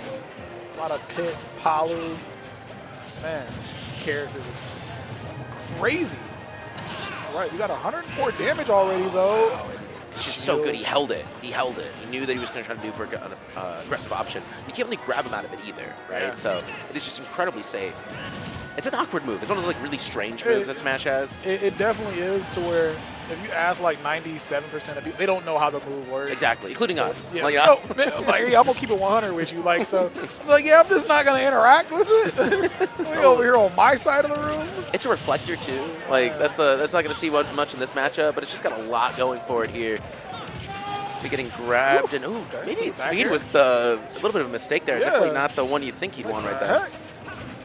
Oh, dash attack into the shield. Just a jab. Oh no. Takes it back to the stage. He's just having an issue with these back airs. These back airs have been doing so much work for Nico, whether it's taking stocks, putting damage on them off stage yet again. Okay. Some shield action going. Arrows down tilts. Looking for it, but you could kind of notice with Nico, right? Every time that they end up in these situations, he gets a little bit closer, just inch by inch, and there's not much Mr. Pink could really do about it, or has been able to do with that. First up smash of the game, though. The whole series. Up smash, and does have his opponent sitting at 76 damage, but you just got hit by Pit and Air. Oh no, say goodbye to your damage. Only 37. Mr. Pink's trying to wonder why he's taking in place, man. He's going to continue with these combos. It was like a gift? How'd you know it was my birthday? I didn't know you wanted more percent, and he just waited for it. He knew that grab was going to be coming through. So back to the stage. Oh gosh, just barely not getting hit by that forward air. The last hit of that nair, you got an arrow. I want to see one of these spikes hit, please. You don't even got killed, bro. I just, for us, just a little treat. Just a little treat. Oh, there we go! Yeah, down there. That one didn't spike, though. Like, we not that hype. I think the spike's really interesting, too. I think he's mainly looking for the knock-up off of it, too. And that's because, like, just notoriously, like, that move just, you don't get the sweet spot, man. Shield's gone. There's no shield Monado right now. Okay. Oh, damn. That's going to come into play, too. There's no shield. No, what are you doing? Yeah, what are you doing? Monado's gone. You can use regular shield, bro. All right, forward air, get rid of that stock, and we are reset at zeros. Nico can end this set right now if he kills him. Mr. Ping needs to win to stay alive. Dash attack going to be coming through, and there is a commanding response met from Mr. Ping. Oh, no. You got to tech those two, my dude. You're taking so much damage. 41 right off the bat. Across the stage, bro. Walk from across the stage. Bro, whenever I see, like, any character, like, do a move like that, I just think about Ike just jab canceling across the stage. And it was like, he can't hurt you anymore. You get the Vietnam flashbacks. Terrifying. But dang, Shulk could definitely hurt you, though. Dude, and it's going to be a lot of damage here for Mr. Ping. He has not been able to touch the ground for 73. He's got to wait out the smash as well, and everywhere that you go right now is super, super dangerous. All right, for Mr. Ping, though, you're at least happy that the smash Monado's gone because he went for that down there through the stage, but he hugged it, which made it to where he didn't get hit and delayed that recovery a bit. Oh, and this damage from him as well. Oh, hits with the arrow. We're even suddenly here, Sensor. It's looking not too bad for Mr. Ping, but I say that with Smash is just out of range. Oh, no! Did it, and then he did it again to get out of there? What kind of that? What was that an option? He said ejectocito, cuz. Holy damn. Oh, absolutely terrifying. That might actually... Down throw? Oh, no, he's waiting for it. That was really solid DI here from Nico just to kind of get out of all the potential options of dying. Okay. Tosses out the sword. That forward air is not going to hit. Ooh, okay. Oh, no. I'm afraid. Me too. I'm terrified. Oh, my gosh. Okay, yeah, shoots out the arrow. Ooh, jabs him up. Gets him off stage once again. The arrow comes out. Oh, but shield. He said, I don't care what you're talking about. The tilt sends him way across the stage. He air dodges through. And the back air. We are going to game number 5. This is what we like to see. Holy. And I think the FD pick has just been doing so much for Mr. Ping as well, right? He's been, well, Nico kind of got the clap back that last game. I still think Mr. Ping, he seems comfortable on him. I think a map change is kind of what we need right now. Oh, yeah, most definitely. Like, bro, when we watched, and I just don't know because we watched the nairs and the fairs across the stage from Nico. It was solid stuff, but I feel like every time Mr. Ping has his back against the wall, he doesn't panic. A lot of the times, your opponent throws out one move and then you want to run in after, but he's knowing Nico's going to throw out a second one. Wait for that second move. Then I have the opportunity to move in and punish. Right, and it's kind of the same thing for Nico waiting at Mr. Ping because he goes, okay, Mr. Ping's going to do a move and he's going to do another, and I got another, and I got to really just like move out of his range a bit rather than try to contest it because I'm going to get hit by another nair. I got to get out of here. And that right there was actually kind of crazy. Like, he didn't finish the jab on the shield, and Nico knew that he wasn't going to finish the jab, and then grabbed him and got him off the stage. I'm like, oh my gosh, who does that? I don't know, man. Kids with way better reaction times. Gosh, the forward smash, but the shield is there. Oh gosh, dang. You could be surviving it, but it doesn't matter about your shield control. My nair is going to poke you here. You're back on ledge in this back air from Dr. Ping. Oh, dang, look at that, man. The arrows have been working. The arrows have been doing a little bit for him, but unfortunately they haven't secured stocks. I think Mr. Ping really just wants that cheese. That's like the one cheese he has. It just keeps your opponent at bay sometimes. It throws off their rhythm. I mean, think about it. Has the green arrow ever done anything? I don't need you slandering my goat like that. That's messed up, man. We can move on. We don't need to talk about that. It was like some of these blue arrows, He's got boxing gloves. Leave him alone. Gonna be jump off and a down air. Covers really good space for him and gonna be allowing him back on the stage. More arrows. And we're kind of seeing as the set progresses, there's more and more arrows kind of threaded through these neutral interactions, right? Okay, and these guys just switch sides. They just run past each other. Let me find out. Is it halftime? Dude, it's like boxing, right? They're like circling each other. It's a lot of colors too. Get off the Thule. All right, the dash attack is going to kill. All right, sitting at 98 damage. The smash is out. Oh, he waited as long as he could. Oh, no. All right, so tried to hit the shield. That would have made him slide off and die, but was not able to get that one in time. Uh-oh. Really there. wanted to. It's 22 damage then. It's really on Nico now to try to claw his way back because this is the first time in 3 games where Mr. Ping has had an early lead. And if you're Nico, this is a little bit concerning, right? You go back to this map, and suddenly Mr. Ping is looking more and more and more comfortable, not only in this matchup, but just like getting off ledge and playing neutral against you. And he's doing new things every single interaction. All right, it's the forward air that's going to kill. Only took 33 damage. Good job just keeping that damage low. Getting the stock quick. I think he's jump scarred. No, it's still there. Make it back to the stage. I just keep seeing too, and this is kind of like a dangerous thing Nico's been doing, is just like he's checking in place a lot of the times, and Mr. Ping's been catching him for it. So I want to see Nico kind of go for more rolls away. Like high key, bro, if you're just better off not taking at all. Yes, yeah. Ooh, okay, up here. 107. Say what you want about Pit, though. Those strings are always stylish. Just 2 hit strings. Yeah, most definitely. They look so good. Ooh, okay, down tilt into the fair. Just goes for it. I mean, I feel you at a low percentage. Go ahead. That's like, it's 2nd and 1, and you throw the, the fly route. You can give it. If you miss it, it's all right. You got the next down. Woof. And this is, again, the adaptation. He knows exactly where Nico is going to go with that back air. Jumps over it, gets his instead, and he's cashing this in now on game 5. Then once again, so he has him sitting at 170, 38 damage only on himself. So, oh my gosh, getting hit with the late box. Uh-oh, now that damage is going up. Now you can't take a risk going out a smash attack like you did earlier because, you might die if you whiff it. That is just incredibly terrifying. And another nair comes through, puts Mr. Ping off stage. Just barely not grabbing. He touched his coat. Hey, like, I saw it. I was like, you want me to go hang this up for you? No, I'm good. Oh, and he's just kind of running in as well. It just goes right in. And the forward throw, all right, killing. Sitting at 93 damage, though. And his lead has not disappeared, not once. Oh, and the shield was gone. We are sitting at 0% each. Game number 5. This is what everybody wants to see. We don't want to see that, though. You got to be careful, man. Dude, every single game has been last stock as well. It's game 5. They've been going to the end, and we're going to see each player's push to their absolute limits. 55% here on Mr. Ping. He has not been able to get out of disadvantage once this stock. Right, makes it, dang, tries to sneak in a back air, finally gets one in. Nico goes to the smash. He shields through. Oh, my gosh. He's just so safe with that shield as well. There's so many things that he can do that most characters just can't. Okay, these guys playing around the up tilt. Goes for something up there, is able to blend back safely. One fair, down tilt. Oh, that forward air not really doing the thing, and some funky type of jab. He does the 1-2-3 instead of the rapid jab, and unfortunately kind of cost him here. Does he die? It's going to be game. Nico clutches out game number 5. That final stock looked so strong, and he will move on in loser's bracket. Holy crap, Sensor. What a set. What a set. Gosh. This top 8 has already been Where's my water? After banger. Water. we got a drink. Give us a second. Gaiaka. Shout out to any water sponsors. We got a few. We got like Wendy's. Who else do we get? Verizon or is it AT&T? I got to be careful. Someone's going to yell at me for saying the wrong one. It's AT&T. I don't even know who Verizon is. We got to get a water sponsor to kind of give us a bit more. But no, but actually, shout out to KU.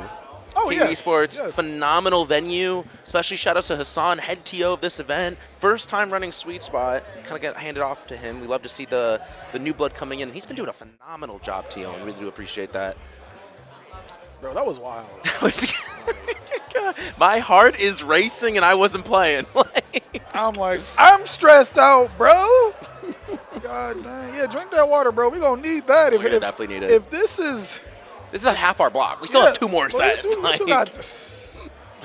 telling me there's more? There's more. Yes, there's more. This is good. There's more. That's what we've been going for. Water, probably over there. Probably over there. I don't know if there's any. I would love water too, actually. Yeah, I had to go fill up at the. Yeah, I'd love water. I had to go fill up at the water fountain thing out there, and I was like, I felt kind of bougie. I'm like, man, dude, it's gonna taste like metal shaving. Like, the heck? Like, they got some over there. Didn't you see the water? What do you mean? They've had it in venue the whole time. Those giant jugs. Well, yesterday when I went over, it was empty. That's true. It's true. They were empty a little bit yesterday. I did it before I filled my bottle before I left yesterday. No, it's this event. I think I've heard Genesis. I know for sure Riptide does it. And then we've been to Warp Zone. Warp Zone does it well. They got water inside the venue, like jugs for people to use. That's always nice. I really appreciate that. It's like the quality of life for the competitors. Yeah. Yeah, they had that at Let's Make Big Moves. They do as well. There you go. Shout out to that event. Always a very fun time, but it was very interesting because like we're all like standing next to like the water thing, and everybody's like, all these cups are individually wrapped. Dude, it was the most random. That happened at Frosty's. They had them all individually wrapped. We were just like, what's going on, bro? Like, dang. The turtles are dying, and we're unwrapping cups. That's I don't know what noise turtles make. It makes something. I don't know. They start screaming. Turtles. Dude, we've been talking about banger sets, though. We've been talking about those, and finally, this one has arrived. ApolloKAG versus Skittles. ApolloKAG, again, a man. Octane. He needs no introduction. He's been everywhere. Oh, yes, most definitely. He just got back from France, actually. I don't know if you've been paying attention to him. Yeesh. He had a 9th place finish at King Con, which was awesome. He says the French scene is phenomenal. He wants to go back out to Europe again. And he just spent an entire, I think it was a week or 2 in Japan. Oh, yeah, he was gone for a hot minute, bro. So there's always like a crazy level up. I mean, when you travel anywhere, like, you know, you want to get better. Yes, yeah, but, 100%. I think the Japan thing is like the American, like, you know, you've crossed that threshold. Like, oh, the Rubicon. Well, it was like, welcome to the club. Yeah. Yes, you went to. So you saw Zamba do it, bro. Yeah, like when Zamba, I was telling people, Zamba's about to win this tournament, bro. He went to Japan. He went to Japan, and he wants to fight Steves. No one is beating a person with that mentality, bro. What's the tiers? It's like American player, and then the tier above that's Japanese player, and the tier above that is the American that goes to Japan. And then it's the opposite, too, because if the Japanese player comes to America, you got, like, AMSA, right? Like, it's like the next tier up. That's always funny. But his opponent, right? Skittles. Now, you can kind of see on the last slide that Honeypot is still on Skittles' most recent events because he's gone to nothing. Yeah. I think the last thing that he went to before even just this was TKO. He was out that way in Nebraska. But he has been mostly working, kind of semi-retired right this second. Just chilling, man. He's vibing. I'm talking about him earlier, like, look at this baller in his coach shoulder bag. Look at him. He's his good. Button-up shirt. He's got the, I don't know, the white girl Nikes on right now. He does got the white girl Nikes. Just chilling. No, and it's the thing about Skittles, too. It doesn't matter how long it's been since he's been to, like, a big event. Oh yeah, but we all know there is nothing scarier than Skittles at a regional. A Midwest regional, man. That is. I was actually talking to him a bit before, and I'm like, I was looking at bracket to see who you lost to, and I see you haven't lost to anyone yet. What's going on? I know. That's what I said to him. I said, I'm making the thread here, and you're not on it. Like there's no upset from Skittles. First time for everything, man. And he was like, yeah, it's nice. I had time to eat. And I was like, that's OD. I was like, you're growing, you're getting older. You're just like, oh, maybe I should play less games. That's so funny, dude. We love Skittles though. This set, I did a little bit of research. I like doing a little bit of research. Okay. So it's gonna be their 13th recorded set, and AK is firmly in the driver's seat. 9 wins to 3, and those 3 wins for Skittles, they kind of come through earlier on as well. They did face before AK became AK back when he was a Luigi main. For those of you that don't know, it was an awful. Thank you so much. Shout out to Albie Fresh. He beat you in Tekken, but he brought me water, so he's neutral now. Damn, it's crazy. His neutral was great. Neutral was great. His neutral was great. Well, it had to be good. He had to get through you. He beat me so bad. I don't remember what damn character he played. I just like, But we have last time they fought was actually the Midwest Ultimate Invitational, which I think you were at, weren't you? Yes, I was. I'm not sure if you casted that set. Probably not. Probably not. But it was 9 months. 9 months ago, which that was the last time they played? That was the last time they played. Damn. And I'm not sure if you've known what happened with long AK. enough for one of them to have a baby. We gotta check It's true. on that. It's true. Gotta make sure. I haven't talked to Skittles about it. Who do you think's having a kid first, Skittles or AK? I don't know, man. They're smashers. I don't know. Maybe Skittles. You take your bets. I don't know. AK's going on lavish, you know. Oh, yeah, he's going to France. He's going to Japan. Fall in love with some chick underneath the Eiffel Tower. Very romantic. Come to Smash Tournament afterwards. Little Scoobert was born.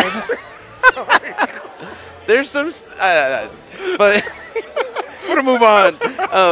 But 9 months is a long time between one set to another. Enough as well that AK has been grinding a lot, and Skittles has been grinding none. That's kind of the funny dichotomy between these two, and it's just been a long hiatus. I think that before even Honeypot, which was back in December, mind you, his last big event for Skittles was Warp Zone 2, and that was in July. So he hasn't really been going to a lot, and he still got it. He still got it. Come on, we've been watching his sets this weekend. And people were sitting there like, why is he only the 4 seed? Like, yeah, exactly. That's how much he's respected.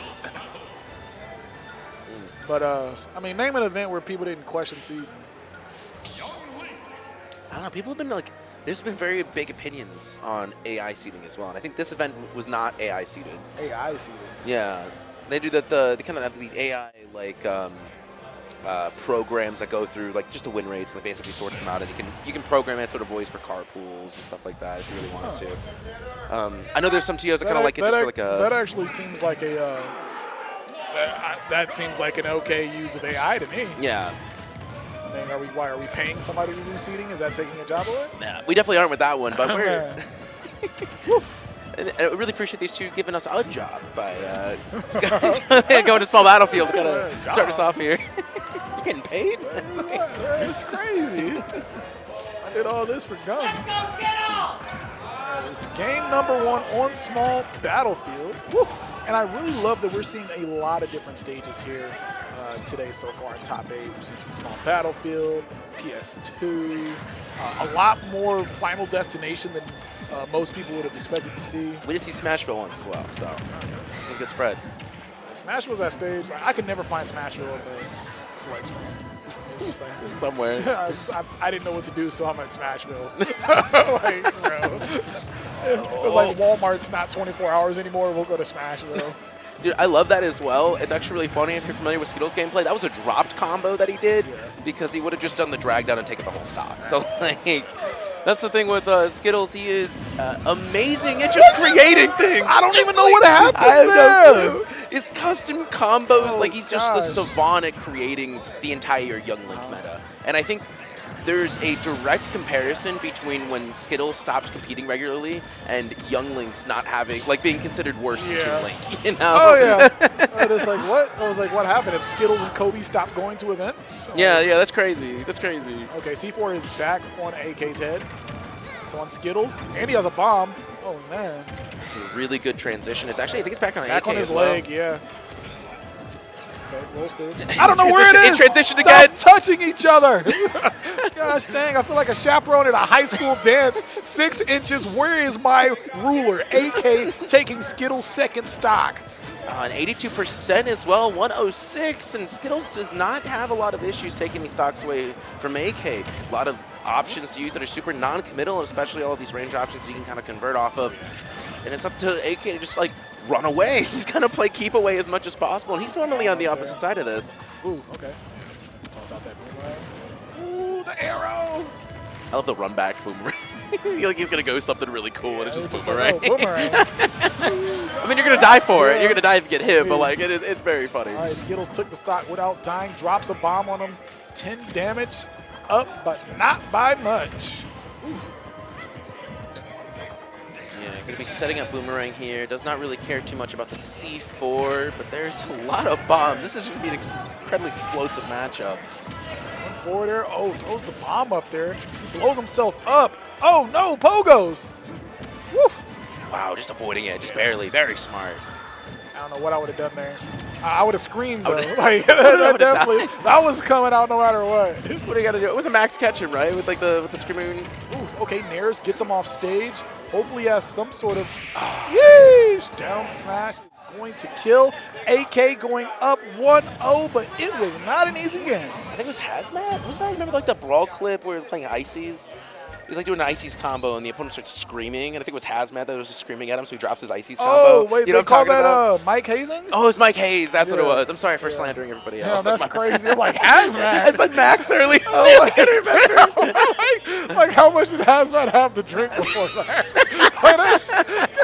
That is crazy. Oh, man. Oh, man. But don't let me see you say next to Hazmat in the video. Well, Hazmat, I have this clip of something Chase thought you did. It's kind of crazy, huh? Walks away from you. You're going to ruin my reputation. Damn, you did it yourself, I know, my bad. Writing it down. Oh, dude, look at that. We're going to FD again. Oh, damn, okay. F-Dizzle?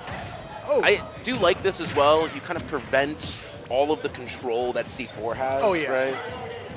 That is so as much as I hate FD, I love it when I'm fighting Snake because I just feel like it gives my eyes less to do. I don't have to look at the platforms. You know, I just got to look at the ground, bro. Did his grab really trade with that up B? That was up B, right? What's that? I think Skittles was trying to up B off of, like, catching the roll-in, and AK went for a grab, and it kind of, like, traded. It was really strange. But Skittles doing a very good job utilizing the stage, kind of keep a very horizontal play, right? Going for that up air, just barely missing. Grabs the ledge, though. Air dodge down air is going to kill. He's sitting at 79%. And once again, blowing up as soon as he lands on the ground. Oh, that was so good. Ooh, damn. Damage. Dude, you're still going. You are in the mixer. Oh, man. You're still going. Oh, gosh. He hasn't touched the ground since. What? No! He missed That's it. crazy. Okay, yeah, into the up tilt. He was like, yeah, you got to die sometime soon, my brother. He's like, stop. Okay. Oh, just barely missing with the forward air.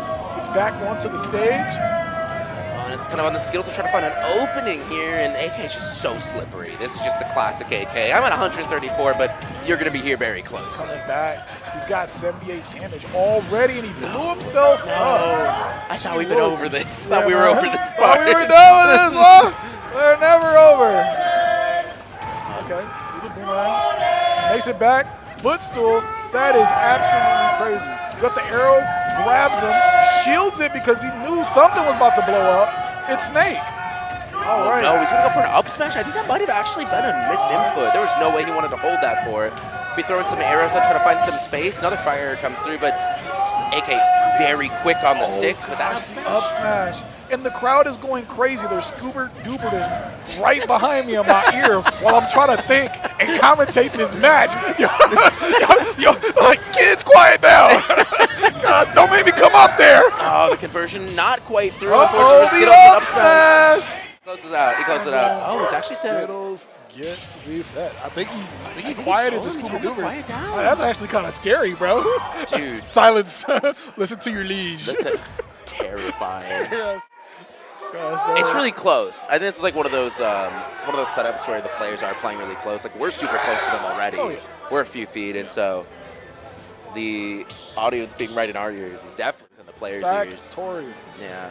Well, 1-to-1, FD seemed to be the pick there. I really liked FD, and I kind of was touching on it, but arrows, so much stronger when there's less place to run away from them, right? Oh, dude, do we have data from the last sweet spot? I feel like they were both the last sweet spot. I can look it up. I got you. All right.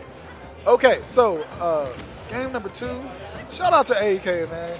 Getting these kids to stop yelling so I can commentate pace. So I can enjoy this grown man blowing up this child. You're really embracing the old man of the scene. Oh, gosh. All right, but, ooh, okay. Gets the grab. That platform really is going to, all right. You know what? We're just going to get some damage, man. These bombs definitely making combos kind of awkward. The platforms messing stuff up as well. You know, you were kind of bringing up, like, what you would do in some of these situations, and I'm just incredibly impressed by Skittles' control over item play, because not only his own, but also all the grenades that he's catching from AK, and he's just on top of using them in a way that's going to, like, lead to a dub some way for himself, whether that's, like, setting up in the future or kind of just keeping the pressure when he's in disadvantage, and it's just been very solid. Dang, the up tilt, picking him up as he's trying to get off the ledge there. All right, just a lot of blowing up here. All right, tosses a bomb in his face. Ooh, into the up air. All right, sitting at 108 damage. Doesn't really have too much life left on this stock, but I mean, one Young Link combo can do a crap ton of damage. And there we go. Oh, dang, just one back here into the down air. Oh, okay. Yeah, he said. And you kind of see the difference between their these two like characters and how they play. He's gonna be fine. Yep. So for AK, when he's got the lead, right, he's gonna try to like stay far away from you, right? He's not gonna try to scuffle with you. But Skittles, he's in your face when he has that lead. Yeah. He's like, I know that my moves are faster than you. I have the best frame data in this game. One of the best frame data. That Nair, man. I was like, dude, don't say it like that, bro. No, I'll just say it. Kill you in the comments. Well, actually, push his glasses. Whose Nair is faster? He wishes he was Shake. It's Little Mag, that's the answer. But Facts, see, we do know. I know you're familiar with the Little Frame Mag one stuff. jab, bro. No one deserves a frame one. Bro, I watched Zero Suit Samus nair a shield. Someone parried it and still got punished by hit with the jab. Yep. I'm like, get this malarkey out of here. Oh, dude, I'm looking at the last sweet spot Skittles 3 Yoda AK winners. Okay, that's why I wanted you to look, because I felt like, so when we saw like the silence thing, it like gave me like a flashback. I feel like this happened before when they played, and it might have been at that last sweet spot. Skittles won. And then AK won the run back in losers finals. So this is sweet spot classic basically. Ooh, okay. Up tilt's gonna kill. AK is sitting at 159 damage. A nair could take stock. Uh-oh. Okay, we got an arrow, or maybe one of these grenades will do it. At this rate. Yeah, there's a lot of things that are just gonna convert into it too. You see Skittles kind of forward throw, not gonna yet kill. Not at ledge. He grabs a bomb. Oh, damn. Oh, that's OD. Yeah. Get rid of it this is my type of explosive. This is the wrong one. Man. It's got the discount bombs, right? Uh-oh. Back here.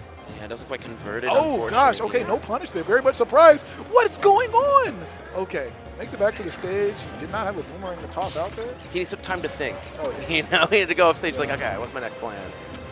I always imagine he has like that, he's like doing like trigonometry in his head while he's doing explosives and throwing these grenades. I think geometry will suffice. Like, man, bro. No, it's advanced. It's the next level here. Anybody can do geometry.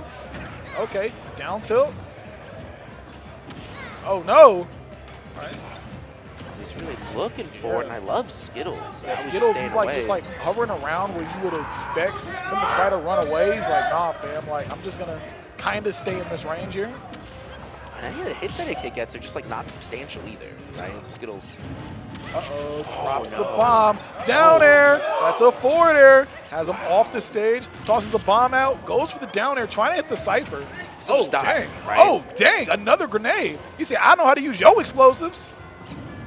I'm going to be setting up that bomb there, just kind of like punish him as he tries to run off. Still puts pressure on 126 from AK, and he's in a little bit of a scary situation here. Uh-oh, comes in. Oh, the one hit of the fair grenade sends him up. He wasn't going to die from it anyway. The nair, and another nair because he could do 2 of those out of a short hop because this game makes sense because Youngling has the best frame data. You said that. I was right. You did a dash attack, and he was able to nair after censored. I know what you want from me. It's fine. I want justice. I want justice for my peoples. Justice is out already. You're not going to get that anymore. I definitely didn't want no damn power. You keep that, bro. Keep it away from us. Dang, man. If the best character in this top 8 is Snake, we're okay. Get some pit. Hold the power. Like we said, this is a classic Midwest matchup as well. We always see these zoners, whether it's like Welfare Pickles or all the Mega Man. If Kronos decides to slide through. Yeah.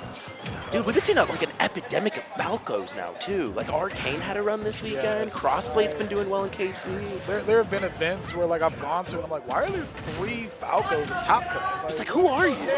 Go away. Please. Give me my zoners back, man. I play Donkey Kong. It's rough. Bro. It's rough out here. Right. Dude, going to be going to Game 4, though. Back to small battlefield. Okay, and up tilt. AK taking the lead.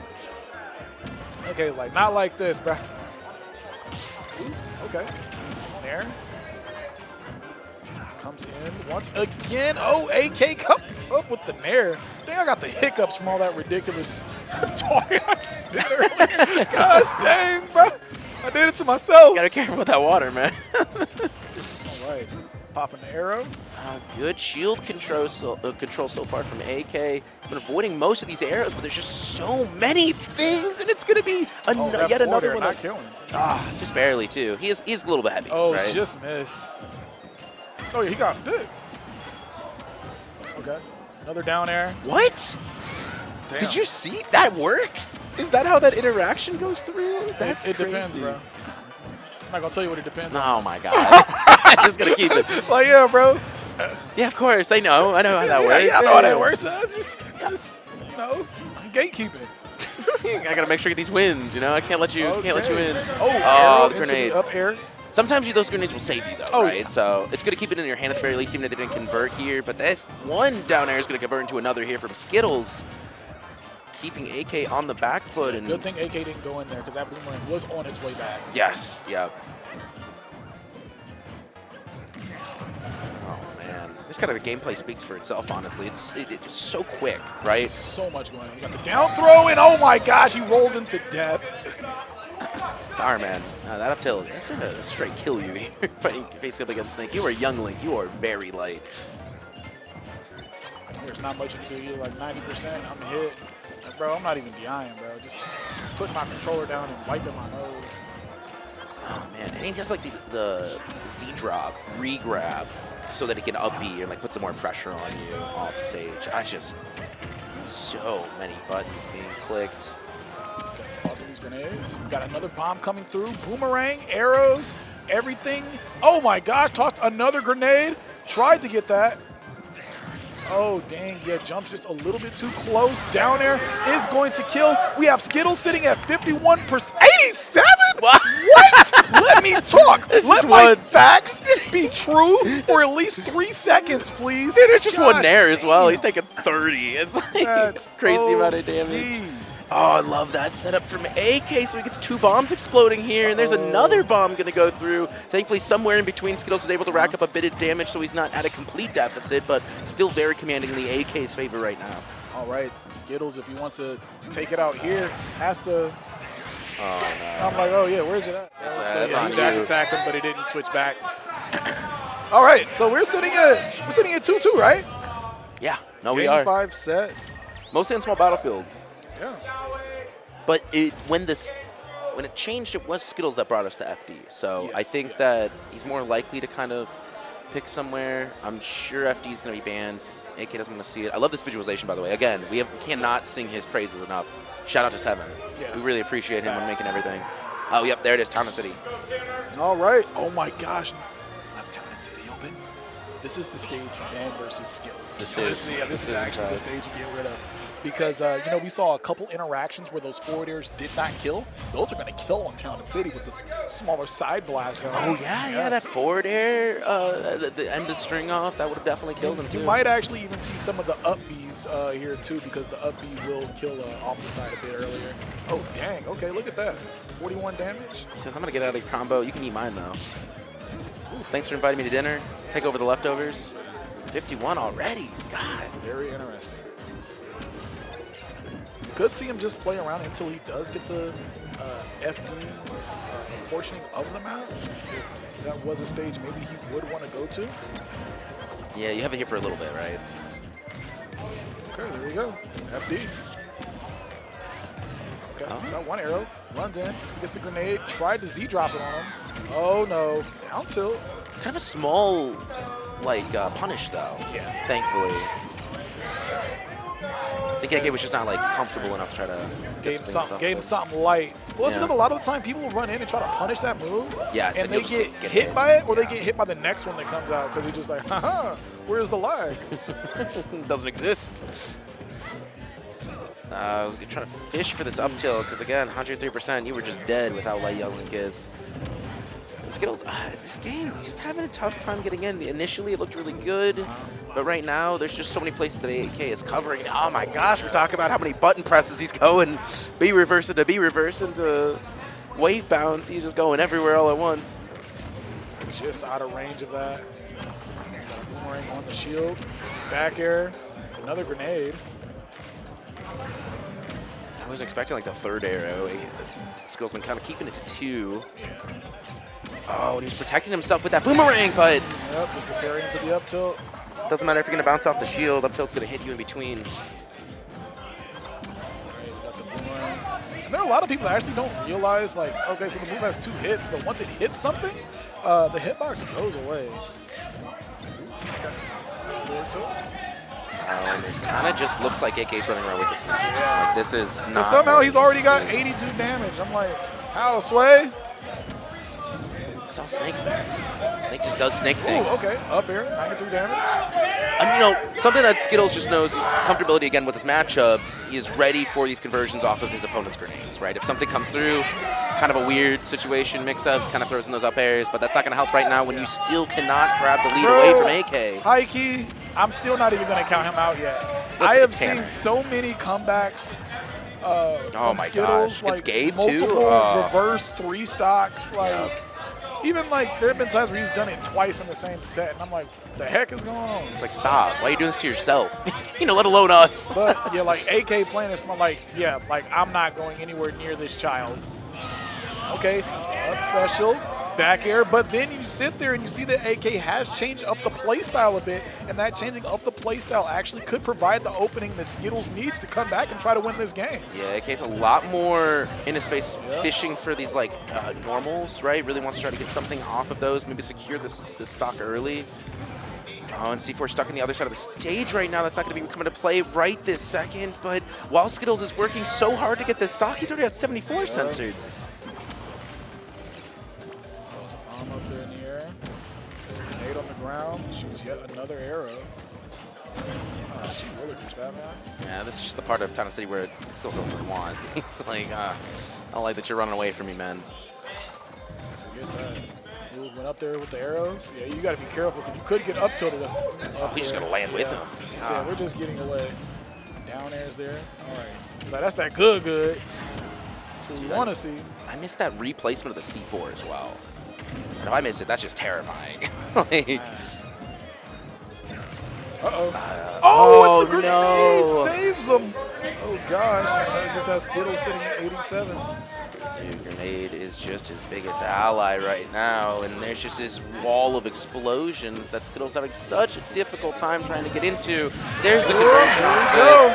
All right, Skittles is sitting at 90%, which is it's not impossible. Yeah, like if he gets hit once though, and up tilt afterwards would finish him. Yeah. Okay.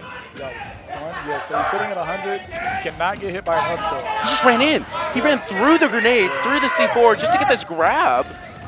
Through the fire, bro. Oh no, there it is. That we're in well within up tilt range now. Oh, it's the C4 that we forgot about. Oh, I was so surprised. You see it, you got to think about it, because. All right, AK sneaking away with that victory. Game 5 with the head shake. He is probably, like, that's one of those ones, like, I won, but it was still a bit too scary, a bit too close for my comfort. I got to make sure I sharpen my edges for these next upcoming sets. Yeah, and I think that he's just like, he was talking a little bit earlier, just feeling like he's got to shake off the webs, right? So.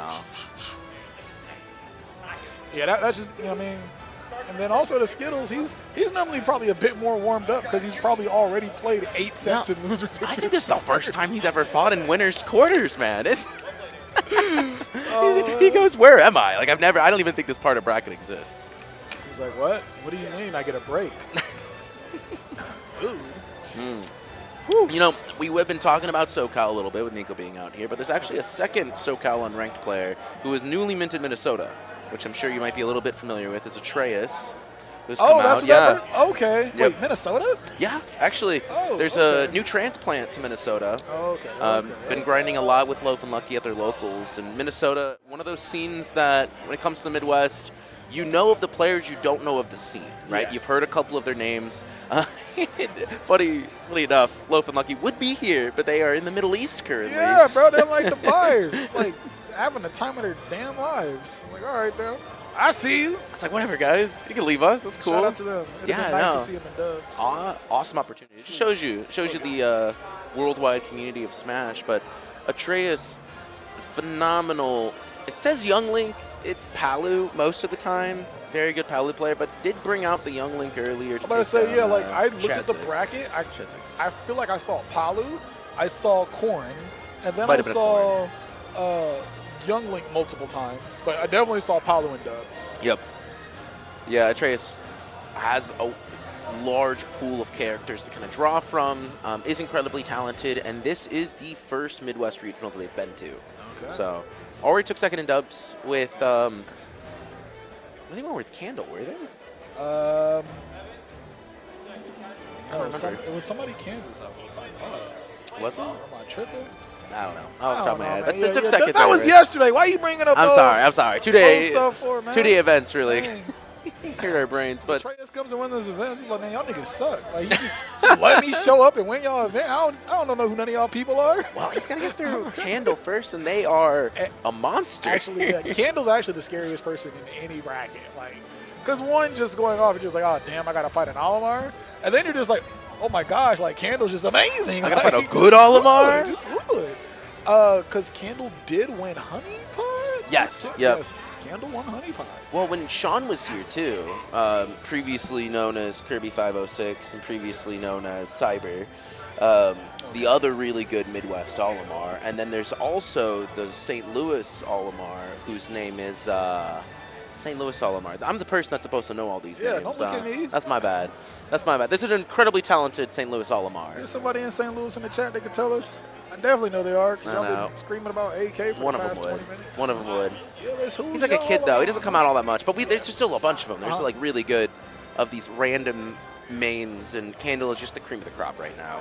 And 3-0 Chumples, 3-0 Ploopy, and the only game that he's taken down, or they took down this entire time, was Nico. And otherwise, incredibly commanding tournament experience. Doman? Doman. Yep, there you go. Thank you in chat. Yes. Pog! Shout out to Chew. Is it Chew? Oh, there we go. Chew. There we go. Chew's just shaking his head. Dude, I know if I say anything incorrect, if I say anything wrong, Chew will be there to correct me, and I appreciate that. Gotta have those people keep you honest. He does have Young Link on the screen, so maybe he's gonna be starting Young Link? I don't know. Very strange. I didn't even know they had a young league before this weekend. I look up and they're fighting Shadik. I didn't know the person existed before this weekend. I know. So, it's just like, it's crazy, man. I'm going to top you. Every time I'm just going to top you, bro. Feels like I'm enjoying this set. I'm loving the whole tournament. Yeah, it's all great. Like, it's all gosh, great. The whole thing. You've been having a great week. My month has been phenomenal. Nobody likes that person, bro. The one is just like, oh, wait.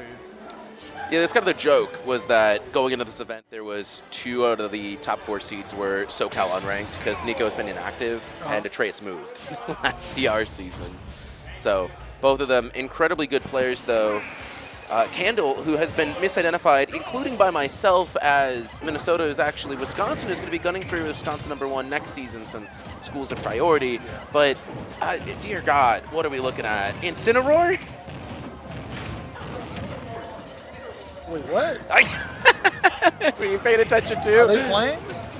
They're dead. He just died. No, that's it. No, this nigga's not playing. He's getting bodied, bro. He thought it was a button check. He goes, wait a second. All right. But, you know, in theory, right, this matchup, I mean, he's not revenging. Okay, there we go. There it is. This matchup, yeah, that happens. And then he whiffs the alone whip. Candle's like, this is not my first time here. I've been here before, man. Like, I've played against a bunch of crazy. I've won a coin box. Yeah. I don't care. Facts. I like when you look at it. Look at their match history. It's just like a 4 or 5 coin boxes. The most recent tournaments. They've been really grinding it. Wi-Fi warrior to the extreme and can match it with offline results. Not many of them can say that. That's what a lot of people like. I just always thought that was just so weird when people were like, these people can't do it offline. Literally all of these people that were doing well online did well offline. Like, you're all stupid. Kiriash, I don't know how to pronounce his name. You got Onin, right? Candle, there's so many of them. Desmona, remember Desmona? That was really good as well. That stock just going to be taken. Spargo, that's when he really started getting big. Yes. Good beforehand and phenomenal at the end. Even Zamba, right? Very good. Sonics. Did a bunch of Sonics, yes. All everybody, the names. We're all here. Mia, Akala, all forward tilt. All right, so this is kind of... Where'd the stock go? Into the blast zone. That's all that matters at this point. All right. Here we go. And actually, this started off as a almost sure Candle win. Did all 3 of them die? It was 1 there. What? Okay, maybe the matchup has never been okay. Like, I've complained about a lot of characters since the beginning of time. No. And Incineroar was like a day one, I don't like any of this, bruh. Because we play a lot of dubs in the house. So, like, oh, dang, and that's a dub on the board. Right off the bat, that's the quickest game this entire block. Oh, yeah, most definitely. I feel like we didn't even get to, soak in, to the match. We didn't get to marinate. Like, it was just like, well. It was PS2 at least. Yes. But, yeah, we're sitting here. We got the 2 and the 6 seed. A lot of people like, Candle 6? Y'all tripping. Including me. Including you. It's actually, I mean, looking at it, I might have put Candle as the 2. Yeah. No, 100. Yeah. Okay, I'm just making sure that's I'm not crazy. tripping, That's bro. not crazy. Candle at 2 would be like, okay, that's fine. Like, you know, and there's this actually, from a TO perspective, right? I've TO'd a little bit. Yeah. There's this thing where you go, I want to underseed my region because if my region does poorly, right, no one can say that I had bias, right? And my region does well, every single win is an upset, and then we look really good, right? Oh, damn. So no matter what you do, right? Stop, I hate it. This is crazy. Oh, no, man. stop, I hate this. Dude, that's the second in a row right off the bat. Like, it's always the first stock. He just does not get to, there's no fun. I'm kind of surprised that he stayed. Well, I mean, did you see how close the game was?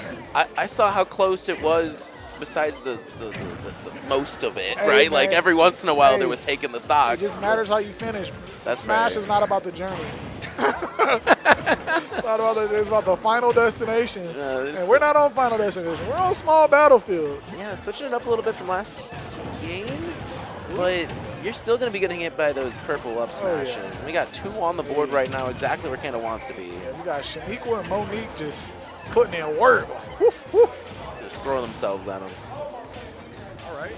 Ooh. barely missing that nair that murders vegetables. It does. It just, that was actually crazy. Ooh, and the up throw killer. Are they canonically just like, I know that they like grow. What? Talking about the... Do we still classify them as plants? What, the pigmen? Yeah. Yeah, they gotta be. They're kind of like Look animals at that leaf too. on the It's head. like in between. You know, like Name there's like one fungus. animal with a leaf on its head. It's a fungus. Okay, so that's a different, because you have plants, you have Animals and you have then fungus. That's what I'm fungus. saying. So I'm like, I don't think it's a fungus, bro. That's fair. That's fair. We'll ask Candle afterwards. Gosh, dang it. You're upset. Like, why you know this information, Candle? Gonna be getting back on the stage and gonna eat immediately with that whip. Uh-oh, okay, that Nair once again, dang, murdered everything. Plants, animals, fungi, if there's fungi on the stage, all of it, gone. Ooh, okay. Oh, that Nair took the kids, man. It was just a rough one. Down tilt coming through. Gosh, dang, where'd you get him a divorce? The kids. They weren't even mine. I took them, though. I'm that petty.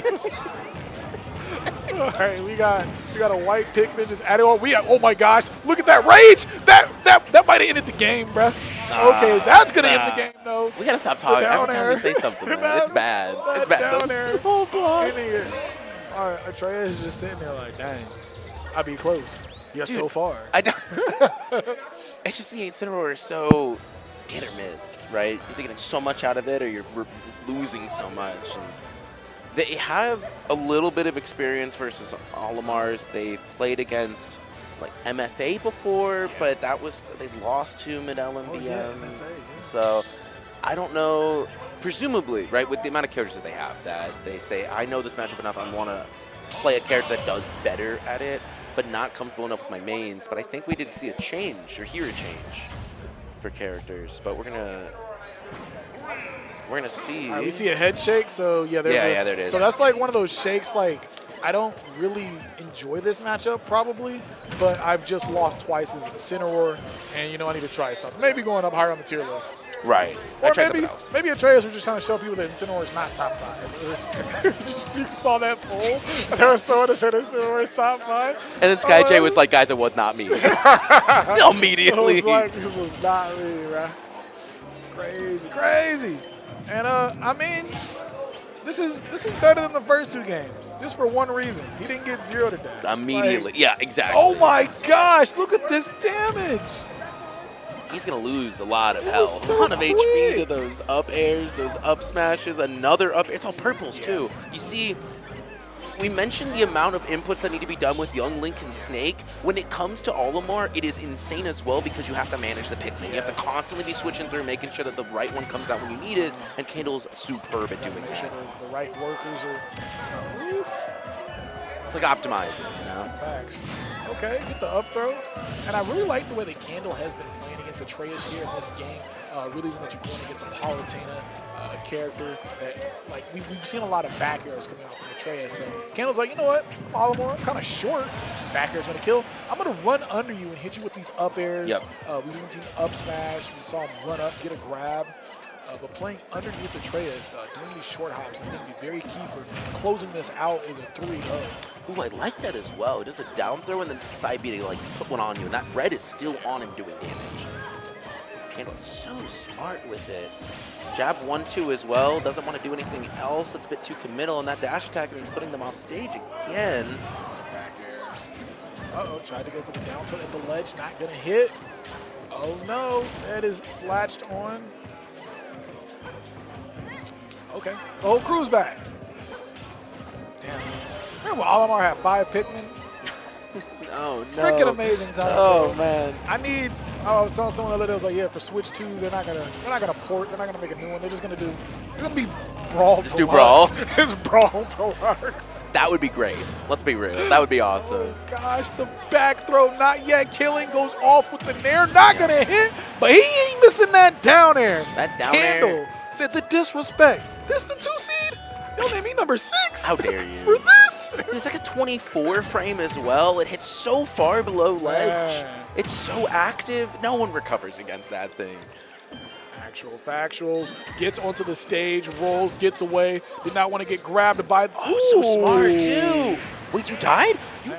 Where was the percent? Not smart enough, bro. Where did he It was get like go? 67 on Dude, Town and I City at don't the know. ledge. That's I purple, don't know. bro. He's just And he gone. had Rage, 117 damage.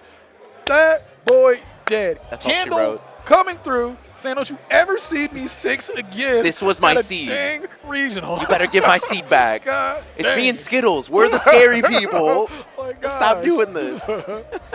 It's funny though. You talk to Candle and they're just so chill about it. Oh, they're yeah, like, most definitely. it's fine. Like, yeah, I'm just here. It's Yeah. different. I mean, really, when it comes down to it, a lot of times when like seeding things like that happen, it could be just to get it so they're not playing the same people all the time. Yes. Or to Yep. stop team kills, things of that sort. Well, and sometimes it just fixes itself. Yeah. Case in point, right? You Yeah, could be there- like, there oh, we well, go. he should have been the second seed. Well, he could just grab the second Well, seed. then, There's like, a good yeah, argument for like, that. I mean, he's that good. He's going to take it. He didn't complain. He just beat who was in front of him. Yeah. Well, I guess that's it for our block. Yeah, I think that might be it for We're us. gonna pass it on. We had a good time here. I think so. Or I wait, think maybe no. we got 2 more. Well, yeah, actually, we have one match. I've been telling you the entire we did time. 4 sets. I've been lying to you. Wow, I'm that's so crazy, sorry. bro. I can't trust you. I was actually trying It looks to. like you guys get to hang out with us longer. You did me really dirty yesterday, so I had to try to cut your block. No, bro, people been doing me dirty all week, and people were like, well, since we're Black History Month, it's gone now, so we're going to treat you any sort of way we want. Oh, my And I'm God. like, this is crazy. Like, when you put me on stream Hold first up, match hold up. versus Amendment, Don't he be pointing did that to me. fingers. He Don't made you guys watch me get my ass beat by Amendment to start off singles. I didn't know it was a Min-Min. I wouldn't have done it if it was. I knew it was a Min-Min. Their picture on everything was Amendment, even dressed as Amendment. What? I set up the matches the night before. I didn't know Poggy was going Min-Min. I'm sorry. crazy. I'm so sorry. We have too many Oh of them. my There's too many Min-Mins. It's an gosh. epidemic. And then you know what I had to do? What? I had to beat the Nebraska homie and losers right after. That's the seeding. That's the seeding fallout lane. Although the set that put them into losers was amazing. If you guys did not see that yes, set, yeah, that Blue was a Jay great- versus Spice, Yeah, Spice. Yeah, phenomenal Spice set. Go back and watch it, and then come back to top 8. We probably got some time while people are transitioning over. Who's in charge of this? Do I need to go grab people? I just went and did it. Oh, did you? Dude, shout outs to Seven, our Shout out stage to manager. Seven does everything. Once again, shout out to Seven. I'm pretty sure He does the did all- cooking? yeah, like just did like, man, look at this. See? Dang. That was great. Crazy. See, look, you can see the honey pot. That was December. March, we are in March. That is a lifetime in Smash years. 3 Yeah, months is like it really is. incredible amount of time. Oh, it's actually Grands though. If you want to flip over to Wichita Melee, Grands is going on right now. Reese versus Lemon Juices.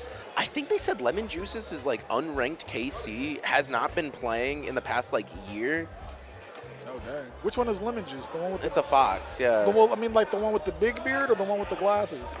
I'm not a Melee player. What am I supposed to know? Why are you asking me these questions? What are you doing? I don't pay attention. Oh, what I a feel like it's the banger one. Like, matchup. I feel like lemon juice is probably something people put in their beard to like help it, get that sheen. So we're Yeah, gonna go you with get your lemon that. juice. Yeah. There's Oh, no weird dang. names. All right. We gotta start commentating that. Got the back air. really? Got another back air. That is kind of hype though. Every time I like watch an older Smash, I'm like, oh man, I miss ledge hogging, bro.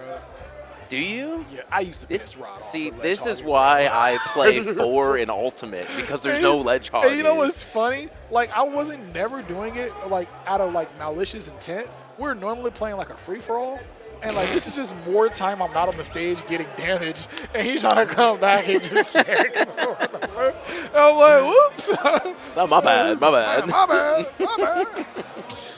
Man, Skittles and Nico though. This is a Yeah, banger. yeah, set as Mr. well. Information guy. Yeah. Oh no, you gotta give me a need second. you need to stall so You you gotta give can me a look up second. You gotta the give me a information. second. I actually don't know if they fought. That's actually my problem. Okay. I don't know if they Yo. fought. No, they haven't. This Shout is the out first to time. shout out to Twitch Trash. Shout out to Strides if that's Strides I see in chat. What do you guys feel about the Young Link Shulk matchup? Something that I just really don't think that's a matchup you see too often. I'm actually trying to see really quick because we have. Oh my God, has he not fought Chumples even? We have a Shulk in the Oh, yeah, I Midwest. played We have a couple. Chumples once. But Chumples is the KC Shulk, and I would have thought that Skittles at some point in the time span would have played him, but has not. So really, kind of just like a new matchup in general for Skittles offline. Skittles, another one of those Wi-Fi warriors. He is a beast online. I don't know how he does it, but Oh, so we're actually going. We're going. Yeah, we're just in. live. We're just live. in. We're on PS2, All right. man. Arrow We're started off. up there. I looked up at the thing. Shout out to the people in the crowd that can't watch it because they can't watch a commercial. But right now we have Nico with a ton of damage. Got Skittles off stage. Oh, he didn't do it on purpose. The Skittles top, bro. Does it all the time. You gotta, like, normally you gotta get that milk in, bro. You gotta let him know. This is holding it down, too. Like, Skittle, he is the one that holds down the Midwest. He goes, I don't know who you are. I don't know where you're from, but you're going back home. We're packing. I can put your bags in the car for you. You ain't got to go home, but you got to get out of here. You got to leave. On me. This is my money. This is my regional, man. Like, pack this up. I know you need money because it's dumb expensive to live out there, but... Oh, dang. Oh, why'd he go? Okay, he might die from it. Yeah, I'm like, smash. Like, why did he go so high from an arrow? Oh, that's it. You can't count it. Bow. See you later. So you know something is crazy guaranteed if you see a young Link throwing out a smash attack. Yep. It's gone. Like, you were dead. You were dead 15% ago, but you were very dead now. I was going to go very low. And oh, dang. He kind of he didn't go as low as that last time. That was a nice mix-up in the timings there. And then this time he didn't even go low. He's like, oh, he's got the tether. He's got the tether, so that's really good with him. Kind of mix up his recoveries. And Nico, it seems to kind of be relying on your opponent being on ledge and trying to get back, right, with those reversal upbeats to secure a lot of stocks. We saw that with the Mr. Ping set, or at least at the attempts with the Mr. Ping set. I remember that game 1. Can we talk about how, like, any other character would have been dead right there? Okay, so there he got the up special. He tried the up special, but because Young Link can throw out 2 aerials in a short What did you say? You said he was like had the best frame data? I remember. That's Ooh, okay, goes through, lifts the grab, gets the throw, though, and he's already sitting at 109 damage. Well, that's 40 for 2 hits. Yeah. This character's cheap. They say other characters cheap, but most deaf. He's Buddha. Oof. Okay. Hero comes back up air, and that's going to kill. Dang. You're gone, man. Sorry. I'm not used to seeing, you know, like Schultz just be dying like this without seeing like a couple shields come out or something, but I mean, I think you just attribute that to the confirms that Young Link has. They said, oh, you coming off stage? Back. Well, it could be like the familiarity as well. He goes, I don't know if I'm actually dead here. You know, maybe I could live this one for the next one to come through. Oh, no. Are you dead? There's no way. Yeah, that's Young Link, bro. Big Link, he was dead. Oh, yeah, for sure. I almost thought he grabbed the bomb off stage, too. Skittles, known for his bomb stalls as well. Oh, yeah. What? He contests it with his frame 3 nair? The thing is insane. It just does it immediately. A little baby booty is crazy. Oh, you're done. Went for the up smash there. I wonder if maybe you're supposed to get it up air. Okay.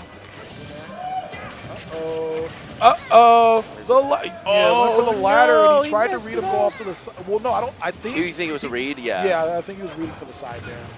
But he faded back the other way anyway. But that's always the question. Was it a read or was it a misinput? That's always my favorite. People are like, oh, that was kind of raw. Yeah, bro, misinput. It was a raw misinput. There you go, see? Oh. He just grabbed him. Yeah. Get his foot out of here. Okay. He just wait. Yeah. He's got the bomb, too. He's good. He got the ledge. He got the bomb stolen. Forget that. He's like, it's gone. He would have died, too. Oh, my gosh. Oh, he almost reversed it entirely. Just a little bit slow. Waits for an option 2 after the bomb hit. Oh, he jumps with him. He's just right here, man. You cannot get him off of you. Went for the up tilt. There's the Zaire. Ooh, man. Oh, the forward tilt. No. Not yet dead. See? He's got that bomb still. He's so okay. Oh, wow. I thought he was actually going to run up and grab it. It would have done it there, but I don't think he... This is crazy, bro. I think he really thought that Nico was going to spot that. Once again, got an arrow there, and the nair is going to kill Skittles' little booty. He's just gone. Taking it, bro. Little shoe man. His size 2.5 child shoe. Smack shoe with the blast zone. The lack of emotion that you see from Nico. He does a very good job at composing himself, even after losing. Even after, like, these, like, the close games. You know, like, a lot of times, like, you'll see the frustration in people's faces. Yeah. He's just like... He's almost kind of got, like, a death stare. Because you see him drink the water, and he's, like, staring you down. He's just like, I need this to live. Skittles, though, another one to play that's, like... The only time that I've ever seen him have a lot of emotions is when fighting Rocky. That's the only person where he gets, like... Man, yeah. Big breath of relief when he loses or when he wins. He's done with it. Oh, you can get out of that entirely. Thing with that. It's kind of scary though, because then you're right next to Young Link again, so he could like grab you and combo you again. And if you time it wrong, you can just do up B again. Okay. Oh, didn't set a boomerang. Wanted to just try to put the pressure and himself. he tried to roll in to get away from that, but I mean the sword is just that big. Steady dash attack.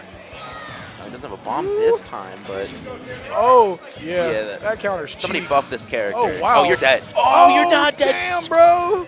Quick switch. There was so much cheating there. To both characters. Cheating. Holy crap. These ones for sure aren't honest. Gosh, damn. Give me my honest characters back. Where's Pitt? Now I see what women complain about. All men do is cheat. Here they are, case in point. Yeah, that's crazy. Oh, you're dead. You're gone. Oh, No, did he wow, do what? shield? Oh, he didn't do shield. I thought he did shield somewhere. He barely lived that one. Just lived somehow. Got it again. Yep, see, that's why I was like, bro, that shield's kind of scary because it just gets you right back next to him. There's And no now, bomb. you get, no, he's got it in his hand. Oh, he does. He does. He's He can just chilling. stall. Yeah, he's stealing it. Yeah, he's like, I'm not dealing with that. I feel you. Yeah, just toss it out the. Ooh, okay, there's a back air's back gonna air. get rid of it. Such a solid option for Schultz, but it just seems like it looks so committal. Oh, right? It looks like it's not going to hit people, but it does kill relatively early. It is consistent at it. Ooh, okay, forward air's gonna kill. So yeah, as we both know, Schultz does have commitment issues. Big cheater. We've seen it multiple times in that first stock. Okay. Oh, up special. Not gonna hit there. Got a parry. Not able to get anything. Just trying to close in that space because that disjoint is so big. Even parried, he was safe there from Young Link. Incredibly safe, trying to go in here, but he is going to be met with a wall of nair. Does get Prader as well, but Shield Model puts him out, and now he's all the way off stage. Such Oh, he almost no! Yeah, it's just like, that's crazy. The down throw goes into the smash boomerang. Okay, so I know that Shulk has like cancels off of the animations, right? Is there always an animation for that? He like does a pose what? after he goes to smash Minato. Oh, does he? He just like puts his hand up in the air with a sword. I don't be paying attention, bro. I just be looking at my character. That's what's fair. going on over there. I don't really care. I'm trying to make sure my stuff's Like, clean. I'm looking for the next available open spot to be away from you. I know you got to try really hard with your charge shots. You got to be like, I got to look at this, make sure it's. Make sure the spacing's optimal. You know, it's got a small hitbox and everything. Yeah, of course. Trying to. What are these gun noises? I love that. Ooh, okay. Young's got a Glock, man. You got to watch out. He's going for a little bit. He's got to wait out. Parries to wait it out. Ooh, just barely missing there. Right above. Shulk Nair into the dash attack. This is a lot of damage before there is going to kill them. Yeah, I see a breath here from Skittles as he goes, all right, I have a lot of percent. You're so dead. That up B covers a lot. Yes, it really yes, just it does. It's got a, for all of Young Link's stalling, right? For all the different ways that he can kind of recover, if it's high, low, if it's just like waiting for the bomb to hit him. Young Link can, you got Shulk. Shulk can go really high with it. If he can go even higher, he's got jump. He can go super low and still get back. It's kind of a dangerous recovery to deal with. Kinda? A little bit. Just a tiny bit. A smidge. I think it's silly. Silly is the nicest word that I could have used to describe that move. Most definitely is. Oh, and you know what? It's actually, so as this like message one, I'm pretty sure Skittles actually did play Dark Shad before. Because Dark Shad played Shulk in this. I forgot about Dark Shad. What? Yeah. Damn, that's rude. You forgot about Dark Shad? I know. Well, the thing with Dark Shad, right, is I'm not actually sure how many sets they've played against each other, considering it's not. It was way in Ohio, right? He used to travel out here a lot more, but I haven't seen him in an event this way in years, I think, actually. I think it is years. Because Gateway would have been the one who would have been like, oh, yeah, Dark Shad might go to that one, and he just does not travel anymore. I miss Grand Chad. Pouring on for Grand Chad. We're going to better things. Okay, but it's game number 2. We are looking at PS2. This guy's going at it. Flailing projectiles from Skittles. Just running through these Minatos. Uh-oh. Wow. Oh, gosh. Got the one drag. He wanted to continue it, too. He was like, maybe I can get something else off of this. Ooh, okay, down there. Not going to kill. Uh-oh. Okay, he rolls in. Every time he tries to roll in, what is he supposed to do there? Where you going? Where you trying to run from? Okay, the forward throw. Hot damn, was that bad DI? Because, I mean, he was like 160 mid-stage.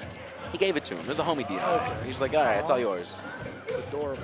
I don't need this. Oh, dang, okay. Gets hit with that second. I feel like that has like a splash box. Like, which one? Well, not even a splash. It's just like 2 hits. The down air is 2 hits. Oh, yeah.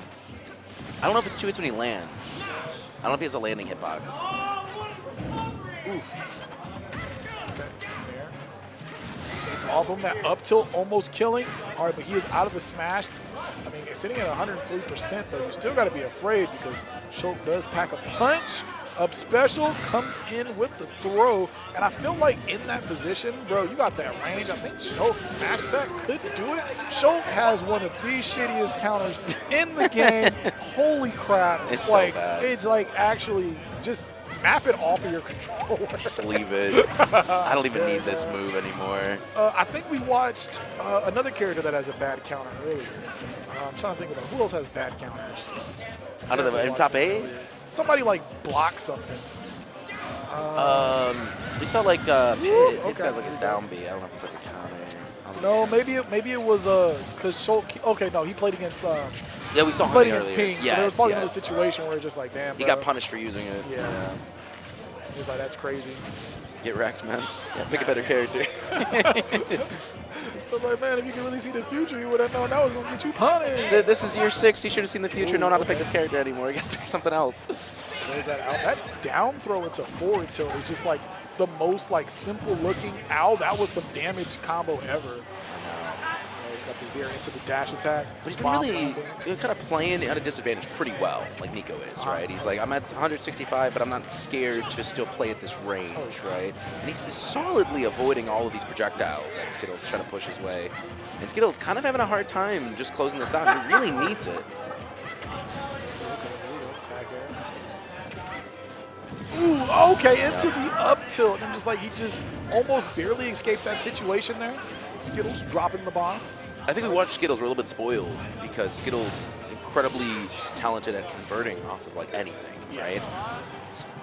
Young Link does have kind of some issues killing, you know, at those high percents because those 1-2 punches aren't going to really work. He really has to go for more of a harder read. Back air. He just went off the stage, got rid of that stock. You know, Skittles probably hoping to get a little more damage onto that stock before dying. Okay, just throws the bomb down. It's the boomerang. Uh-oh. Dang. He says you're going to get punished. I got out of there, got right out of the shield after that because we did see the last time that happened, he was able to up special again and just put him in another combo. So good stuff from Nico getting out of that Monado in time. Yeah, we like to see the adaptation here. He's still going to be off ledge, unfortunately. Can't really adapt to the frame data. One fire arrow does not convert. Has to do with the boomerangs as well. And it just like takes up a lot of mental space, you can imagine, right? Trying to keep up with everything all at once. Damn. Oh no, this is scary. Yeah, you could have It's like when you see Shulk fly across the stage and you're just like, oh, yes, he's in Smash right now. Okay, back air and boomerang damage. Oh, no. He's still alive, but... We saw Mr. Ping try to contest this stuff too, and he just was not able to do so. He's still alive. Oh, okay. I'm like, there's no way this is over. Oh, parry. Oh, and he goes for an tilt up as tilt. well. Back air sends him off the stage. Not yet dead. Okay, he's gonna chill.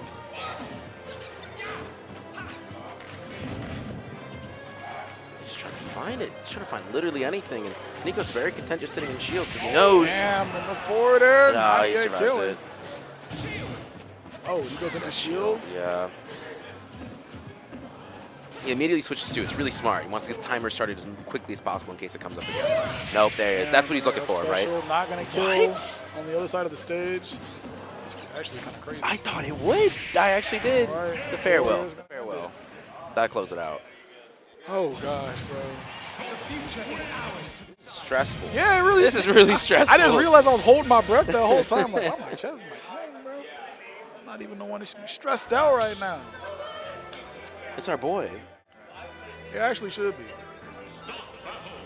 All right, so we're moving into a game number 4 here. Maybe a different stage finally. Seen a lot of PS2.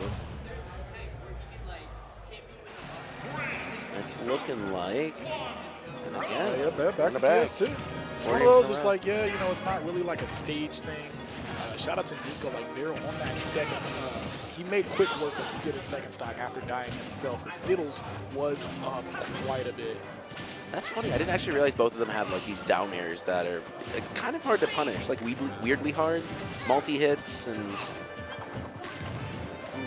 kind of large as well. It's safe on shield once you do them correctly. I mean, these characters have a lot more similarities than I thought. We just got swords. You're right. My bad. It's like, I didn't realize both these characters had swords. One of them's got bombs, yeah? One of them can survive bombs. That's true. To the Mariners, off stage, and another. All right, goes back to the stage there. To the arrow, goes for the fair, not able to get the kill.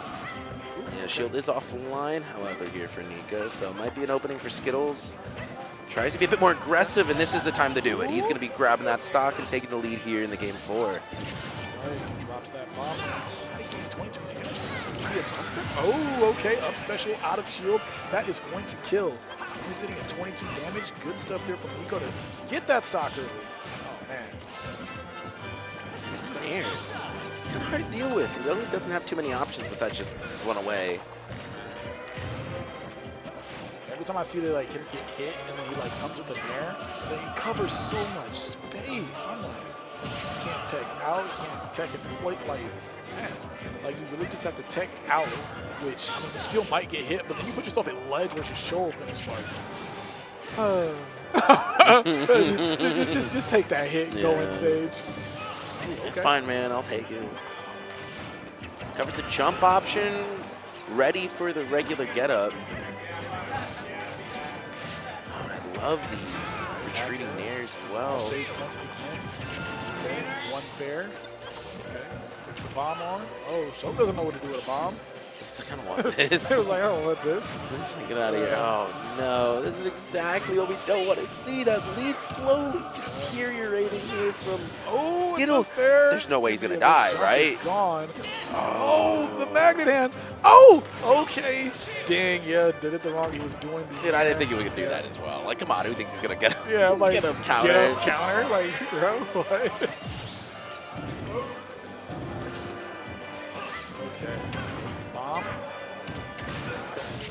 To the shield. There you go. Like, that's crazy. You got damage, but he's like, I got damage, bro. It's a good trade. Good trade. He spent the shield art, but craziest like, trade bait ever. It's like 15. I almost feel like he could get more out of it. There's got to be a way to like grab off of the down air. Ooh, okay. There, he's got to jump out. We got the 1, we got the 2. He goes for the 3 forward. He doesn't find it. To the stage. At this point in time, woo! Okay. Oh, with the 1 check. Okay, down tilt. Oh my gosh, into the shield. He was like, all right, I guess I'll give you a couple up airs now. All right, we got 1 arrow. It's like, to the dash attack. He's fine. And that's, yeah, not going to kill. Back to the stage. Oh, dang. All right. I'll do it. All right, forward. I like describing moves as rude. I kind of felt like at that end of it, it's like, yeah, like, I've lost this one. Right. He just got like, he's like, okay, game 5, next. Let's go next. Now. There's no way I'm going to be able to avoid all these quick hitboxes you got. Describing some moves as rude, and I think the Shulk forward throw where he's just rude, like yeah, it's like a ragdoll. Like, yeah. Some of them are pretty funny. You keep leaving your pillows in the living room. What are we looking at there? What's going on in the melee screen? I think they're announcing an event, and they just put it public, live. I'm hoping we get some full screen coverage now, though. People can stop standing behind the players. All right. So, oh, dang. We got moves. We got game 5. Another game 5. Ah, another. We've had some good sets, man. No, we've had really good ones. The fastest one was that Candle Atraeus set. That was like blink of an eye.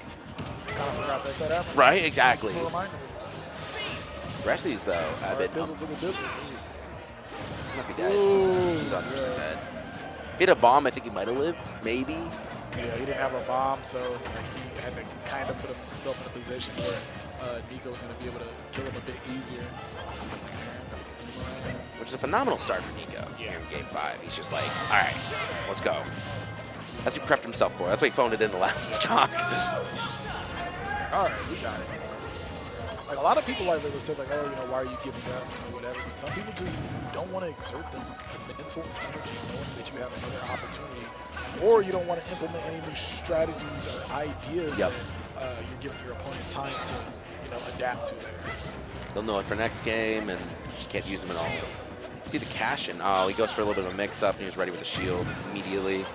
Does it as fast as he can, right? Anytime there's an opening, he'll just use it. Dang, that's crazy. Just jumped out of it. Yeah, what you talking about. Okay, down air. Got him sitting at 140. Oh, the up smash coming out as he tried to switch to a Nada that would save his life. I think he could have during the hit. It was a little too slow on it. I can't remember off that. But down air. Wow, when he says even. This game is and he only had 17 damage. Looking forward here for that soft hit. Another hit. And it's frustrating too because the hits kind of like knock you a little bit. Like they're not like huge hits that do a lot, but it's just so it's time for you to die, and it's just like, bro. Then that nair really kills. Ooh, okay, up air. He's in the jump. Uh-oh. Okay, sends out the arrow. Big damage. Nico actually gave him information previously. He said he was not going to respect the down tilt, right? You're going to down tilt once. Nico's going to try to do an option. He's like, down tilt again. That's just something that Young Link can do. And found that out last game. Cashed in for stock this one. Oh, no, nope. Oh, well, nope. It's Young Link. He's got time to throw out moves. Yes. He has so much time. He's like, oh, I missed. Let me do it again. My bad. Ooh. Okay, makes it back onto the stage. Shout out to Bombs, bruh. Okay. Ooh, there. Makes it back to the stage. Trying to deal with these giant aerials coming out, but cross stage not going to kill. You've seen that happen.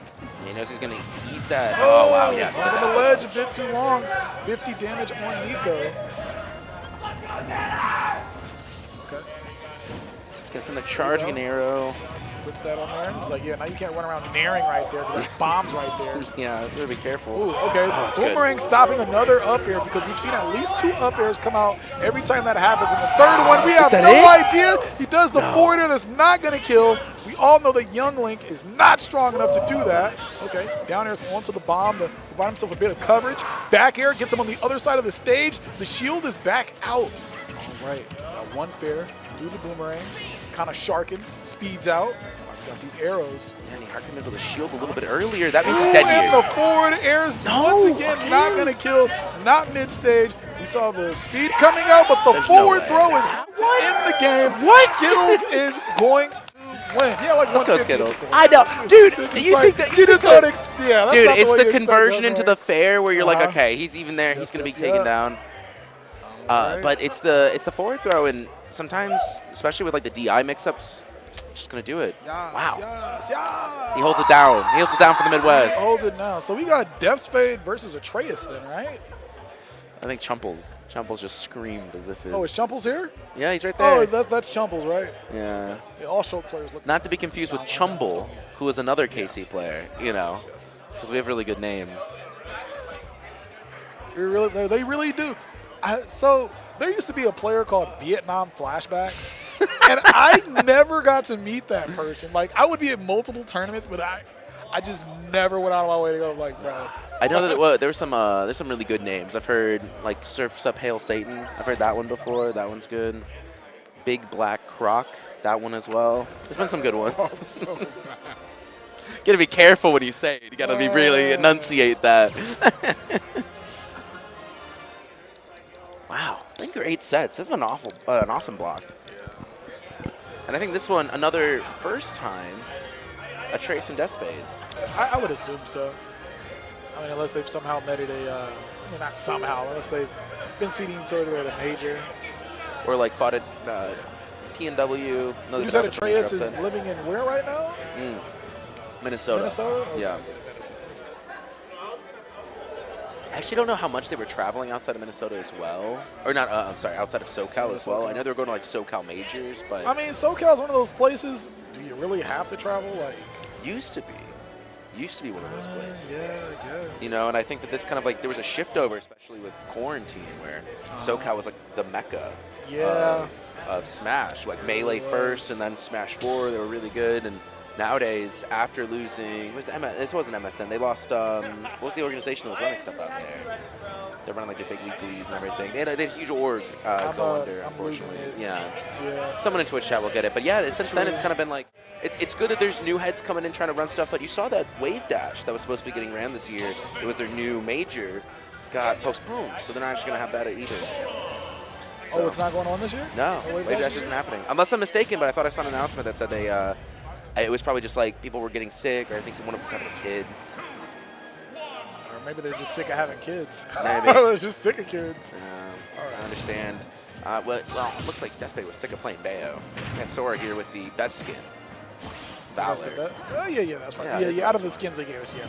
Yeah. Besides the river. Right, you know, the Forgotten River. Oh, you mean the racist costume, bro?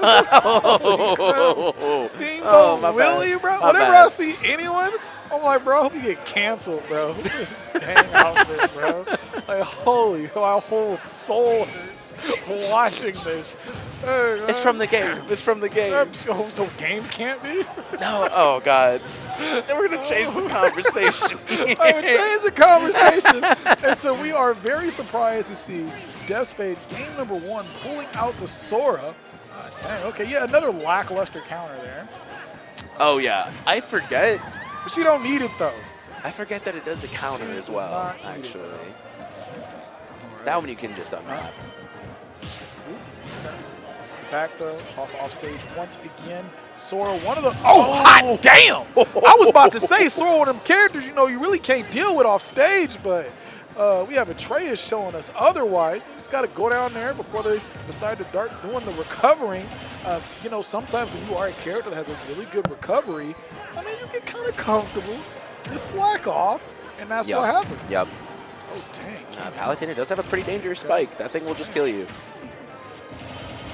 Oh, yeah, and really good data on the Nair to kind of contest in these 50-50 situations off of side B. Really like that option here. And Despade, I don't know where this percent came from, but already at 100. Yeah, there we go. Okay, listen. Down throw. Gets that. Oh, no. Oh, okay. Yeah, you have a counter as well. It's the best counter we've seen on stream. I was like, dang, you forget sometimes. Like, I got one of them, too. I don't know what it is. These good characters will just give them a bad counter or just like a lackluster they don't need anything else, bro. It's like, chill. They're fine. There it is. Not having it. Just gonna do an up smash. You're the stock there. Okay.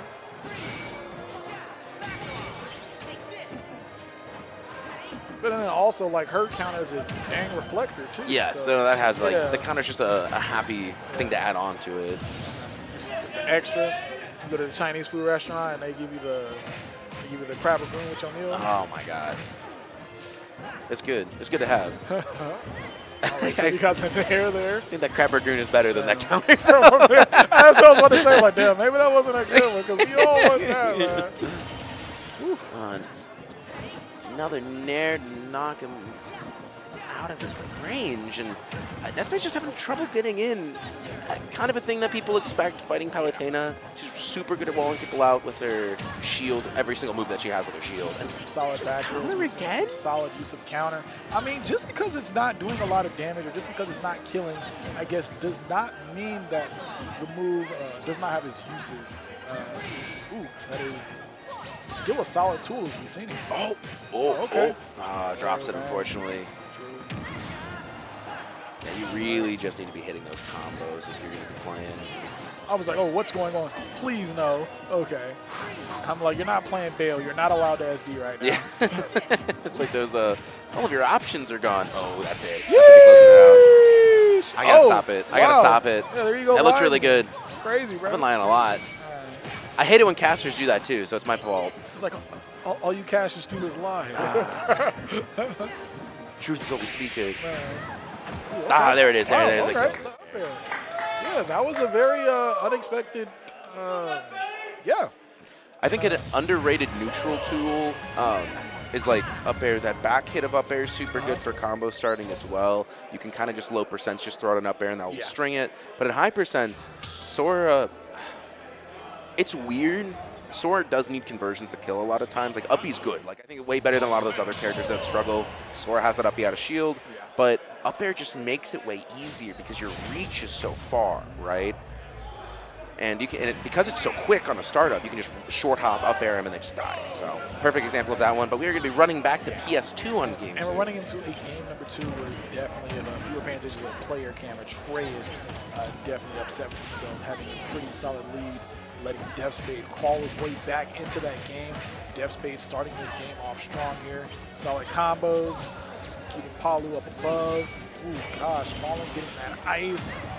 Oof, 8 damage.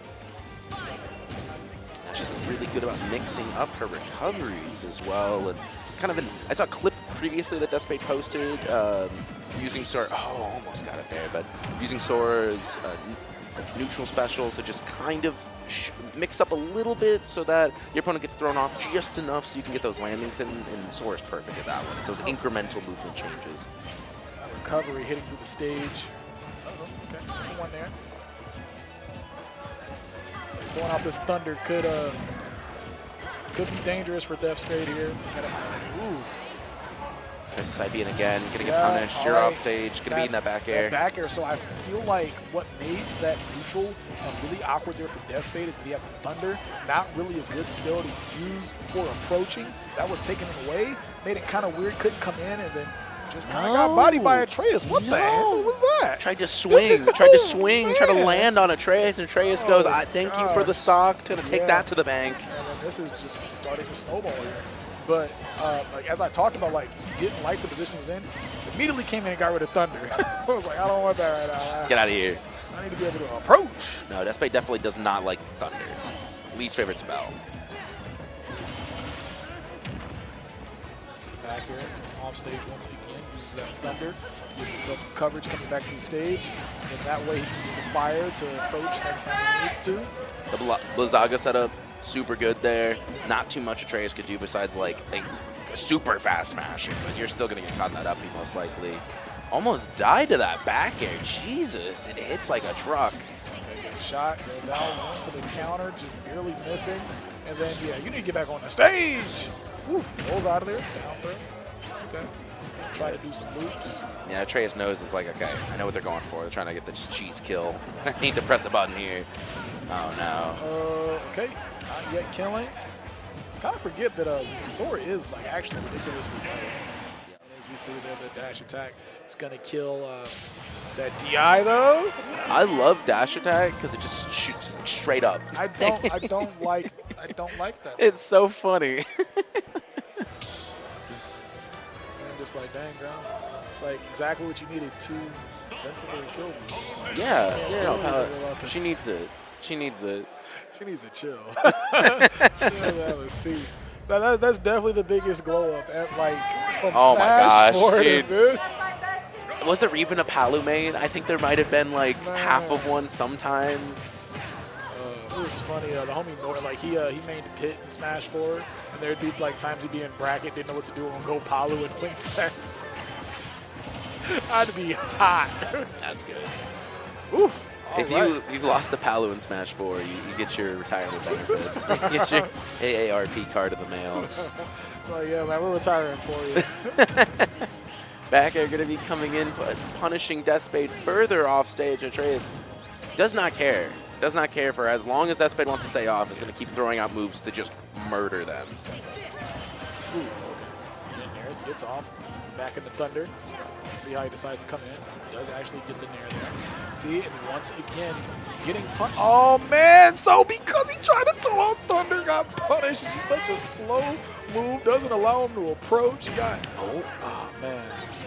That was just sad to see. You just kind of see sometimes Spade will throw out a couple Nairs out of neutral just to like do them, right? Kind of keep their hands warm, and they just get punished for that one again.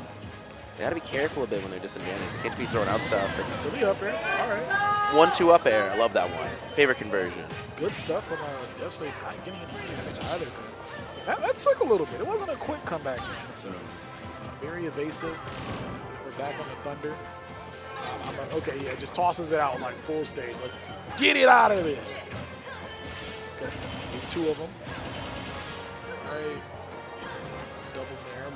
Luckily, that's all he got was the 28 damage, but then he gets hit by the fire. Yeah, very solid. Damage. That rapid jab. It does do quite a bit actually for rapid jabs. Oh, yes, definitely. And then being at the ledge right there. Just get stuck in for a lot longer. Oh no. Back air.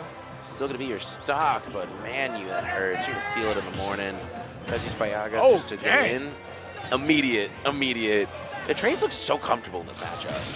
Big chilling. All right, that attack's gonna get that stock out of here. Spade has a tall hill to climb if you want to win this game.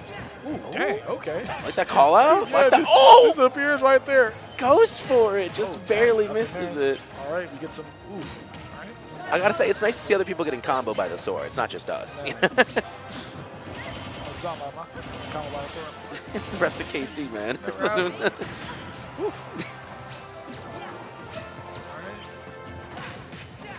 Oh, nice though. Tries to go for buttons, it. bro. Chill. Just keep pressing. Just keep pressing. Nah. Don't let him breathe. That was crazy. The thing Sora can do. Up air. There we go. That's what we like to see, baby. All right, sitting at the 41 damage, and we do have a Blizzard on deck. Oh, yeah, just air dodges, lands on the ground. Doesn't get hit by that. Weird back throw. Damage there, 19. Going there, the get up attack, solid stuff. Gets out of there, didn't want to get hit by the Blizzard move. Wow, ready with that down air as well, Atraeus. It's the second time we've seen that happen here. Just doesn't want you to get set up, right? Now we're with the Thunder again. Just a bad omen. I don't think a single Thunder is hit. He had a 1. He had 1? Okay. Yeah, it was 1. They're trying. I was very surprised. I was like, oh, look at this. Just happy accidents, right? Oh, look at the face. I like the option. Tries to close the distance as much as possible. Fire out, gets an up air afterwards. Oh no?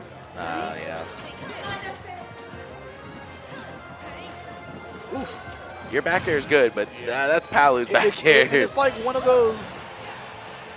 It has such like a weird jump. Like it's not one of those moves you just jump and throw it out of shield. Yeah. All right, that back air. It's gonna take it, and yeah, Atraeus up 2-1 on Spade. We're on a PS2 again, it looks like, as well. Are they? Oh, do they just? Yeah, get the run back. Spade does like the fingers. You have the 9 and the 2 seed going at it. I mean, for the most part, we had some pretty. I mean, the people that were supposed to make it made it. Atraeus made it. Candle made it. Besides AK, Rocky. Skittles. Which seed was Rocky? 7. Was he 7? Yeah. He got I think it was 7. Yeah, he got 33rd. And then we had another person that made it as well, but we had a 20-something seed made it. 22 and 11, I think. It was Rocky and Shu was 8. She was the 8th seed, yeah. Just barely though.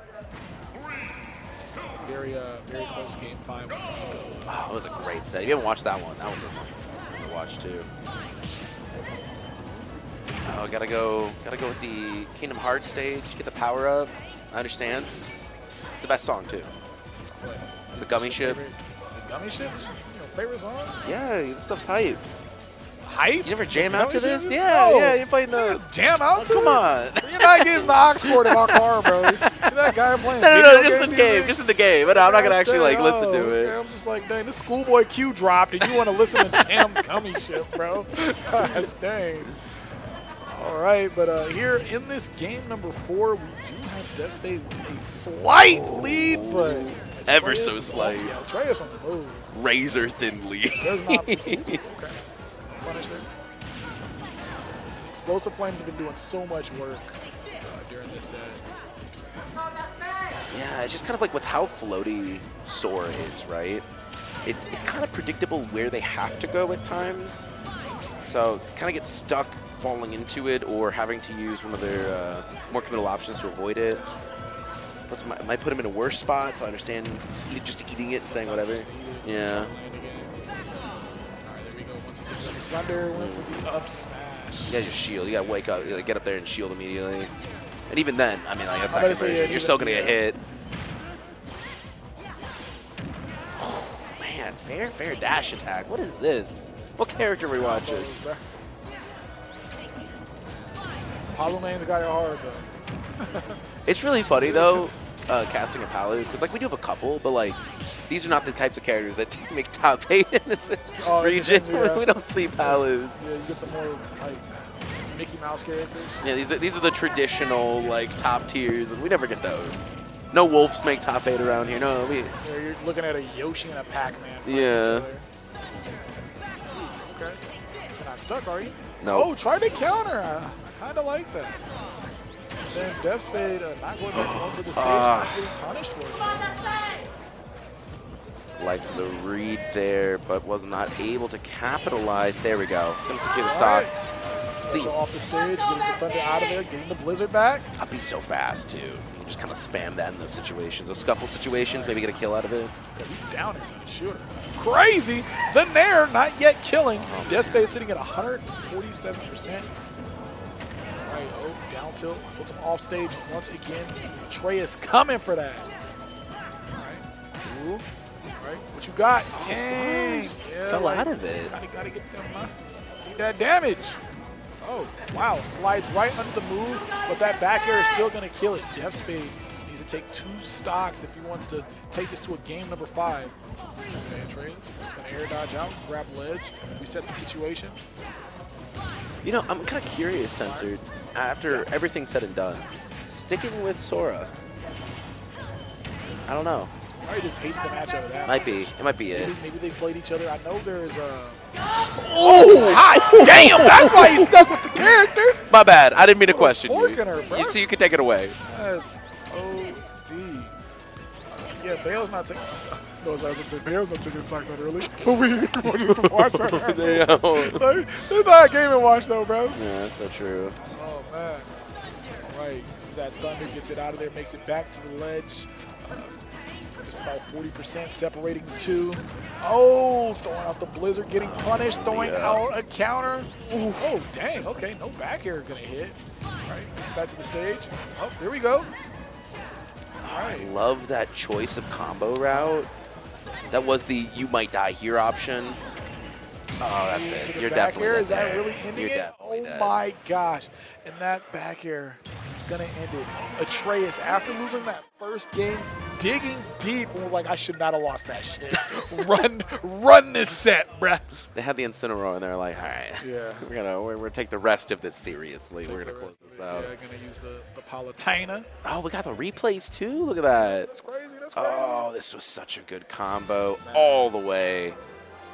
You might have won the set, but Despay got the clip, so who's the real winner? Sorry. But that's so true. We are going to cut it to a short break before top 4. Don't go away. Sweet Spot 8 is not yet done. I've been Booker, and I'm joined by the ever studious Censored. Thank you so much for having this block with me. It's been a pleasure. Yeah, it's been great. The first time casting with each other. Hope you guys appreciate it. Keep your eyes glued. We have some more AK action versus Candle, I believe, coming up next. Yep, winners finals. Don't go away.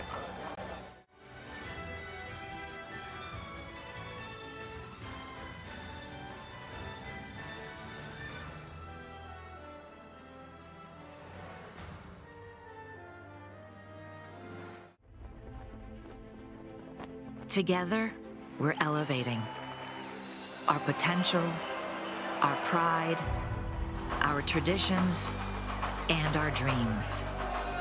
Together, we're opening up a whole new world of possibilities. Elevate your University of Kansas experience with Jayhawk checking from Central Bank. Central Bank and KU, elevating together.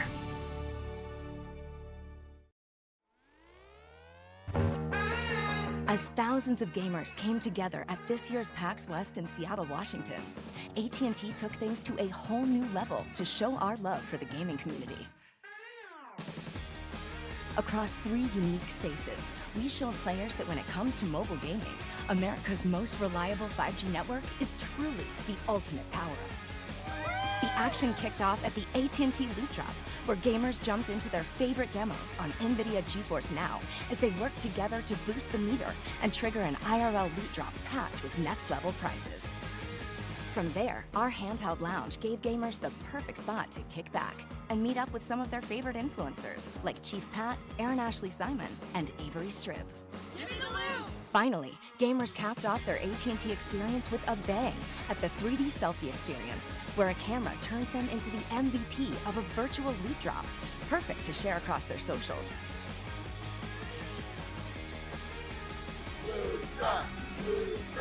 Boom!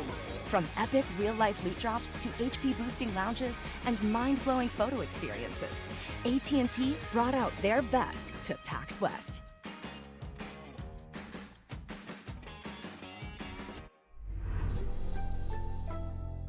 Never guess what we're doing to the Baconator.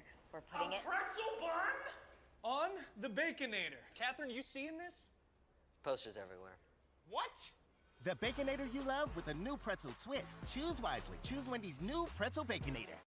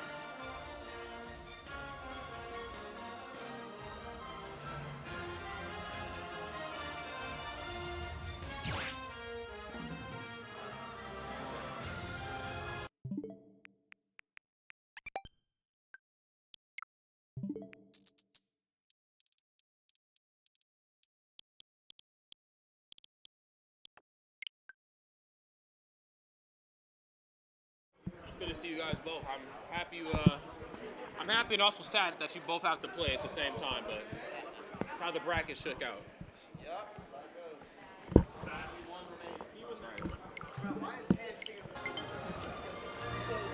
All right. These some good headsets, by the way. Very, very good headsets. Very good, yeah.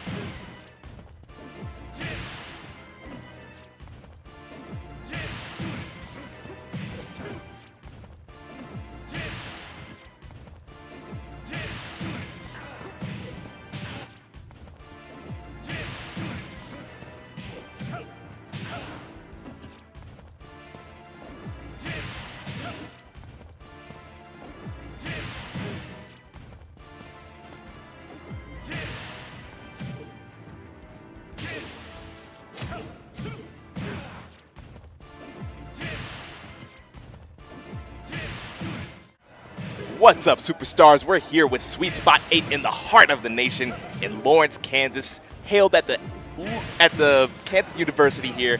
I got my boy Rod right next to me. What's up with it? And we're going to have an epic top 4 conclusion to this tournament. It's been quite the show so far. Yes, it has. You know, I was talking about it the other day, and I'll just rehash again for the up team time. I've been coming to Sweet Spot for a very, very long time. This is one of the wonderful events I talk about in interviews that really helped me get my footing in this space. I always try to make it a point to come back here, man. Great food, you know, the barbecue, you know, the hospitality, you know, it's unmatched. We're in the Midwest. I don't think it gets any better than that. And so, yeah, I'm super excited to bring this thing home. Top 8, of course, was a phenomenal showing. We're at the halfway point. The craziness is still here. Oh, yeah. We have a lot of explosive action on the way, and I chose that word very carefully because you know we got ApolloKAG on that solid snake going against Candle on Olimar. That's right. Candle, of course, is an absolute monster of a player. Had the pleasure of commentating their match at just the Honey Pot not too many months ago, and I believe they took that whole tournament. So, yes, the Olimar gameplay is still very much intact. But, of course, probably going up against their tallest opponent here, the first seed at the Sweet Spot number 8, Mr. ApolloKAG, Mr. Solid Snake himself, getting ready to throw down here. Let's go ahead and take a look and see how this all shook out. ApolloKAG beating Zen, beating Spade, and, of course, beating Skittles to get to this wonderful spot of winners finals. Yeah, that is quite the juggernauts to take down here. Those are all Midwest regional threats, national threats, even worldwide in some cases. To take them out to get to this spot, you know AK's on his P's and Q's, and he's putting up a show. No doubt about it. It's going to be a wonderful showing right here. 33rd at Genesis, too, mind you, just in case, you know, we forgot this young man traveled all the way to San Jose to do the damn thing. And then shortly before that was at Genesis Black, and then was also at Watch the Throne. Big shout out to the team out there on the West. So, yes, this is a world war if I've ever seen one. And here's Candle's journey as well, too. I believe Twisted Online, the Bluffs Bi-Weekly, and, of course, the Coin Box.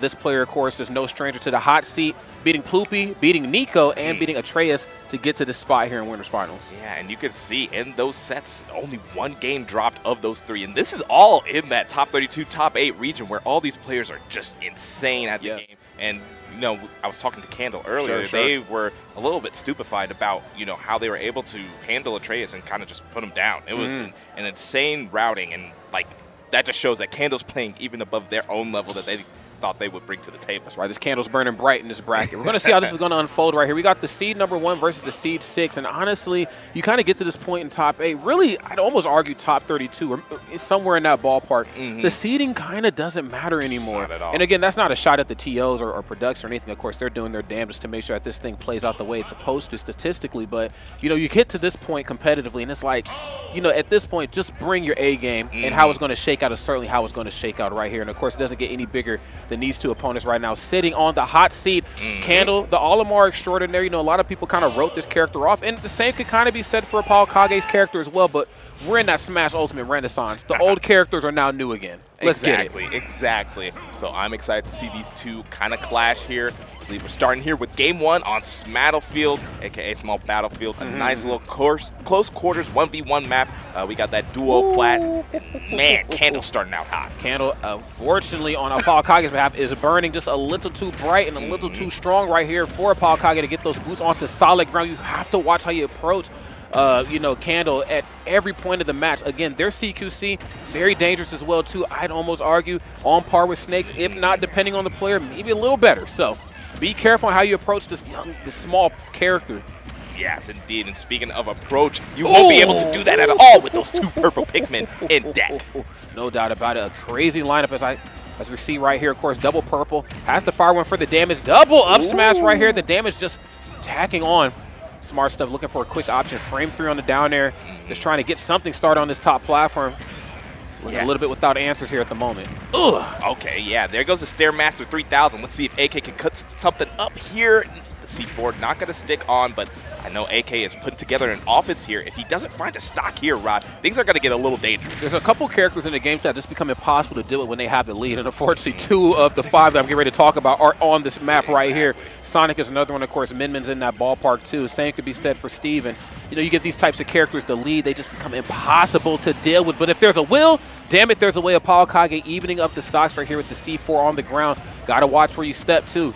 Yeah, exactly. And speaking of wills, AK has the most indomitable spirit. This kid has the mentality of a champion. So he's always down but never out. That's right.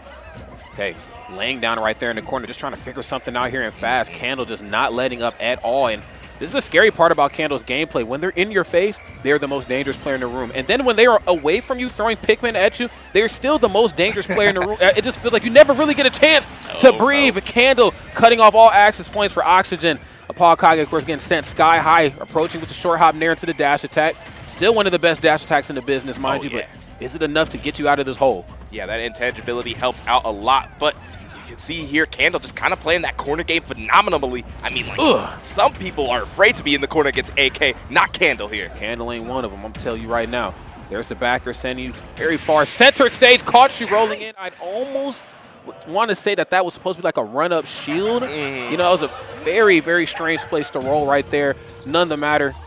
You know, Candle, of course, going to take that one very convincingly at that, too. I've noticed that ApolloKAG, of course, best snake in the business, but just because you are as strong of a player as you are, of course, limited sometimes to what your character can and cannot do. And I remember watching them play against Beast Mode Paul at Rewired Fest and just really looking at some of the characters that when you're in C4, or excuse me, not C4, when you're in Cypher, can you imagine if you're in C4 the whole match? I mean, if you were in Cypher, you know, characters that can really stick it to you, really get you out there, really beat you down on stage.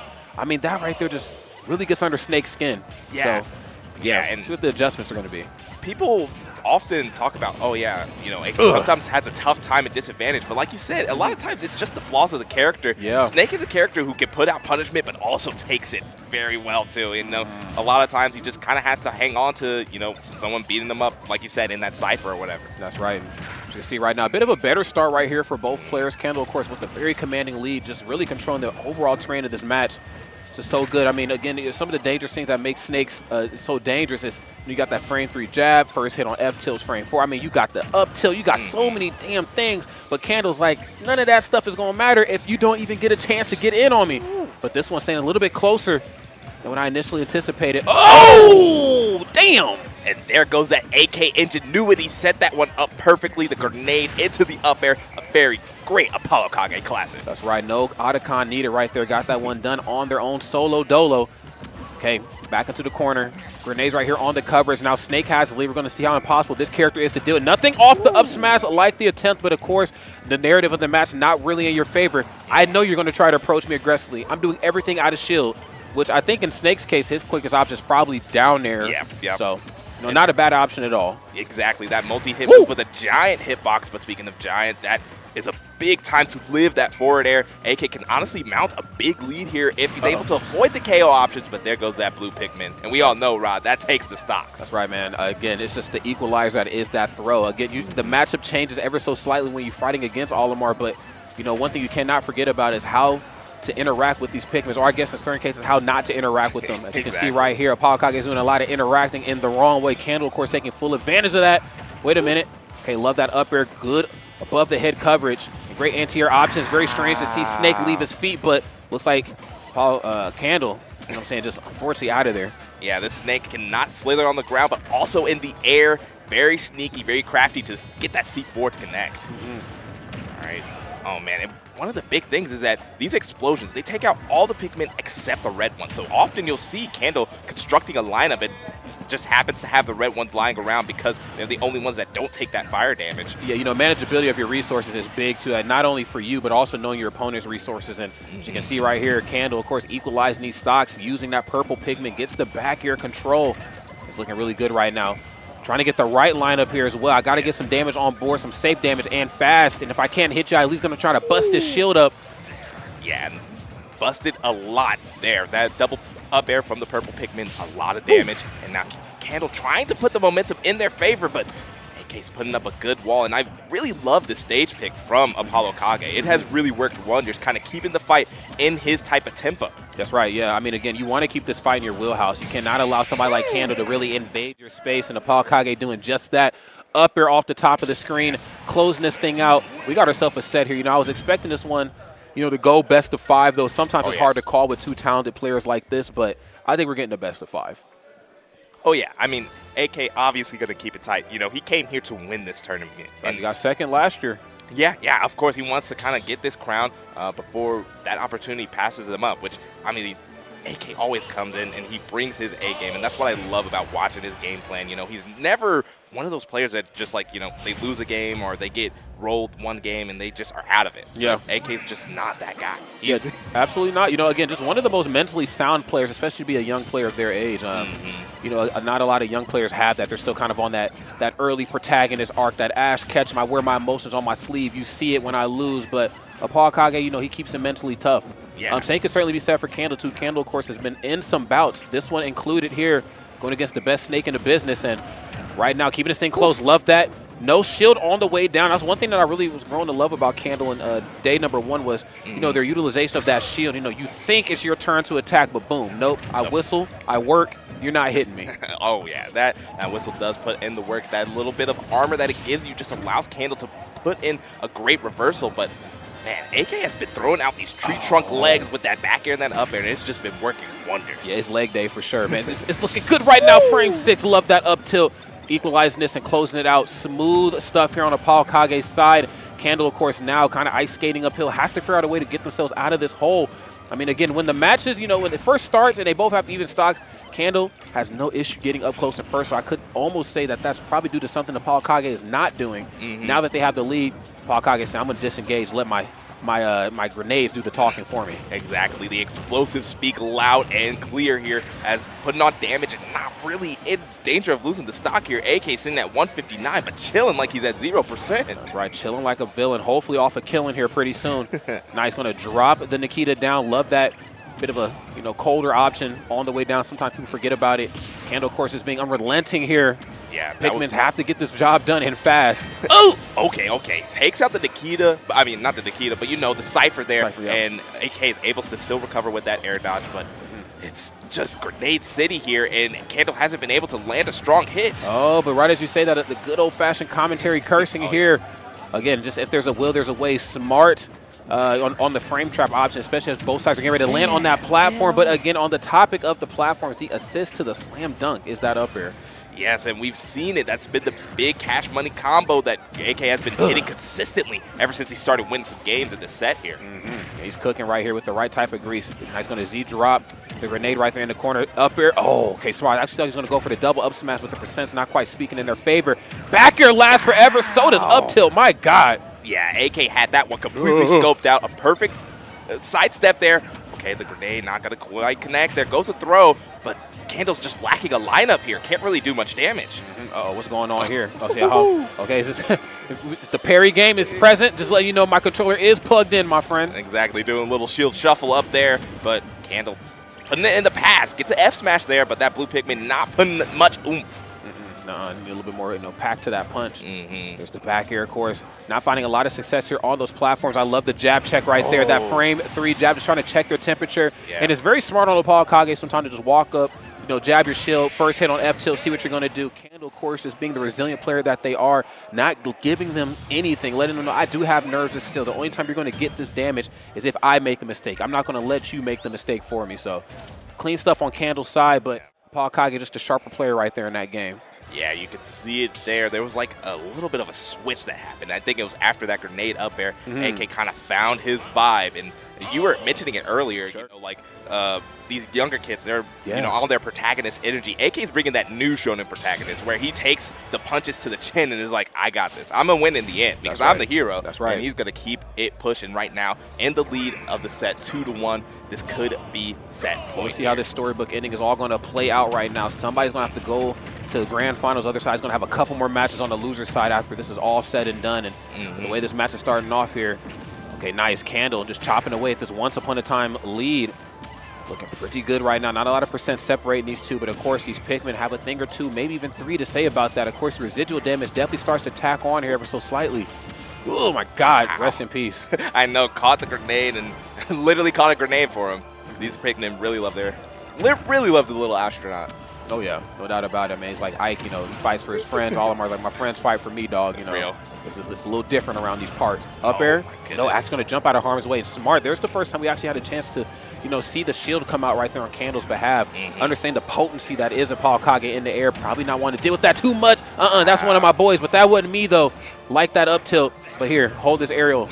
so real. I mean, we hadn't seen it before, but right now, Candle's utilizing these Pikmin a lot more as meat shields, and even so, they're carrying grenades towards him. And the C4, not a problem. It's stuck on me, but this Pikmin stuck on you. Get the stock, and now Candle is up. Man, I'm rubber, you're glue, dog. You know what's crazy, man? He's like, again, Candle's like, yo, when I'm in your face, I'm not afraid. A lot of people get up close and personal on Snake, and it's the CQC mix-up. It's like one-hit jab, roll, down tilt, first hit F tilt. Candles, I'm actually looking for these interactions because the minute one of those things hits shield, I got forward air or up smash with this purple Pikmin on the ready, the lay down into the F tilt, throw in the corner. These stocks are even. What's up? Yeah, a big confirm there for AK to kind of even up that stock. You know, the equalizer is what is important here. Oh, man, Rod, this is going to be crazy because the explosions are flying. But no, we're back to the CQC, the leg day, trying to send him his way. The axe kick, man, trying to chop Candle right in half. Candle said, I burn bright, homie. Hey, nice. Residual damage has the red Pikmin on him, so eating up. Got to be careful. Took an awful lot of percent right there. Candle right now with the positional advantage. Up underneath Snake. That's not where ApolloKAG needs you to be. And Candle, of course, fully aware of that Snake right up underneath that platform, too, with the yellow Pikmin. Very smart. Uh-oh. Wow. And almost had the read on the roll in, but that's the perfect Pikmin to pull right there. Dog. That blue forward throw. Dog, that's crazy, man. The scramble in the corner, and then on top of that, still had enough time to pull a Pikmin, and I say that, but, you know, I think it's like, I don't know what the frame is on the plug, but it's a very fast plug. It is. And then, you know, still had time to, you know, run up and go for the forward throw, but run up, get done up indeed. Love that up tilt in the corner. Even stocks here. Yeah, we are even Steven on this game for Candle fighting for their winner side life. It would be so big to make your set punch your way into grand finals winner side here at Sweet Spot 8. But no doubt about it. There are a lot of killers and losers, so both players really playing for their life here. That's right. It's a coveted spot. Not very many players get to make it that far, but one of these two is certainly going to be one of them. They're going to make it to grand finals. Nice. Still had time to catch the grenade and then toss it back in the opposite direction. Got stickied again. Yeah, and that's one of the most dangerous things AK starts doing. You know, when he stickies you, it's kind of like a command grab. You know, you're sitting on that platform shielded, and it goes right through it, and now we have a bit of a scramble. That was so smooth on Candle's side, too. Going for the waveland on the way down, safely avoiding any sort of physical harm and putting the C4 back on ApolloKAG. That's just great movement. You know, they try to argue, you know what I'm saying, that the waveland didn't really have much of an effect here in the meta, you know, current meta or early meta, but I still think there's some options for it, you know. Smooth stuff right there on Candle's behalf. Up smash? Nah. Oh, what shield? Wow. See? Jeez. Dog. Candle unafraid. Unafraid. All right, the double purple is on deck, and as soon as I say that, they both meet an untimely end. Only a red and a chance Candle has. Look at this. I'm not afraid. Oh, my goodness. Love to swing it back. F tilt so strong. Okay, off the backboard. Yeah, that's going to be enough right there. Fist bumps, handshakes there. That time ApolloKAG punching their ticket, of course, into grand finals. Candle, of course, has a couple more matches here underway. But before we get to talking about that, let's go ahead and relive the magic that was that last set. Yeah, and this Smashville game was a very big switch and turnaround for ApolloKAG. He was getting those grenade up airs that really just started to put the offense in his favor. Yeah, you know, all of them are, again, just a character with some of the best grounded options in the game. I'd almost, you know, argue, you know, him, you know, Fox, Sonic, Diddy Kong, you know, just their ground CQC, just the things that they can use to open up, you know, damage. And not only the same options that put on damage are also going to be the same options that are going to take stocks too. It's not very many characters that have both of those, but you know, Olimar certainly is one of them. But the problem is that a good chunk of your CQC is heavily dependent, really predominantly dependent on the Pikmin. And it just felt like it just really struggled to get in and around the grenades. The grenades just, anytime they feel like they had a right sort of lineup on the Pikmin, grenade was like, boom.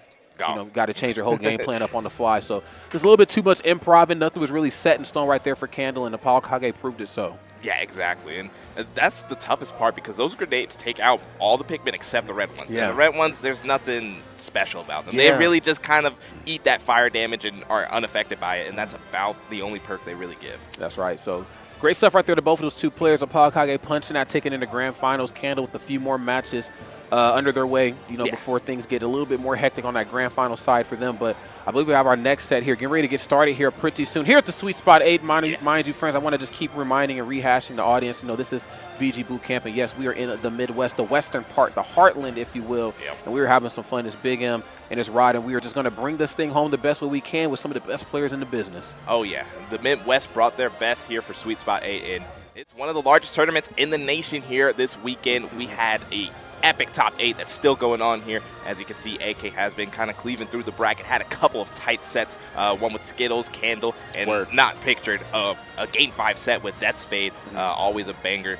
And AK really had to work to get to that grand finals winner side. Yeah, absolutely. Definitely has some matches under their way that definitely don't work out in their favor all the time. I know that, if I'm not mistaken, ApolloKAG has been very vocal about his disdain for Min, and how that character can, mishandle Snake in a lot of ways. I'm going to use that word. Yeah. She could put the hurting on Snake. And, of course, with ApolloKAG being kind of the character specialist that he is, he's just, look, I'm sticking with Snake. I'm sticking to him, and whatever happens is just whatever happens. So we have our next 2 players right here, Atraeus, and, of course, the Nebraska native #1 player, if I'm not mistaken, is #1 player. Maybe number 2 now. I'm not exactly sure how that's all going down because Zen is making, big splashes themselves. But is here, though, seed number 4, hailing from Nebraska. Of course, a lot of first places on their resume. 9th at the Gamers Oasis, 4th at the Honey Pot, 3rd at the Honey Pot as well, too, in singles and doubles. So, of course, this young man had the pleasure of watching him grow right before my very eyes. No stranger to this scene here. Oh, yeah, and I was mentioning it earlier, but Nebraska always pretty much shows up for Sweet Spot. Yeah. I remember way back when, at one of the first Sweet Spots I attended, Skittles' older brother, Skilly, was in grand finals, so you see Skittles trying to carry that bar. But let's speak about the seed number 2 of the tournament, Atraeus. That's right. Oh, the champion Atraeus, indeed. He's been bringing a colorful cast of characters. Sure. Utilized some Young Link early on. I saw some Corn gameplay, but obviously we're here in that top 8, so has been rocking it out with the Palutena. It's actually interesting. I didn't even think about this to bring up Skilly, who used to play that Palutena. So sure. Skittles may be very well versed in that matchup, but there's a lot of history in the Jordan household with Kansas and characters like the Lynx and the Villagers and what have you. MJG, of course, was a big inspiration for Skillinger back in the day. And then MJG, of course, being one of the best, I believe, the best Toon Link in Super Smash Brothers Brawl, and then one of the best ones in Smash 4. And now here we are. We have Skittles playing Young Link, and then the Palutena. So I mean, there's a lot of lore in the Jordan cinematic universe. But here we are right now. We got to talk about this movie here ahead of us. Atraeus and Skittles throwing down right here in a big way. Atraeus off to a slightly cold start, but definitely has the right game plan in hand. Characters like Palutena and Center, where that down tilt in the corner as you're hanging out off stage, kind of be the bane of your existence if you're playing a Hyrule character. Exactly, yeah, and that's one of the common weaknesses between those characters is that this ledge trapping scenario is always a little bit tough. But if Skittles plays fast enough, it seems like he can kind of just skip that entire step if Atraeus is not set up. Yeah, no doubt about that. So you can see here just a bit of a colder start. Both sides really feeling each other out. We're hitting those dark red percents here. Nice, that should be enough to do it. Bow and arrow, got to watch yourself in the corner. Young Link kind of cut from a slightly different cloth when it comes to projectiles and how they interact with their combo strings. I don't know if any character can actually do it like Young Link with how quick bow and arrow comes out and then what you get off of just that one little hit. Yeah. Oh my goodness, frame 5 on the Nair though. We off stage with it. What's up? Indeed, but Skittles, I thought that bomb would be his saving grace, but it was actually his detriment. Loses the stock there off the side. Great edge guard from Atraeus to put himself back in the even Steven. That's right. Oh yeah, and right now starting to pull ahead here in the corner. There's that, like I was saying, that down tilt. You got to watch yourself on the way back up. That move just is large and is in charge, and it hangs off stage for quite some time. Okay, struggling on the landing options. Got to remember too, you can't down air Palutena's up air if I'm not mistaken. So you definitely lose that option on the way down, and there's going to be times too where you're going to get kind of Nair happy. I mean, this is Palutena, and definitely Young Link Nair is certainly a part of your resume, your repertoire, if you will. But you got to watch your options on the way down. Yep. You don't want to get caught out like that. Palutena loves it when players start playing a very, very froggy. They're very good at catching up, especially on these stubbier characters. Yes. I, for one, know for sure from personal experience. Yeah. Playing Mario, great character when he's working, but when he's not working, he's in some trouble. Okay, and the Skittles are definitely in some trouble right here. Some very scary waters. That back air, of course, right up underneath the white part of the Pokeball. I mean, it's going to be a wall built up. If you try to approach a short hop fair near back, there's going to stuff you out down tilt. Not in the corner. Yeah. Of course, still intangible, but not for long. Not as much time to hang out as some of the other sets that Skittles probably used to. Yeah, that was a great parry from Skittles, but no punish on that up tilt. Man, Atraeus got away with murder there and is looking to take the stock. Yeah, I had to throw a bomb. Unfortunately, that was going to be a rough spot to be in, and yeah. Losing the stock for it. Atraeus right now very comfortable in this matchup, it seems. Feels like, Skittles just kind of doing what Atraeus wants them to do. So always answering back as opposed to kind of controlling where this match is going to go. Nice. There's the upper. Probably going to be another one. Yes. We're just building up quick 53%. Back here, though. This match, can even out very quickly. Yeah, and I was speaking about it earlier. Atraeus did pull out the Young Link, so he's not only familiar with both sides of this matchup, so I can see him already trying to punish Young Link's weaknesses. It's very hard to scope them out, especially if you don't play the character, but Atraeus has that inherent advantage. Yeah, no doubt. Again, you just go from playing a character that's very fast and very nimble to a character who, she's quick in her own certain specials type of way, but just trying to find those nooks and those crannies, those small blind spots and, the frames between Young Link's moves, because I feel like he's never not attacking. Exactly. Really make all the difference. I think Atraeus doing a really good job of that. Again, frame 5 on the nair, but this time, doing it a little out of place, eating that grounded up B, and what comes after that, probably up air or back air. Yep. That damage is starting to slowly pile on. You mentioned it, Rod. We've got a little bit of a cold set, but now things are starting to heat up. Yes, they are. Both of these two players on fire right now. Back throw? No, actually just running up, probably waiting out the option, anticipating short hop fair or probably back air, of course. Intangibility of that shield paying off in a big way for Atraeus, but we'll see for how much longer. Explosive Flame, stopping the corner control. Oh, love that dare on shield. Man, Skittles is playing so disciplined around Atraeus' shield now. Started to respect that nair on a shield, no but way. The Explosive Flame and got the bomb. Oh, okay. I thought it blew up in his hands, but luckily not going to lose the stock in a tragic way here. We got a last stack scenario, Rod. The next big hit wins. That's right. Skittles certainly looking for it, knowing back air is going to be kind of Atraeus is calling here. Back air and, of course, dash attack, these intangible options, trying to just stop Young Link, Young Link from moving. So looking to really set something up right now. Auto reticle forcing him back. Nothing off the Explosive Flame. Really just trying to pin him down in the corner. And then nice rolled out haphazardly and paid the price for it. That was beautiful, Rod. Atraeus slowly but surely pushed Skittles back into a corner until his options were limited and found that fair. Not really known for KOing, but when you get him to a high enough percent, anything will do the job. Anything will definitely do the job, especially when you're kind of controlling the narrative of the match too. Again, Young Link is a character, very, very wily, very squirrely character, can kind of be everywhere at once, and wherever they can't be, they have projectiles to, make up that terrain. But, you have a character like Palutena where she just kind of beats you down and then kind of kicks you while you're down. She's just kind of like a bully. And I'm not saying that Young Link is the better or the worst character or whatever, in comparison to Palutena, but she just kind of pins some of your options down, and then she can reflect. She has dash attack, she has back. I mean, she's just a tall order for a character like Young Link. Yeah, it's just like you see it in other matchups that Palutena does really well, and she just kind of pins down characters and puts them in scenarios where they feel like they have no options. But that's the mark of a pretty decent character. Oh, yeah, no doubt. Okay, nice. Going to hit the grappling hook back to the stage. Love that. Nice. And that's smooth. Going to go for the grounded up B, then trying to mix it up ever so slightly due to the platform being there. Using the boomerang to maybe extend something ever so slightly, but certainly something to keep in the back of your mind if you're Atraeus. It gets spooky on these platforms. Ooh, another one. Oh, yeah, we were slowly taking the ladder up there, but Atraeus gets out of dodge and saves his stock here at 99%. We can see that we're constantly getting to these deep red percents between these two. Yeah, definitely.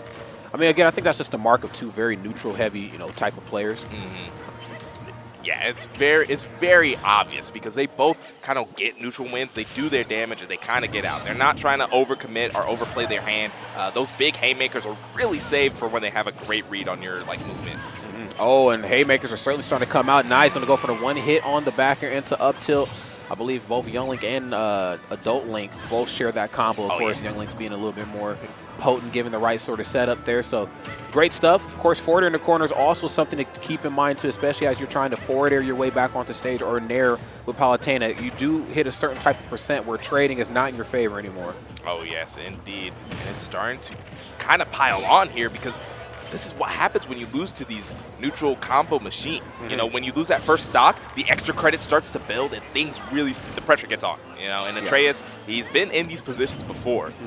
He just has to kind of lock in and kind of get this stock, get this equalizer before things get too hairy. That's right. Things definitely start to spiral out of control right there. Smart trying to stuff out the boomerang. Understanding, he's at a safe enough position right there to go for the boomerang, but also if it hits, still quick enough on foot to get there and go for a setup. Smart to put the Explosive Flame out and just meet it heads on, but none of the matter right there. No Explosive Flame needed. Able to even up these stocks. There's forward air. Talk about haymakers in the corner. It's looking good. Oh, yeah, and barely living that one. Excellent DI for Atraeus. You always want to kind of put yourself in that corner, gives you the highest chance of living. Just simple geometry, my friends. But Atraeus may not be living for way too much longer here.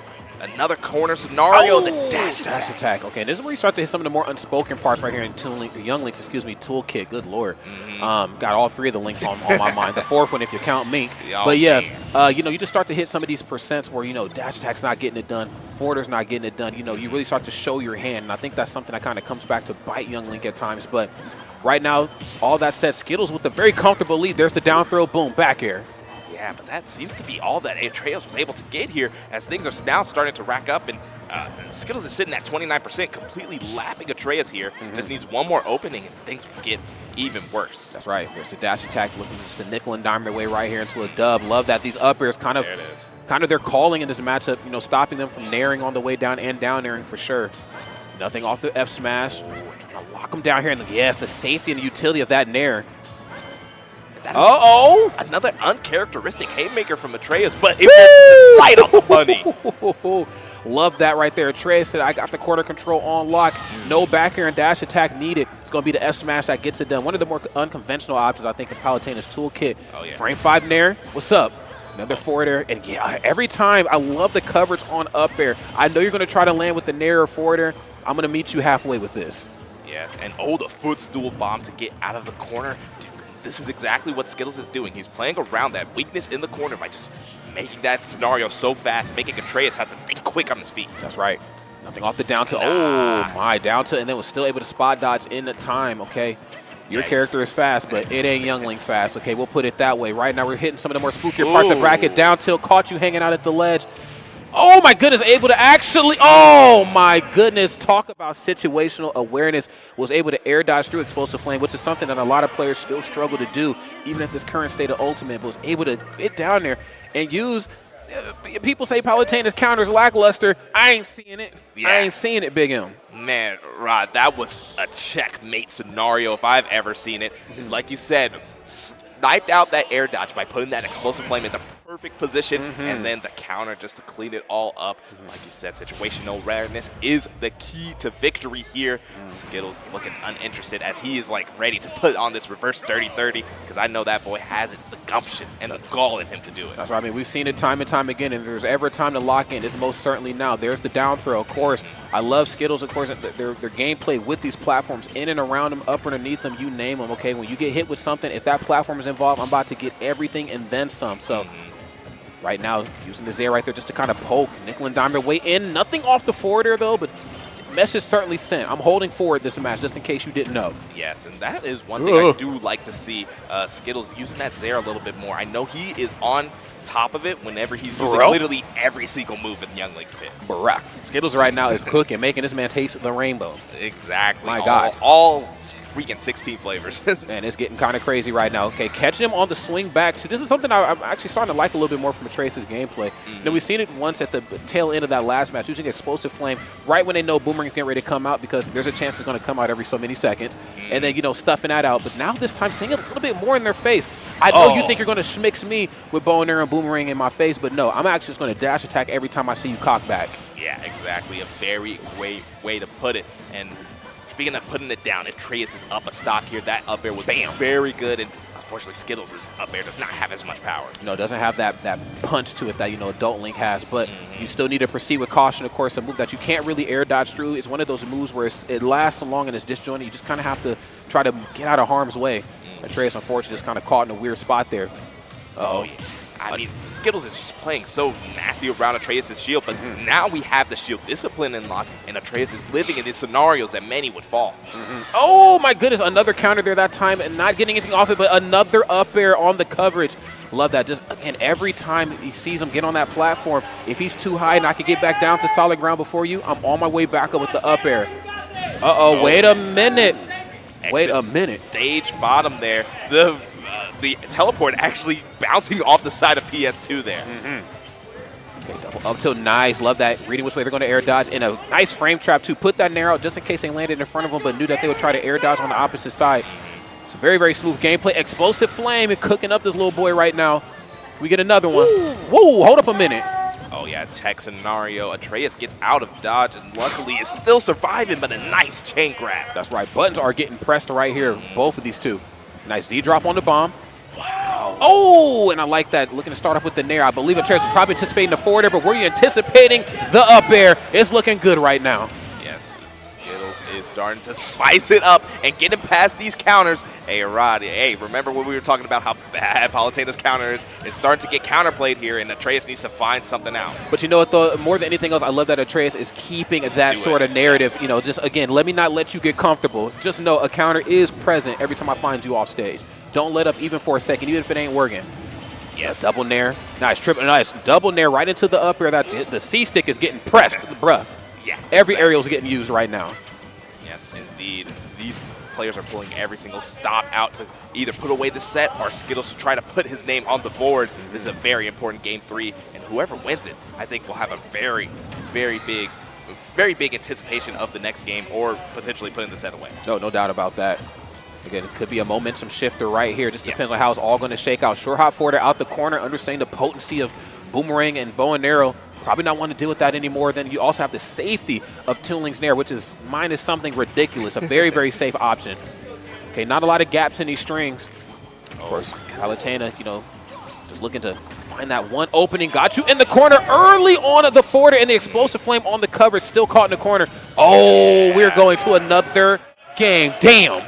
Yeah, this set is still going on, Rod. Skittles finds the forward air and puts his name on the board. I'm very excited to see this set continue on as these players are really starting to heat up. Yeah, they're definitely starting to cook right here. And this is, you know, what we talked about before. You know, a lot of these players are certainly on their young player arc, you know, protagonist arc, where, you know, you see the emotion on their sleeves. But these two right here, very battle-tested, very poised to be two young players at their age. This is seed number 2 right here. Atraeus coming all the way in from California. No stranger to this terrain. About to certainly bring us the pain here in this next game. Let's go ahead and get it. Sweet spot number 8. Let's lock in. Okay.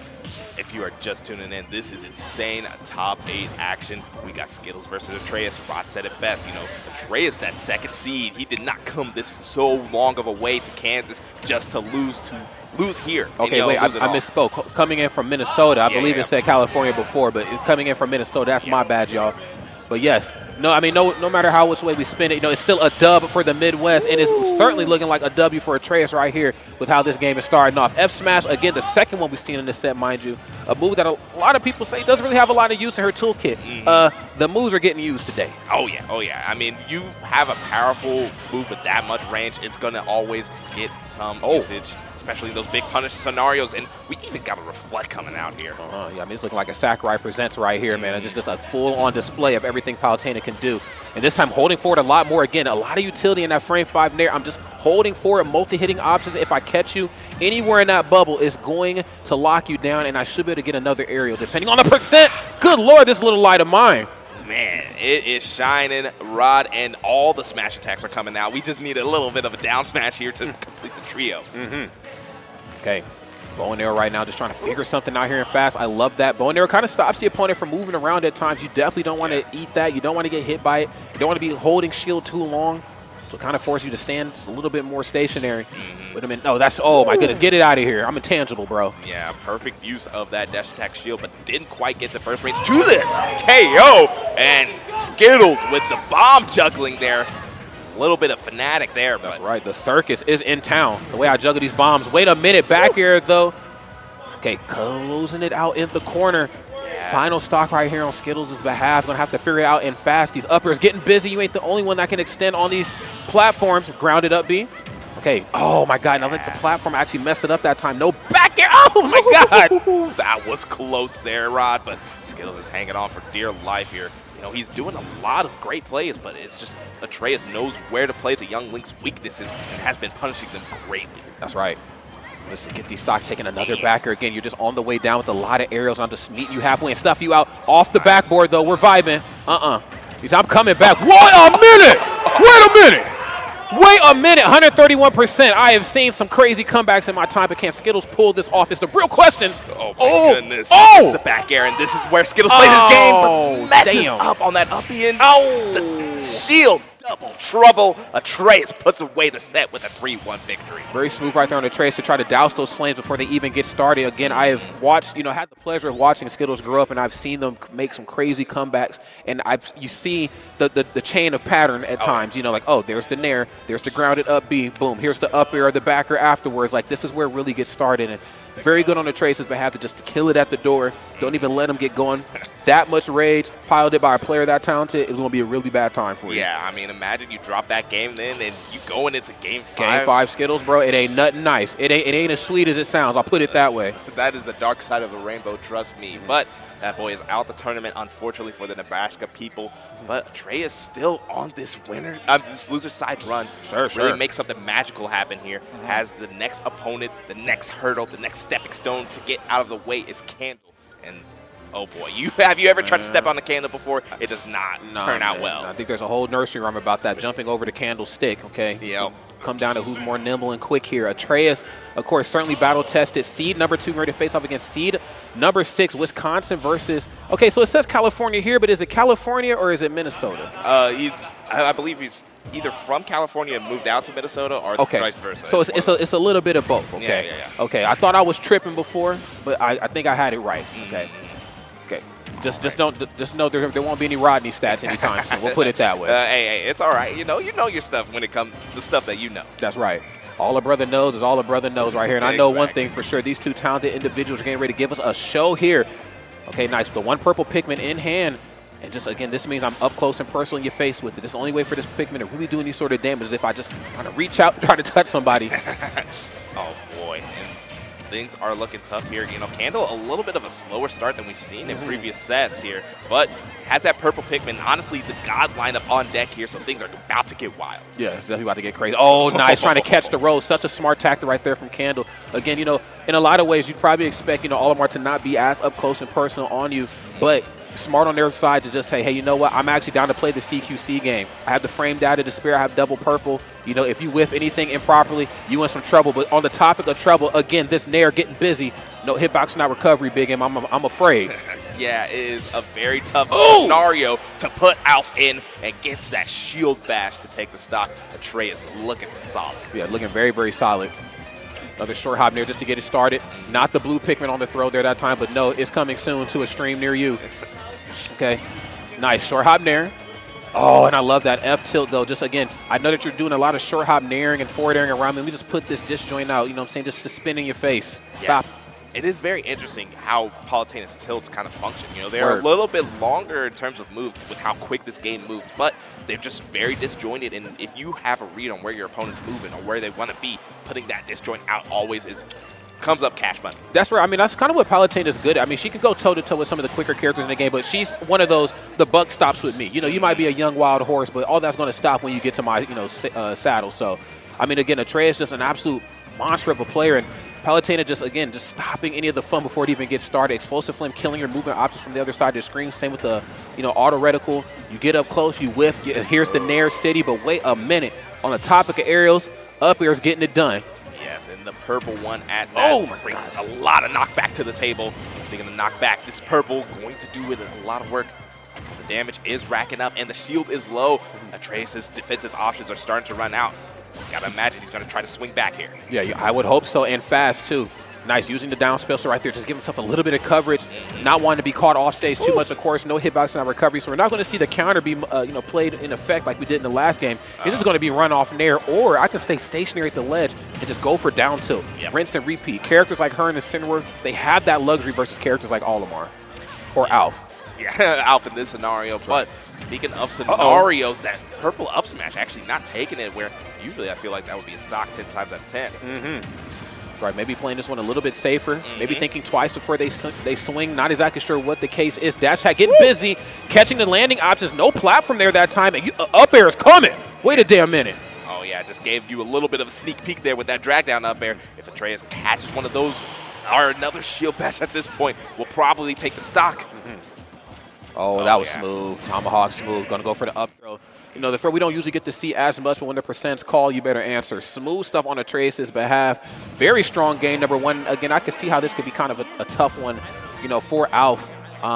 Again, some of the best grounded options in the game, I think, kind of belong to, you know, Pikmin and Olimar, Alf and Pikmin, whatever. But, you know, again, sometimes you meet a character, like I said before, and it's, hey, the buck stops here. I got this disjoint. I'm intangible for two of my very, very solidly placed moves in my toolkit. Off stage, you don't want no problems like, what's up? Yeah, I mean, just The shield on Palutena's arm has a bunch of stopping power. You know, Man. you try to run into that, it's like a brick wall, and you don't want to run into brick walls, people. Don't do it at all. It's not great. Not great. No, I'm not a fan of it myself.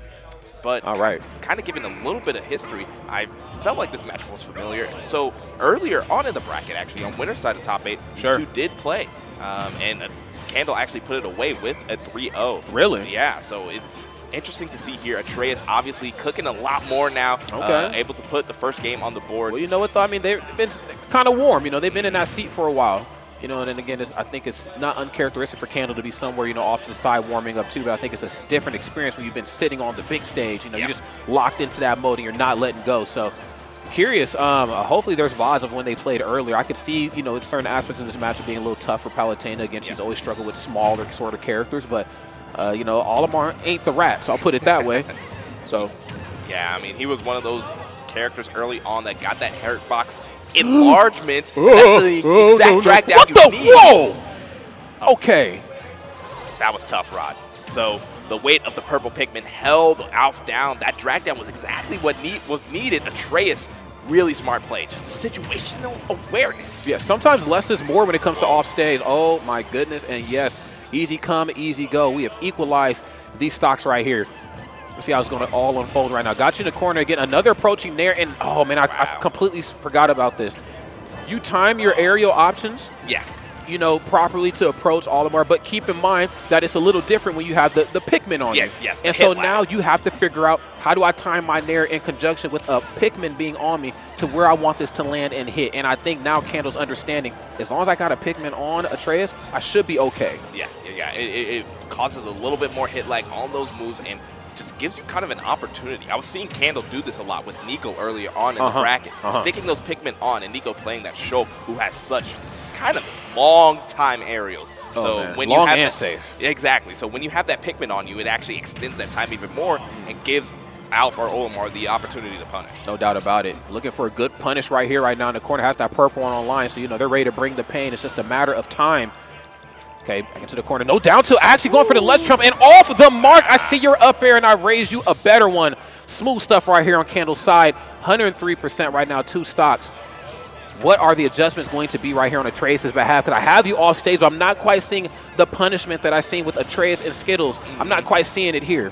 Yeah, it most definitely feels like Atraeus is a little bit more nickeling diamond, especially this game. But you put 5 over on that one, and Candle loses the stock.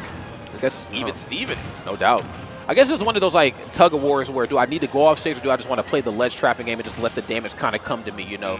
And I think, you know, both sides certainly have their utilization, but there are some moments where I'm like, yo, you could just run off and nair this dude. Like, coming from a dude who plays a character with a pretty good nair, I say, run off and nair this, man. Like, stop playing with your food.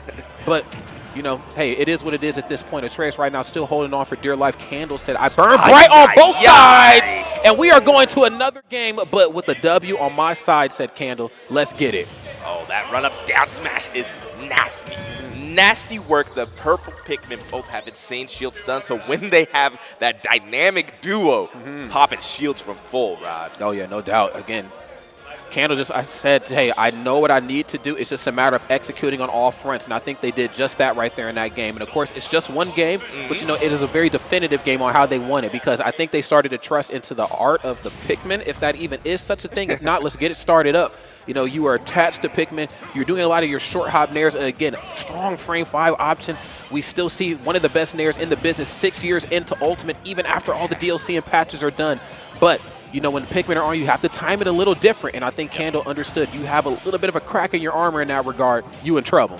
Yeah, but Atraeus so far in this loser's run has done one thing beautifully. Sure. Took in hits on the chin, you know, whether it be a game lost to a shield break or whatever, and just kept trucking forward. Word. I mean, you got to hold forward right now. Both sides doing it just that in their own little special way. Nice. And this time, breaking away with the nair. It's starting to turn into a mini game. I put a Pikmin on you. Boom, nair eats it up. I'm liking these adjustments right here from Atraeus, but wait a minute. Goes a little too high. The forward air, probably looking for some coverage. I need to breathe, brother. Yeah. But no. Yeah, it's really tough there because you know Candle's looking to kind of stuff you out of the air. That purple Pikmin up smash is just such a stock taker. You always got to be wary of that. Yeah, you most certainly do. bringing the pain right now in the corner. The adjustments are in place. Oh my goodness! Tried to shine the light, but F Smash getting it done center stage. This is anything but good right now for Atraeus. Yeah, I mean, Candle said, I'll light up the pad the old-fashioned way. Candle in the lantern. We're not messing with any of that Goddess of Light stuff. No, absolutely not, man. Nice. And bringing the fire right here still. Woo. Nice double purple. Oh, my goodness. The double purple lineup with the white one right now. Sacramento Kings. It's looking scary right here. Oh, off the backboard? You crazy. Yeah. You crazy. Candle is going insane and even had the Pikmin on the platform to psych him out and send him bracket. Exit stage right, ladies and gentlemen. Candle has a 2-1 lead. It's getting silly, friends. It's getting a little silly. It's getting kind of silly. A little bit silly. Getting silly. Oh, man. But you know what, though? There's still more matches to be played, but I can't help but to wonder what are the adjustments are going to be, because I know Atraeus, a talented player. You know, I had a chance to watch some of their journey on YouTube up until this point. The bracket runs, of course, you know, this player is certainly battle-tested. I know they have other characters on that utility belt, too. I do understand the importance of sticking with Palutena, but, you know, I guess, hey, you're locked in right now. It doesn't even matter what I'm about to say. Yeah, we're locked in. We're here on Hollow Bash. One of the prettiest stages for sure added to the game. Facts. A nice place to potentially have the end of this set take place. And then with the grab right there, does Olimar's hurt box shift with up smash? That was kind of silly. Yeah, just a little bit, and you can see Atraeus not appreciating that silliness, but still trying to put on the offense. Yeah, it's very unpleasant. Nice, going to use the shield, though, as always, but smart on Atraeus to hold forward in the corner, just using down tilt again. Such a tough thing for characters like Olimar to have to work around. Nice, bit of a ricochet there off the shield. And, yeah, Atraeus having no more, but just run up, goes for the shield, dash attack, smooth move, of course, just some of the more burstier options in their toolkit. There's back air, though. Yeah, Atraeus has really been getting caught out by the purple Pikmin, and, yeah, that's just enough. As soon as you're like looking for those purple aerials, and then the blue comes right out of nowhere. Oh, but wait a minute. Up smash into the corner, in the audience making a little bit of noise behind me. I like this. We're keeping this one airtight. You know, again, her up smash, it just covers so many options in the corner, too. It's a move that you certainly forget about, even though it is as potent as it is. Okay, up air. Is anything off it? Dash attack. Ooh. Yeah, that is exactly how I feel whenever those up smashes connect. It just brings the pain. Okay, Trey said, if I'm going down swinging here. Short hop forward there. And oh, smart. He said, you ain't the only one with a good shield. Mine works a little different. I like to whistle while I work. Exactly. Smart right there, just kind of stuffing out that option. And the residual damage starting to play a big effect here. Not really a lot of space to break away. No red Pikmin needed anymore. I'm in your face with the double purple. You know what's to come. Yeah, gotta stay on your P's and Q's, because you hold your shield. We all know what happens when that double purple is online. Okay, really just trying to find X marks the spot. Okay. Not having none of that. Smart right there. Trace lean into some of the more defensive options that Palutena has. My God. Okay, back here. No, I'm not giving it to you just yet. Okay, purple and blue online. This is a deadly combination. That dynamic duo makes you not want to shield, but also not want to jump. Oh, my God. You lose 2 of your options, but not if this dash attack has anything to say about it. Who cares if I'm intangible? All right. Oh, my goodness. And the answer back. It's a game of tennis right now. All right, welcome to One Sock Rod. This is going to be an explosive finish. We already got the up air trains, and that aerial string does 38%. What can Candle answer back with? Okay, nice. Looking to keep the damage going, though. Left that down tilt in the corner, knowing that they're going to do their damage to get back to that stage as quickly as humanly possible. Another short hop in there. Nice. No high recovery back down that time. Going just a little bit up underneath Atraeus. Always focusing on that ledge. That time you just get a little bit of time to reset. You know, if I want to roll, I'll roll. If I go for jump, I'll jump. Atraeus really only punishing that just the one time with that up smash. I'd imagine probably going to see another one here soon. Yeah, exactly. Got to hold that in your pocket until it's time to put this set to bed. But the double purples into the yellow. This is a tough scenario to kind of get around. You can see Atraeus trying to warp and weave around it, but man, the Pikmin just keep coming. That's right. Yeah, they just don't stop coming, unfortunately. This is a dangerous combination right here. You got the blue one, but the blue one might be exiting here pretty soon. Nope, I'm still alive. Blue with the double purple. I don't know if it gets much scarier than this at this percent. Oh, my goodness. Wow, perfectly spaced around that forward air. And oh! Okay, still in this joint, but for how much longer? Wonderfully placed parry. Love the situational awareness right here on the Candle's behalf. Atraeus right now second least on life.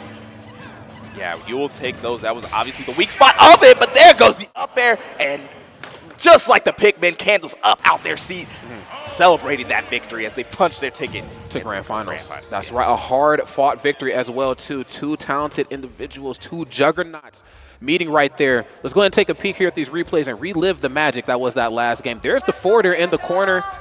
And, of course, just the looming threat of the aerials. You're holding shields. You don't want to deal with it. And then, boom, down smash. Just in case you roll out the corner, I got you covered, bro. Yeah, exactly. Great coverage indeed. And then, I mean, Candle just – that's the name of the game, the coverage. I felt like there was always a Pikmin somewhere where Atraeus wanted to be. That's right. You don't want to be in that scenario where you're like, oh, I want to land this rising nair so I can get a bunch of percent. But every single time you're looking for that rising nair area, that burst range, there's a Pikmin right there. Always a Pikmin, and again, you get those Pikmins on you, you have to really watch how you approach. Nair is such a pivotal tool in Palutena's toolkit. It's frame 5, it hits, guess what? Do it again. It hits, guess what? Do it again. In some of those stages, we have platforms, so you get some really meaty resets. But again, it's all about timing in a matchup where you don't want to miss swing on double purple Pikmin because, damn, look what happened. It ate up so much of your shield. So, with that in mind, friends, welcome back to the Sweet Spot number 8. We are here in Grand Finals. We're going to take a peek right here of this wonderful top 8 bracket. Of course, ApolloKAG, 3-2 over Skittles, 3-1 over Candle. And now here they are meeting again. This time ApolloKAG on the winner's side. Candle has to win 2 of them things to get the gold. Oh, yeah. It's been quite the Elite 8 we've had here. Hailing from Kansas University. They know a lot about that. I know that's right. But ApolloKAG, Candle, it really couldn't end any other way. If you saw that winner's final set, these two both are bringing the fire. Yeah, they most certainly are. I'm very curious to see how this one is all going to unfold. I've seen Candle, I know I say this about a lot of players, but I've certainly seen Candle make some crazy comebacks to reset some brackets. If I'm not mistaken, they may have done that at Honeypot as well. But, of course, this is ApolloKAG, best snake in the world, and a very battle-tested young man, a world warrior. Just came back from France, if I'm not mistaken. Came back from France. Yeah, came back from King Khan not too long ago. We were at Genesis together, so, this young man knows a thing or two about a bracket. But this is Grand Finals, and this is Candle. Candle, one of the strongest Pikmin and Olimar players in the world. And, there are some aspects of this matchup that kind of go in Pikmin and Olimar's favor, depending on what the interaction is. So, curious to see what this is going to be. Yeah, I mean, it's a little bit of a bout between the World Warrior versus the Wi-Fi Warrior. Candle, a menace in those coin box brackets. I know that's kind of where their name kind of got spread out far and wide. I know they took a couple of coin box brackets over, strong competition. And people were like, oh, this kid about to put themselves on the map. No doubt. Yeah, I've had the pleasure of doing a couple coin box events. Big shout, of course, to Hungry Box. I know he's watching right now and probably streaming this somewhere, man, creating that wonderful content. No days off with him, man. He was just at TNS, and now he's streaming. It's just no days off. But, Candle, of course, very familiar with those parts. I think, Olimar's a wonderful character for online, and I'm saying wonderful, but it's subjective. But, wonderful if you want to win. And then, of course, to play it in a tournament like the Coin Box on a weekly basis, I think just really goes to show how hungry you are. $5,000 in pop bonus or 3, I'm not exactly sure what it is, but enough money to get people from around the world in that bracket and to get that practice you need. Oh, yeah. I mean, the hungry are in the Coin Box, if you will. The hungry and the sweaty. Yeah, maybe some sweaty fellows in there. Oof. But, man, it's been quite the bracket so far. I'm glad that you're always here to join us, Rod. Like you said, Sweet Spot, a historic series, 8 iterations so far, not including a couple of I remember there was Sweet Spot, the Reloaded. There was a Reloaded. Yep. So it's a lot of history out here in the Heartland that I think sometimes kind of gets overlooked by the eastern part of the Midwest. With how dominant Chicago, Michigan, Minnesota were in Smash 4, and they still are dominant in their own special ways now. But the Heartland area certainly has something to say now. And same could be said for Candle coming in from Wisconsin. First at the Bluffs Weekly, Twisted Online, the Coin Box 17th with Steve unbanned, mind you, okay? They were working for their lunch money there that weekend. And then Steve Band got 13th. So, doing really well, climbing that rank. We went from 385th to 13th to 17th. It's without question that we're going to see Candle in these more nationally known brackets here soon. It's going to become a household name soon. Oh, yeah. But speaking of nationally known, AK known, honestly, worldwide at this point, just claiming victory after victory in his home region and really just brought the power of Snake to the world. Oh yeah. Just when we thought it was all about the DLC and it was safe to write Snake off of ApolloKAG, I said, don't forget about me. Nope. Down here in St. Louis, Missouri, okay? I'm from the Show Me State, and I'm about to show you something. Okay. Oh yeah. Here we go. Candle right now coming in on the loser side, of course, has to reset it. It's not impossible. It's just very damn difficult. Oh yeah. ApolloKAG, of course, not going to relinquish that first set, of course, without a fight. Oh, yeah, and I'm excited for this one because regardless of what happens here, we'll crown a new sweet spot champion. Yes. Neither of these players have gotten that crown before, and I would be excited to see who comes out on top to kind of punch that ticket into that storied history. And no matter how it shakes out, it's a dub for the Midwest. Oh, yeah. Oh, yeah. So no matter what, we win. Let's go ahead and get it, friends. Game at number 1 of Grand Finals. We fought long and hard to get here, and now we're here. We got Candle on the loser side, ApolloKAG on the winner side. Who's going to draw blood first? And it is Olimar in their own little special way. Nice. Again, the residual damage sometimes could be just a little bit too much. A quick 32%. I mean, damn, we weren't even 20 seconds into the match. I'd love it when Candle has like only one Pikmin and they're just kind of flinging it around, trying to, it feels so scrappy, because usually Pikmin are like an army of like 3 or 4 of them. Sure. So when you have that one, it's like you in that dynamic duo trying to put in work. It's just Batman and a very thick Robin. We'll put it that way, right? Okay, here we go. Nice. I love the grenade. On that top platform, just trying to stuff Snake's movement options out. It's a very difficult thing to do to try to keep characters like this away from their, their most, utilized tools. We see it when people play against Tweak and Diddy Kong and that banana peel. Can I keep him away from it? And can I keep you away from these boosts? I cannot. Nope. Love that. Quick up tilt right up close and personal in your grill to kick off this game number 1. Yeah, that boot had Candle's name written all over it, kind of like Woody from Toy Story. There's a snake in my boot. Wait a damn minute. Wait, did we just... Great stuff. Up air. Okay, can we get another one? Okay, not quite, but yes, the up tilt always on the way down. It's one of the few stages where Snake's leg actually extends through the platform, so you got to keep that in mind too. But extending Snake out into that blast zone is that purple F smash right there on Candle's behalf. We're keeping this thing even. Oh yeah, and the grenades and explosions are coming fast and furious here. You can see just taking out a Pikmin life with one grenade. AK just trying to get these 2 purple Pikmins off before he engages. That's right. It's a very difficult thing to do. Of course, they don't have quite the range to, hold forward when the grenades and the C4s are present. But once they break that zone, it's over. Again, Snake is a projectile-based character, I suppose. But it's certainly a character that wants to set up shop. And those shops have a lot of traps in it. As you can see, up tilt, proving that statement very true. Don't play with me up here on these top platforms. My CQC is not to be taken lightly. Oh, yeah. A top-tier CQC for sure. These kicks have been crazy and keeping Candle down. Okay. C4 on the platform. Can't jump up there for free, but I definitely don't want to be in your face. You have a frame 3 jab, first hit on F tilt, frame 4, and a lot of times you'll see it used as a temperature checker. Just boom, it hits you. If you're at a lot of percent, it knocks you off your feet. Are you going to air dodge? If you air dodge behind me, I got another setup on the ready for you. So ApolloKAG never without the right options up close. Candle, though, same can be said. Again, you can't ignore the potency and just the danger of that perk. Exactly. I'll put it that way. Exactly.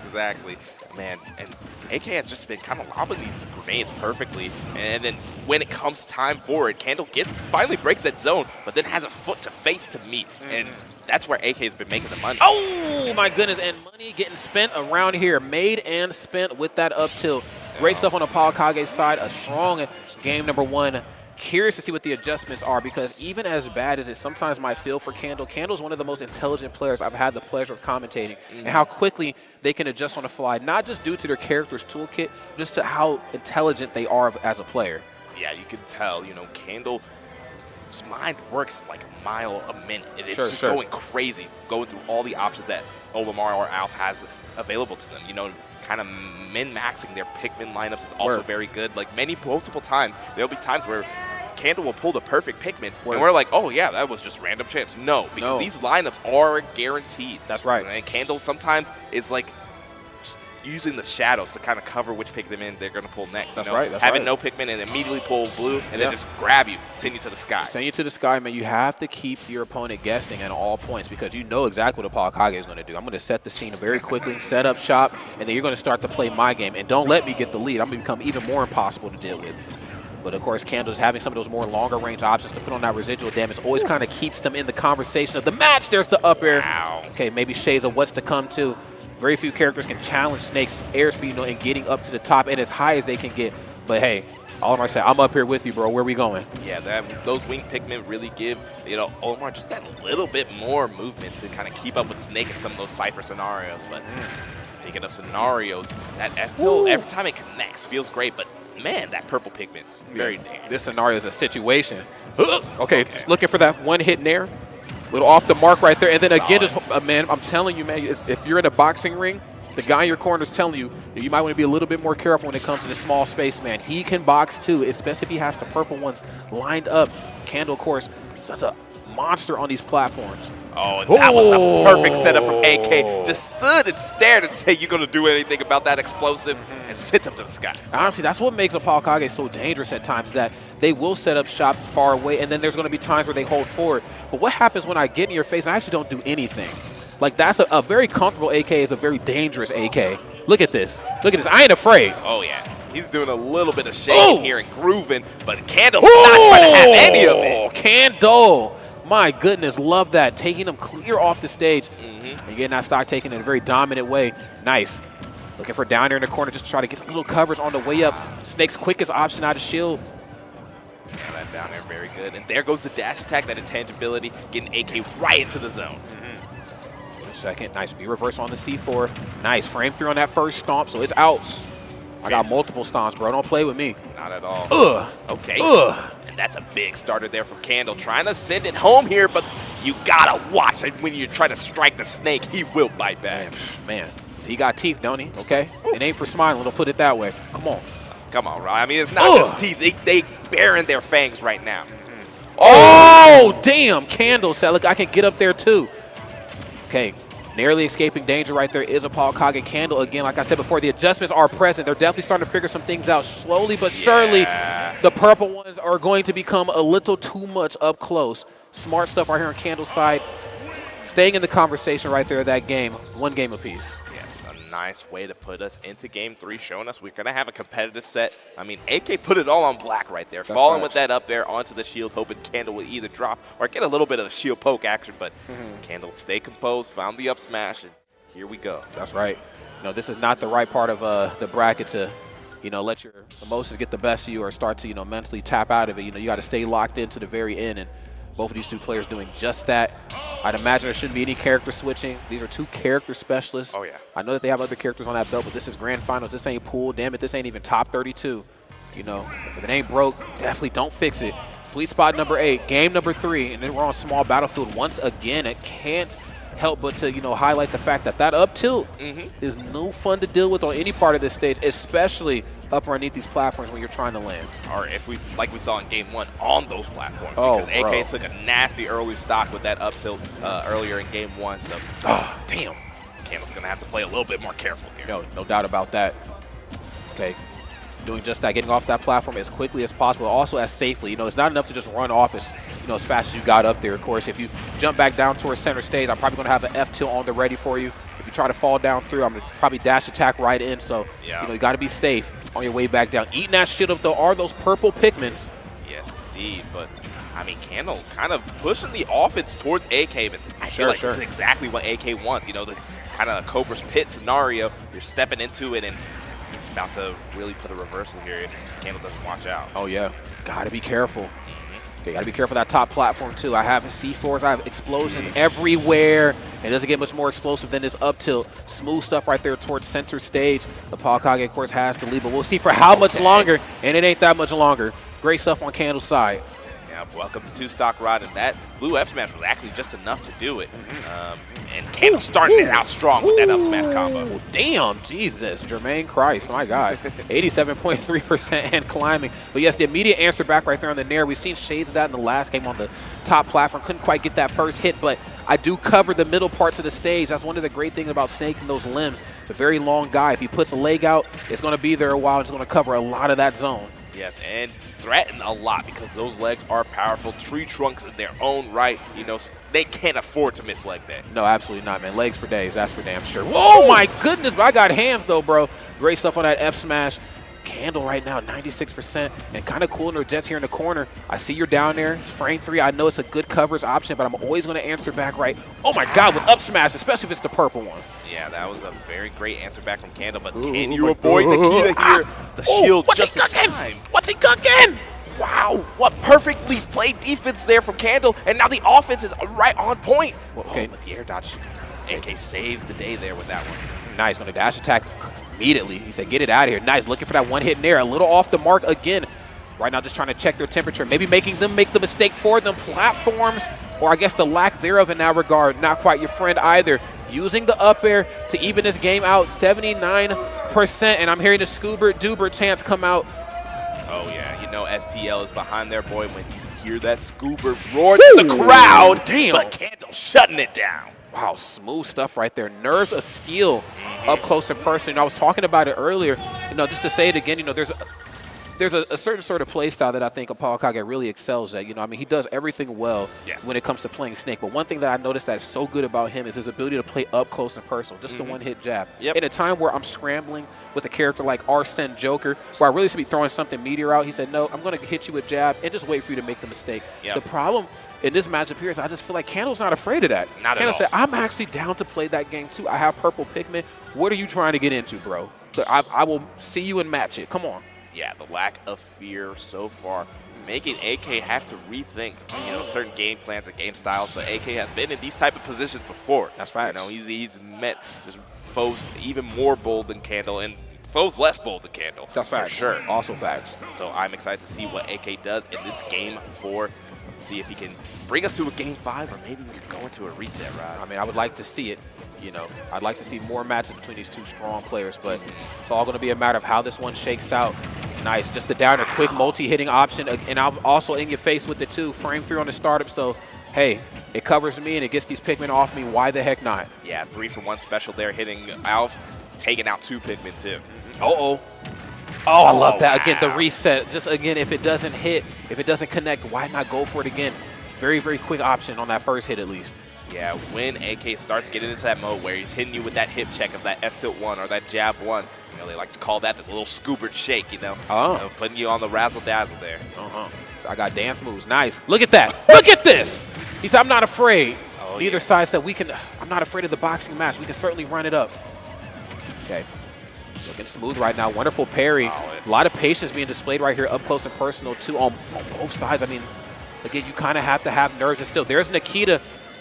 I was very curious to see when this was actually going to start happening. You know, and no hitbox in that recovery. Really, both sides certainly susceptible to whatever whatever the other side is going to bring when it comes to offstage pressure. But right now, a lot of this match has been played towards center stage, and Candle getting the better end of that. Oh, wow. Put the Stairmaster 3000 right there. In fact, that was the Airwalker. Put that one so far out. That was the Airwalker set to incline, okay, bro. He said these legs work. I don't care what was said. Oh, and again, putting on 43%. Hello? Hello? What the heck?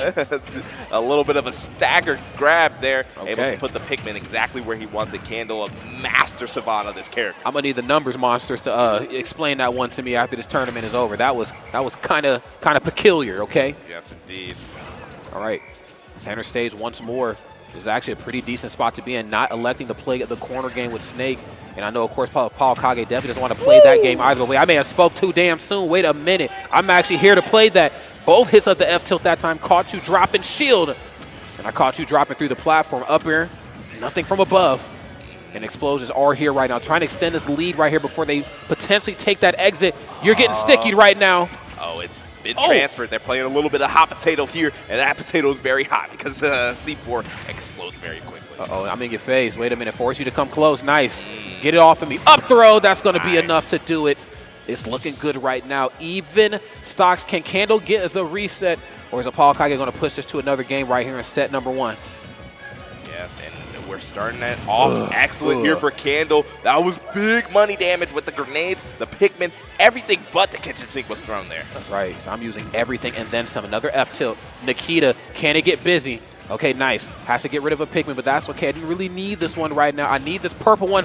Whistle on the way down for the coverage. Candle trying to play one step ahead, but the up tilt cracking the helmet and stamping themselves into another game. Damn. AK dug deep and found that roll read, but man, speaking of digging deep, that is some crazy Olimar tech. We are grabbing you from the aether there. That was kind of silly. That was silly in a good way. Oh, yeah. I mean, out here in the Midwest, we're all about that silly stuff, you know? They think we out here farming wheat. We're farming corn. We're farming corn. We're also farming stocks, too. True. Okay. A lot on the line here. The very obvious narrative, of course, is if ApolloKAG wins this, they win the whole tournament. But, you know, I'm sure he's certainly looking to do that. But, you know, same turn of breath. Can you really afford to go to set number 2 with Candle? Candle's ability to adapt on the fly sometimes feels second to none. Do you really want to run it back versus the small player from outer space? Quite the player indeed. really, if you didn't know Candle before, you will now. That's right. This player has been insane. Honestly, taking that last, being able to take Honeypot was what sealed it for me as, you know, Candle kind of being one of the top talents from the Midwest. Oh, without question.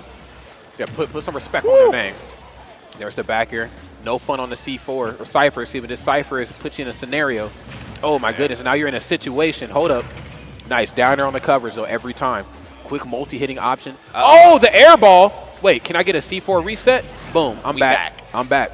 Hey, there was Brawl here at Sweet Spot, and that's kind of throwing shades back to it. And speaking of, that DI is immaculate. There's shades of what we've seen just a couple games ago to a rinse and repeat, if you will. Catching that air dodge as Snake uncomfortably lands back down to the stage and having backer on the ready. Oh, wait a minute. Snake getting kind of scary in that corner. Oh, wow. Great, excellent dodge from Candle on that C4. You know, something I usually typically forget about when I play Snake, but Candle just so aware of everything all at the same time. Everything, everywhere, all at once, it feels like. You know, that, again, that's just what it feels like when you're playing against Pikmin and Olimar. I'm putting the residual damage on. I control the long-range game. You get up close and personal. I have the CQC on, ready. Whoa, my goodness. Ow. We got the trick shot, my God, and it ain't done yet. Love that. Right into the grenades and then bringing the pain with that up tilt. Trying to keep this thing very, very close. Again, like I said before, these are two characters that you really just cannot afford either side to get the lead. You can't hang out here, bro. No loitering at the legs. Oh, but speaking of loitering, bringing the legs, and AK playing a dangerous game on this side of the stage. Yes, you are. All right. Okay, looking to extend that lead and doing it beautifully right now. Candle. Okay, nice down there right here in the middle of the stage. It's looking smooth here and not having that grab range that they're probably looking for. Got to elect to get rid of possibly this red one. I'm looking to put on some quick percent with the luxury of being right up close and personal in their face. Oh my God, there it is. Just pulls out the F smash out of nowhere. Candle really on top of it here. This is what I love about high-level Smash. You know, you have excellent offensive gameplay, but, you know, when you start to appreciate the game, you see those defensive plays, and you're like, this is also insane. That's right. You start to see the game in falling matrix numbers. You know, you start to see it everywhere for what it actually is. And what it actually is ain't nothing good right here for ApolloKAG. The KO off the top. Candle looking that much more strong. Looking to push this into another set, but not if this up tilt has anything to say about it. Both sides have just done such a great job at dealing with each other. In the corner, there's F-tilt. Nikita's present. Do I have any Pikmin to burn to cover myself? Whistle.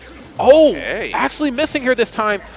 Not having Pikmin there actually gave Candle that extra mobility to get around Nikita, but honestly, still not a scenario you want to put yourself in. Oh, wait a sec. Nice down there, and that time going for the fast fall. Yes. Good stuff. Not getting all the hits, but getting the right hits, and that's what matters here in this moment. Yeah, got that final hit, that little curve stomp to kick Candle to the corner. And now we have a last stock scenario here on Game 5 of Grand Finals, Rod. This is exactly the type of moments you live for as a competitor. That's right. Okay, nice. One hit on the F-tilt. Blue Pikmin, you want that one out of there. You want to be able to control that space up close in person with your one-hit jab and your F-tilt and not have to worry about the blue one just extending that much more out in your face and grabbing you. Purple Pikmin, you're getting whacked right now. There's just no other way to really describe getting hit with a purple Pikmin. You're getting whacked. Just a big old whack indeed. And there goes the Raps, just zooming right over to him. But it's a deadly lineup. Double purple and the blue one. Okay. Wait a minute, blue is unfortunately out of here. No more residual damage is needed. I'm looking to take this stock, and given the lineup, they can certainly get this done. But ApolloKAG, whoa, eating a lot of their own percent. Friendly fire, up smash. We're going to set number 2. And that was perfectly played from Candle there. That red Pikmin was the MVP. Went up there and disrupted ApolloKAG's flow by burning that grenade, shorting the fuse, and now AK's on the fences, gets that air dodge, and pulls out the up smash. You know, we talked about it going into this set, you know, and I'll say it again. It's just about the manageability of not only your tools. I mean, I think, again, that is the nature of, you know, Alf and Pikmin and, of course, Snake, but also knowing your opponent's tools. And I think in those final moments, it was just a combination of I have the right combination of Pikmin. I have double purple, and honestly, at this point, it don't even matter what the third one is. But if I have blue, I'm certainly happy. And also, ApolloKAG taking a lot of friendly fire on their behalf, too. Yeah. A lot of grenades they ate. Thankfully enough, no C4, of course, but a lot of those grenades just kind of put them in a percent spot where they just really couldn't control the narrative of that match. And boom, you just ate that purple Pikmin. Set number 2 is where we at. Yeah, and we're starting on Smattlefield. Once again, a nice little scenario or setting to have our game 1. Sure, no doubt about it. Again, ApolloKAG getting a little dangerous here in these corners. Love that. Double grenade, lazy tossed one, and then of course Z dropped the other one. C4 on the top platform too, just covered everywhere. Yes, okay. Indeed, but it's just a potential coverage. You know, Candle not afraid of a lot of options unless they pose an immediate threat to them. Oh yeah, 100%. Oh my God, that up tilt, man. Damn. Just always on the race. And you know what's funny? Like, you know it's coming because it snakes like one of his best moves, or if not his best move. And every time it lands, I'm like, damn, I did not see that coming. Yes. Just did not. And you know what it is? It is just how ApolloKAG is holding forward and finding these moments. Just walking up and then letting the damage come to him. The opportunities, the mistakes are being made. And he's not even have to really do anything about it. He says, yo, you misjudged the ledge. You know, high recovery. You drop shielded properly. It's up tilt city, man. Oh, yeah. Up Tilt City is somewhere you do not want to be. No. Population of 1 is soon to be 0 if you get kicked by that leg. That is facts. Oh, wait a minute. Wait, does he have a Pikmin? Did he just did the Pikmin pull the grenade back towards him? Oh, yeah. Did I just see that? Oh, yeah. The Pikmin, they are active busybodies, and they will sometimes pull those grenades back to Alf for the positive or the negative effects that it may bring. That's right. I need friends like Pikmin. I'll put it that way. Right. Right. Okay, nice. Wow, another C4 on the top platform. Again, just making this thing very, very difficult. This is so smart. ApolloKAG pushing the game towards this, the ledge as we kick this game off.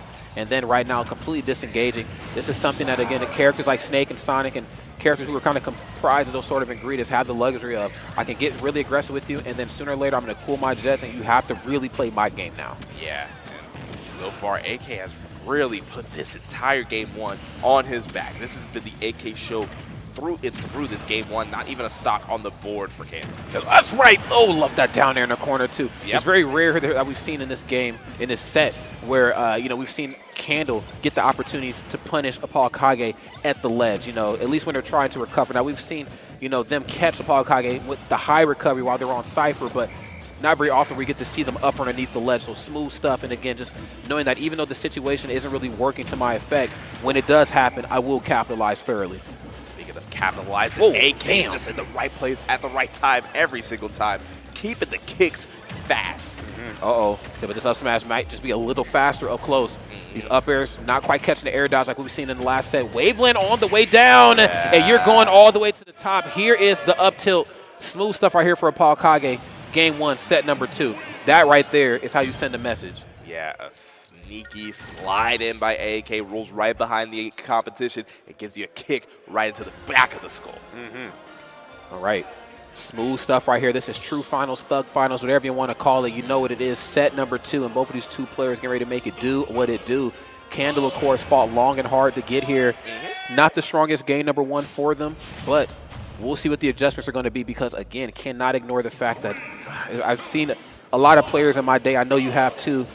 Candle is certainly in that upper echelon when it comes to just adjusting on the fly. The adaptation is definitely there. It speaks volumes to their play style. It speaks volumes to the character as well. Yeah, always being able to take it to the chin and then just keep it pushing is such a great quality, especially these long drawn-out sets at the end of the day where you're going to go back-to-back with the same player for up to 10 total games. That is facts. Factuals indeed right here.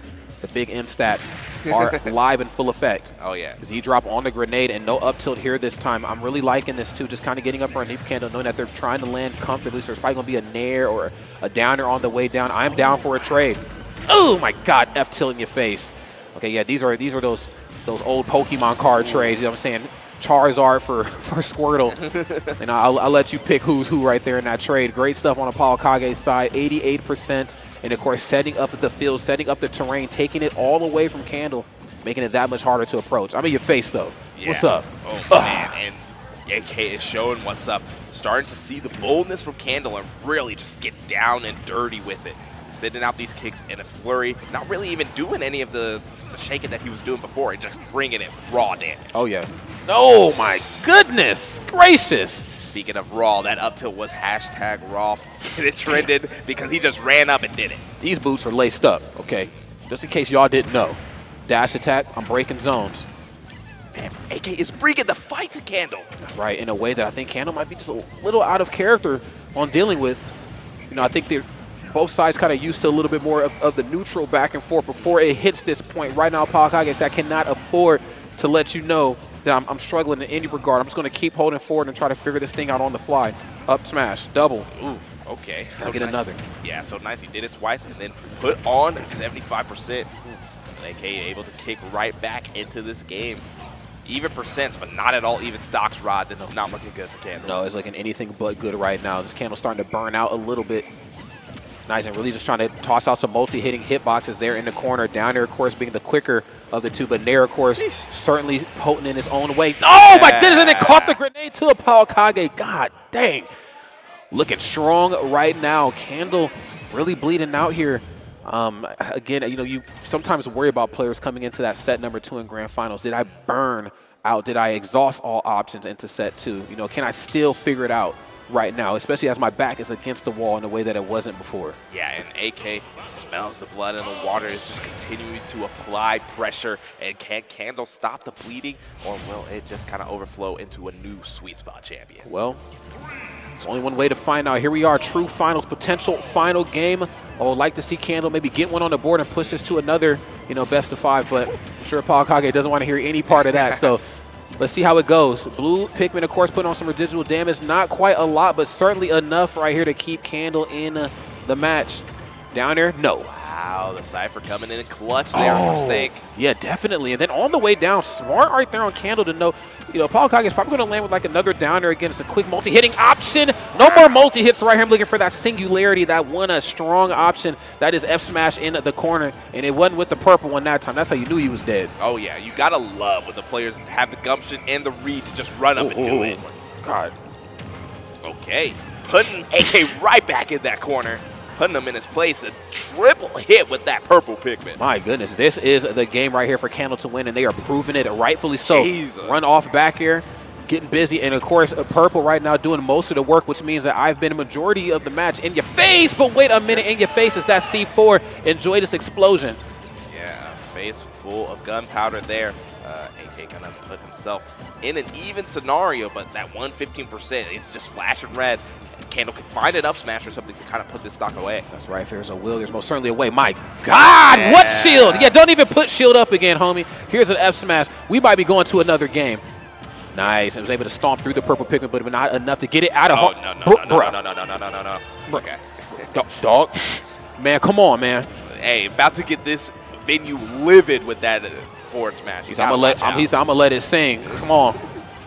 All right, double purple, nice. With a grenade in hand, down tilt.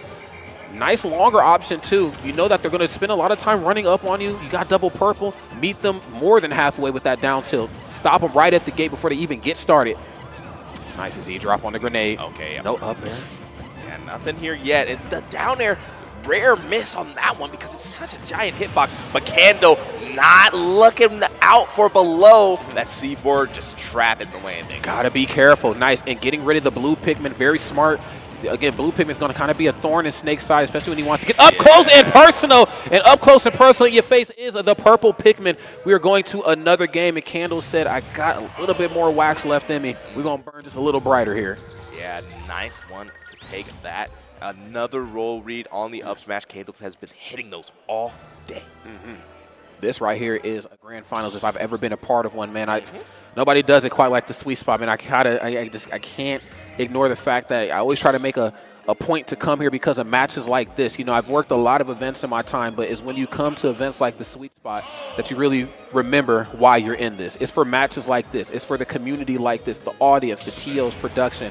Only a scene like this could put on a grand finals of this stature. This is awesome. Yeah, I mean, this grassroots feel is throughout the venue. You can see everyone vibing, whether they're playing their friendlies or watching this intense set. The Sweet Spot 8 really doing the thing here. That's right. And on the topic of doing things and things getting done, my God, Candle's opening up quick with an early 19%, wasting no time. Enjoy this other one, but Grenade busting up the party. Okay, break it up, you two. Oh, yeah, but we just can't get these two away from each other. They are pushing this offense and making it very exciting to watch. In a way where you would think, you know, on paper, two characters like this would not be holding forward. I mean, you know, we certainly know how Snake and Olimar get down when other players, are playing these characters in different matchups, but maybe it is just the nature of the beast. You know, you have to kind of hold forward. You know, you cannot allow either side to really start to set the scene. You know, of course, Snake and these grenades, these explosions, and of course, you know, Olimar with the Pikmin. You stay away, you get residual damage. You get up close and personal, I start throwing out these purple ones, and I'm pretty good on shield. Wow. And if you drop yours, you are in for a world of hurt. Yeah, there, Candle was just first to the punch. That F-tilt 1 did not connect to F-tilt 2 quick enough. Damn, and early parry. Very smooth right there. ApolloKAG letting him know I'm locked in here.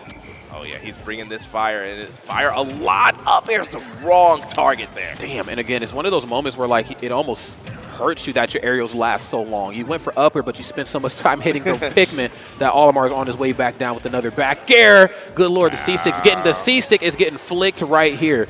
Double up air. Can I get another one? Oh, and Candle, you can see it just whistled on the way down, afraid of that C4, and it works out there, but there goes a little bit of a scuba shake, sends all the tilts his way. Okay, nice, gonna go for the throw here. Nice. Getting him off stage, and again, this is one of the few avenues I think in the match that we haven't had a chance to quite see Candle really excelling, you know, dealing with Snake off stage. Of course, it's a task within itself. Characters with linear-esque recoveries, you're gonna have to try to mix it up. Probably best to go for like the trap back down, but again, no need to go off stage when you can do stuff like this. Yeah, what a reversal there. Tried to chase him down, and Candle not having any of it. Okay, F2 on your shield, down throw. And an AK really on the back foot here, and he's just trying to continue to run forward, but young man got tripped up by that F-smash. We're going to game number 5, friends. Wow. This is what we came to see. Thank you, production, for the replays. First hit on F-tilt, of course, double frame 4 option. Loving that right in your face. I ain't afraid, though. I'm not afraid. I'm not afraid. Man, you saw Snake was trying to come down with that double axe handle, and it just wasn't fast enough. It wasn't fast enough, no. It's just one of those few moments where you're trying to check the temperature, letting you know, is there a pulse? What's going on here? Yes, there is. I'm still alive. Don't count me out just yet. Again, just to have the reactionary time, just the wherewithal up close to get in between the gap of the F-tilt. There's not very many double hitting moves like that in the game, especially on characters where it is going to be utilized a lot. And, you know, to find that gap between both hits of F-tilt, I think just really speaks volumes to Candle's play style. So here we are, friends.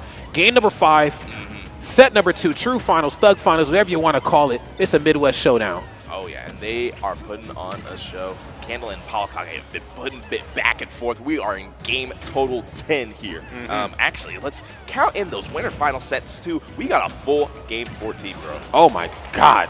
Jesus.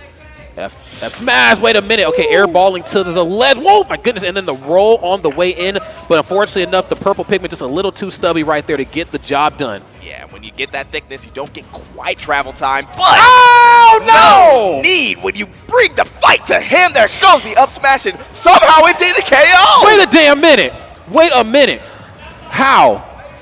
A second lease on life right here. Not very many players get that versus Candle. Let's see what ApolloKAG is going to do with it. Oh, damn, and there's the back air. He said no sequels this time. It's getting done. Down there. Doesn't get anything off of it. Multi-hitting option off stage. Nothing off of Nikita, and dash attack extending off stage. That is a move. Nice. The double mortar. It covered so much space. Candle tried to do the pump fake, bring it right back on that crossover, but got the cookies right there. That's right. Nice back throw into the grenade, into the up tilt. Hold on, he said I got some trick moves too. It ain't done. Axe kick on the threat. Nothing on the way down. In each other's faces, and that is the first time I've seen both players stare each other down and not press a button. A lot of respect being shown right here. Both sides understand what happens if I drop shield improperly. F-tilt on one side, multi-smash attacks on the other side. Can't afford to get hit by either. Oh yeah, AK is starting to slow down the pace, but only for a moment. He's just trying to find his place to strike right in there with the Skywalker, putting the J's on him, and putting him. Damn. Oh, my goodness. Yeah, okay, there's the up tilt under the platform. That time, the underneath coverage with the up air, or down air, excuse me. Smart stuff on both of their sides, just trying to outlayer each other. One step ahead is Candle right now. 2 stocks in a very comfortable 74%. ApolloKAG has to make a play here and fast. Okay, back air. Dash attack, Nikita time. You know it. What's it going to be? Okay, leaves it to the dust because says my feet will be a lot more effective in this scenario. Hold up. Uh-oh, you got a grenade in hand? What you gonna do with that? Yoinks it right out of his hands and ate it. whistles the Nikita. Ate it, delicious. Holding shield, waiting for the options to come to them. Oh, and the up tilt 50%. Wait a damn minute.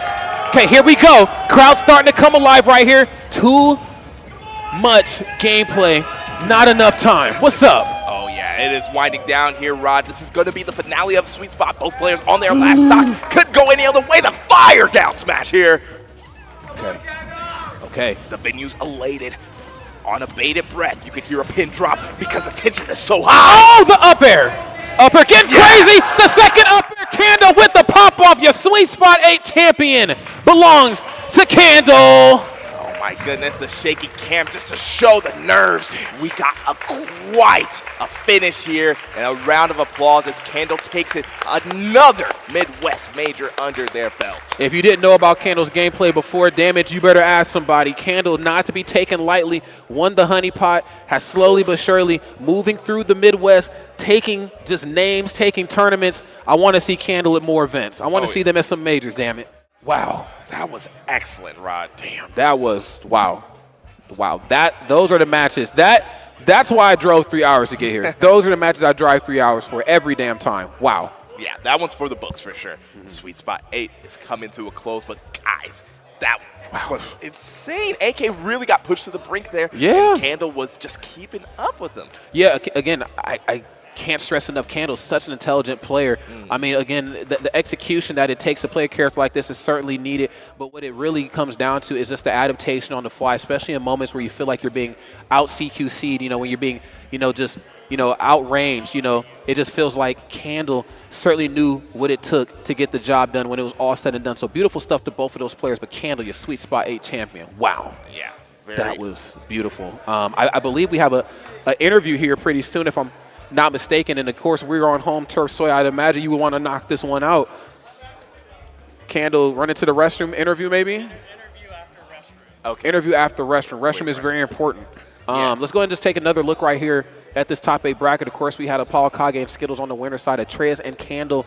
Candle winning that one convincingly in a 3-0 way. ApolloKAG moving on, beating Candle in winners finals, and then meeting Candle again. 2-3 in grands, and then a true thug finals, whatever finals you want to call it. The final winner was Candle when it was all said and done. Yeah, grueling 14 games just alone in this tournament. Sure. Between the two, and honestly, what a finish. Yeah, what a finish. Phenomenal finish right there. Of course, big shout out to some of the people on the loser side of the bracket, too. I didn't have the opportunity to commentate any Death Spade this weekend. I wanted to, but we just kept missing each other in bracket. I always appreciate seeing, the Bayonetta still in this current state of Ultimate. Oh, yeah. Nico, of course, bringing the Shulk gameplay, the Shulk extraordinaire. Atraeus, of course, played absolutely out of their mind as well, too. So wonderful top 8. Wonderful character variety, too. This is certainly what you wanted to see. Yeah, damn. AK, obviously one of the major favorites to win this tournament. He was #1 seed for a reason, but did get dethroned by Candle, that Midwest threat. Yeah, I can't stress it enough. This kid is insane, and they bring the fire whenever they're out here. Yes, right. Whenever they do travel, they make a statement. This Candle burns bright. Again, just to talk about, Candle's all-of-our gameplay, some of the strongest grounded options in the game. Again, the residual damage, the up-close and personal options with the purple, those options where, ApolloKAG wants to walk up, use down tilt to try to outrange you, use the one-hit jab, one-hit F-tilt, or the delay on F-tilt. First hit, frame 4, second hit, I don't know what it is, but it ain't frame 4. But, the delay, makes it feel just as fast. But the problem is, when I'm not afraid of that, when I also have the blue pigment to grab you out of that range, when you get up close and you whiff on shield, not very many characters can make you pay for it. All of them are certainly one of them. Yeah, a lot of times AK came knocking at the door, and it was a very rude awakening as the Candle just swung the door right open, knocking AK right onto his bum. And a lot of times that's where Candle was getting the upper hand, in scenarios where AK is not used to the fire, the gumption that Candle was bringing to those scrappy scenarios, and he was losing out in certain times where AK would kind of come out on top. Yeah, it's just those moments where when I'm in your face, I just have to be fearless. Again, that's what makes ApolloKAG Snake as scary as they are, is when I'm in your face, and this now you've won the Snake lottery. Now we get to play the CQC game. You asked for it, now we're playing it, and I'm going to beat you down. Exactly. Candle said, absolutely not. I'm going to make you guess, which way you want to swing, how you're going to swing, why you want to swing that way. And I think Candle just did that. Another thing, too, was the corner gameplay. Oh, yeah. ApolloKAG did a really good job of dealing with Candle in the corner, using that frame 3 nair, or excuse me, not nair, down there, just a quick stomp. Again, no hitbox, not recovery on your way back. I can harass a little bit, but we got to see it a little bit more on Candle's behalf. And speaking of Candle, the champion is here. So, Big M, I will bid you farewell. Okay. Absolute pleasure. Great commentator out there. This is VG Bootcamp. I know you're going to go back and watch this. Get Big M at some more events, okay? Loving their work. They're doing a really good job at representing their region. I want to see them at more major events. Rod, at this point in time, I am up out of here. Peace. I love y'all. I will see y'all at Cirque next weekend. Peace. All right.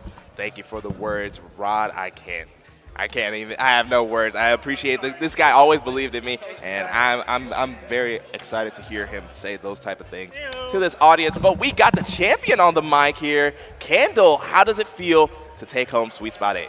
It feels so excellent, man. I remember I was trying to go to the one that happened last year, and I saw Onan win it. Yeah. And Onan, in my opinion, is probably my biggest inspiration because we've been really close for a long time. So seeing him win it, I was thinking, man, I could probably do that. Yeah, that's nice. So a nice, good win for you to kind of bring out here.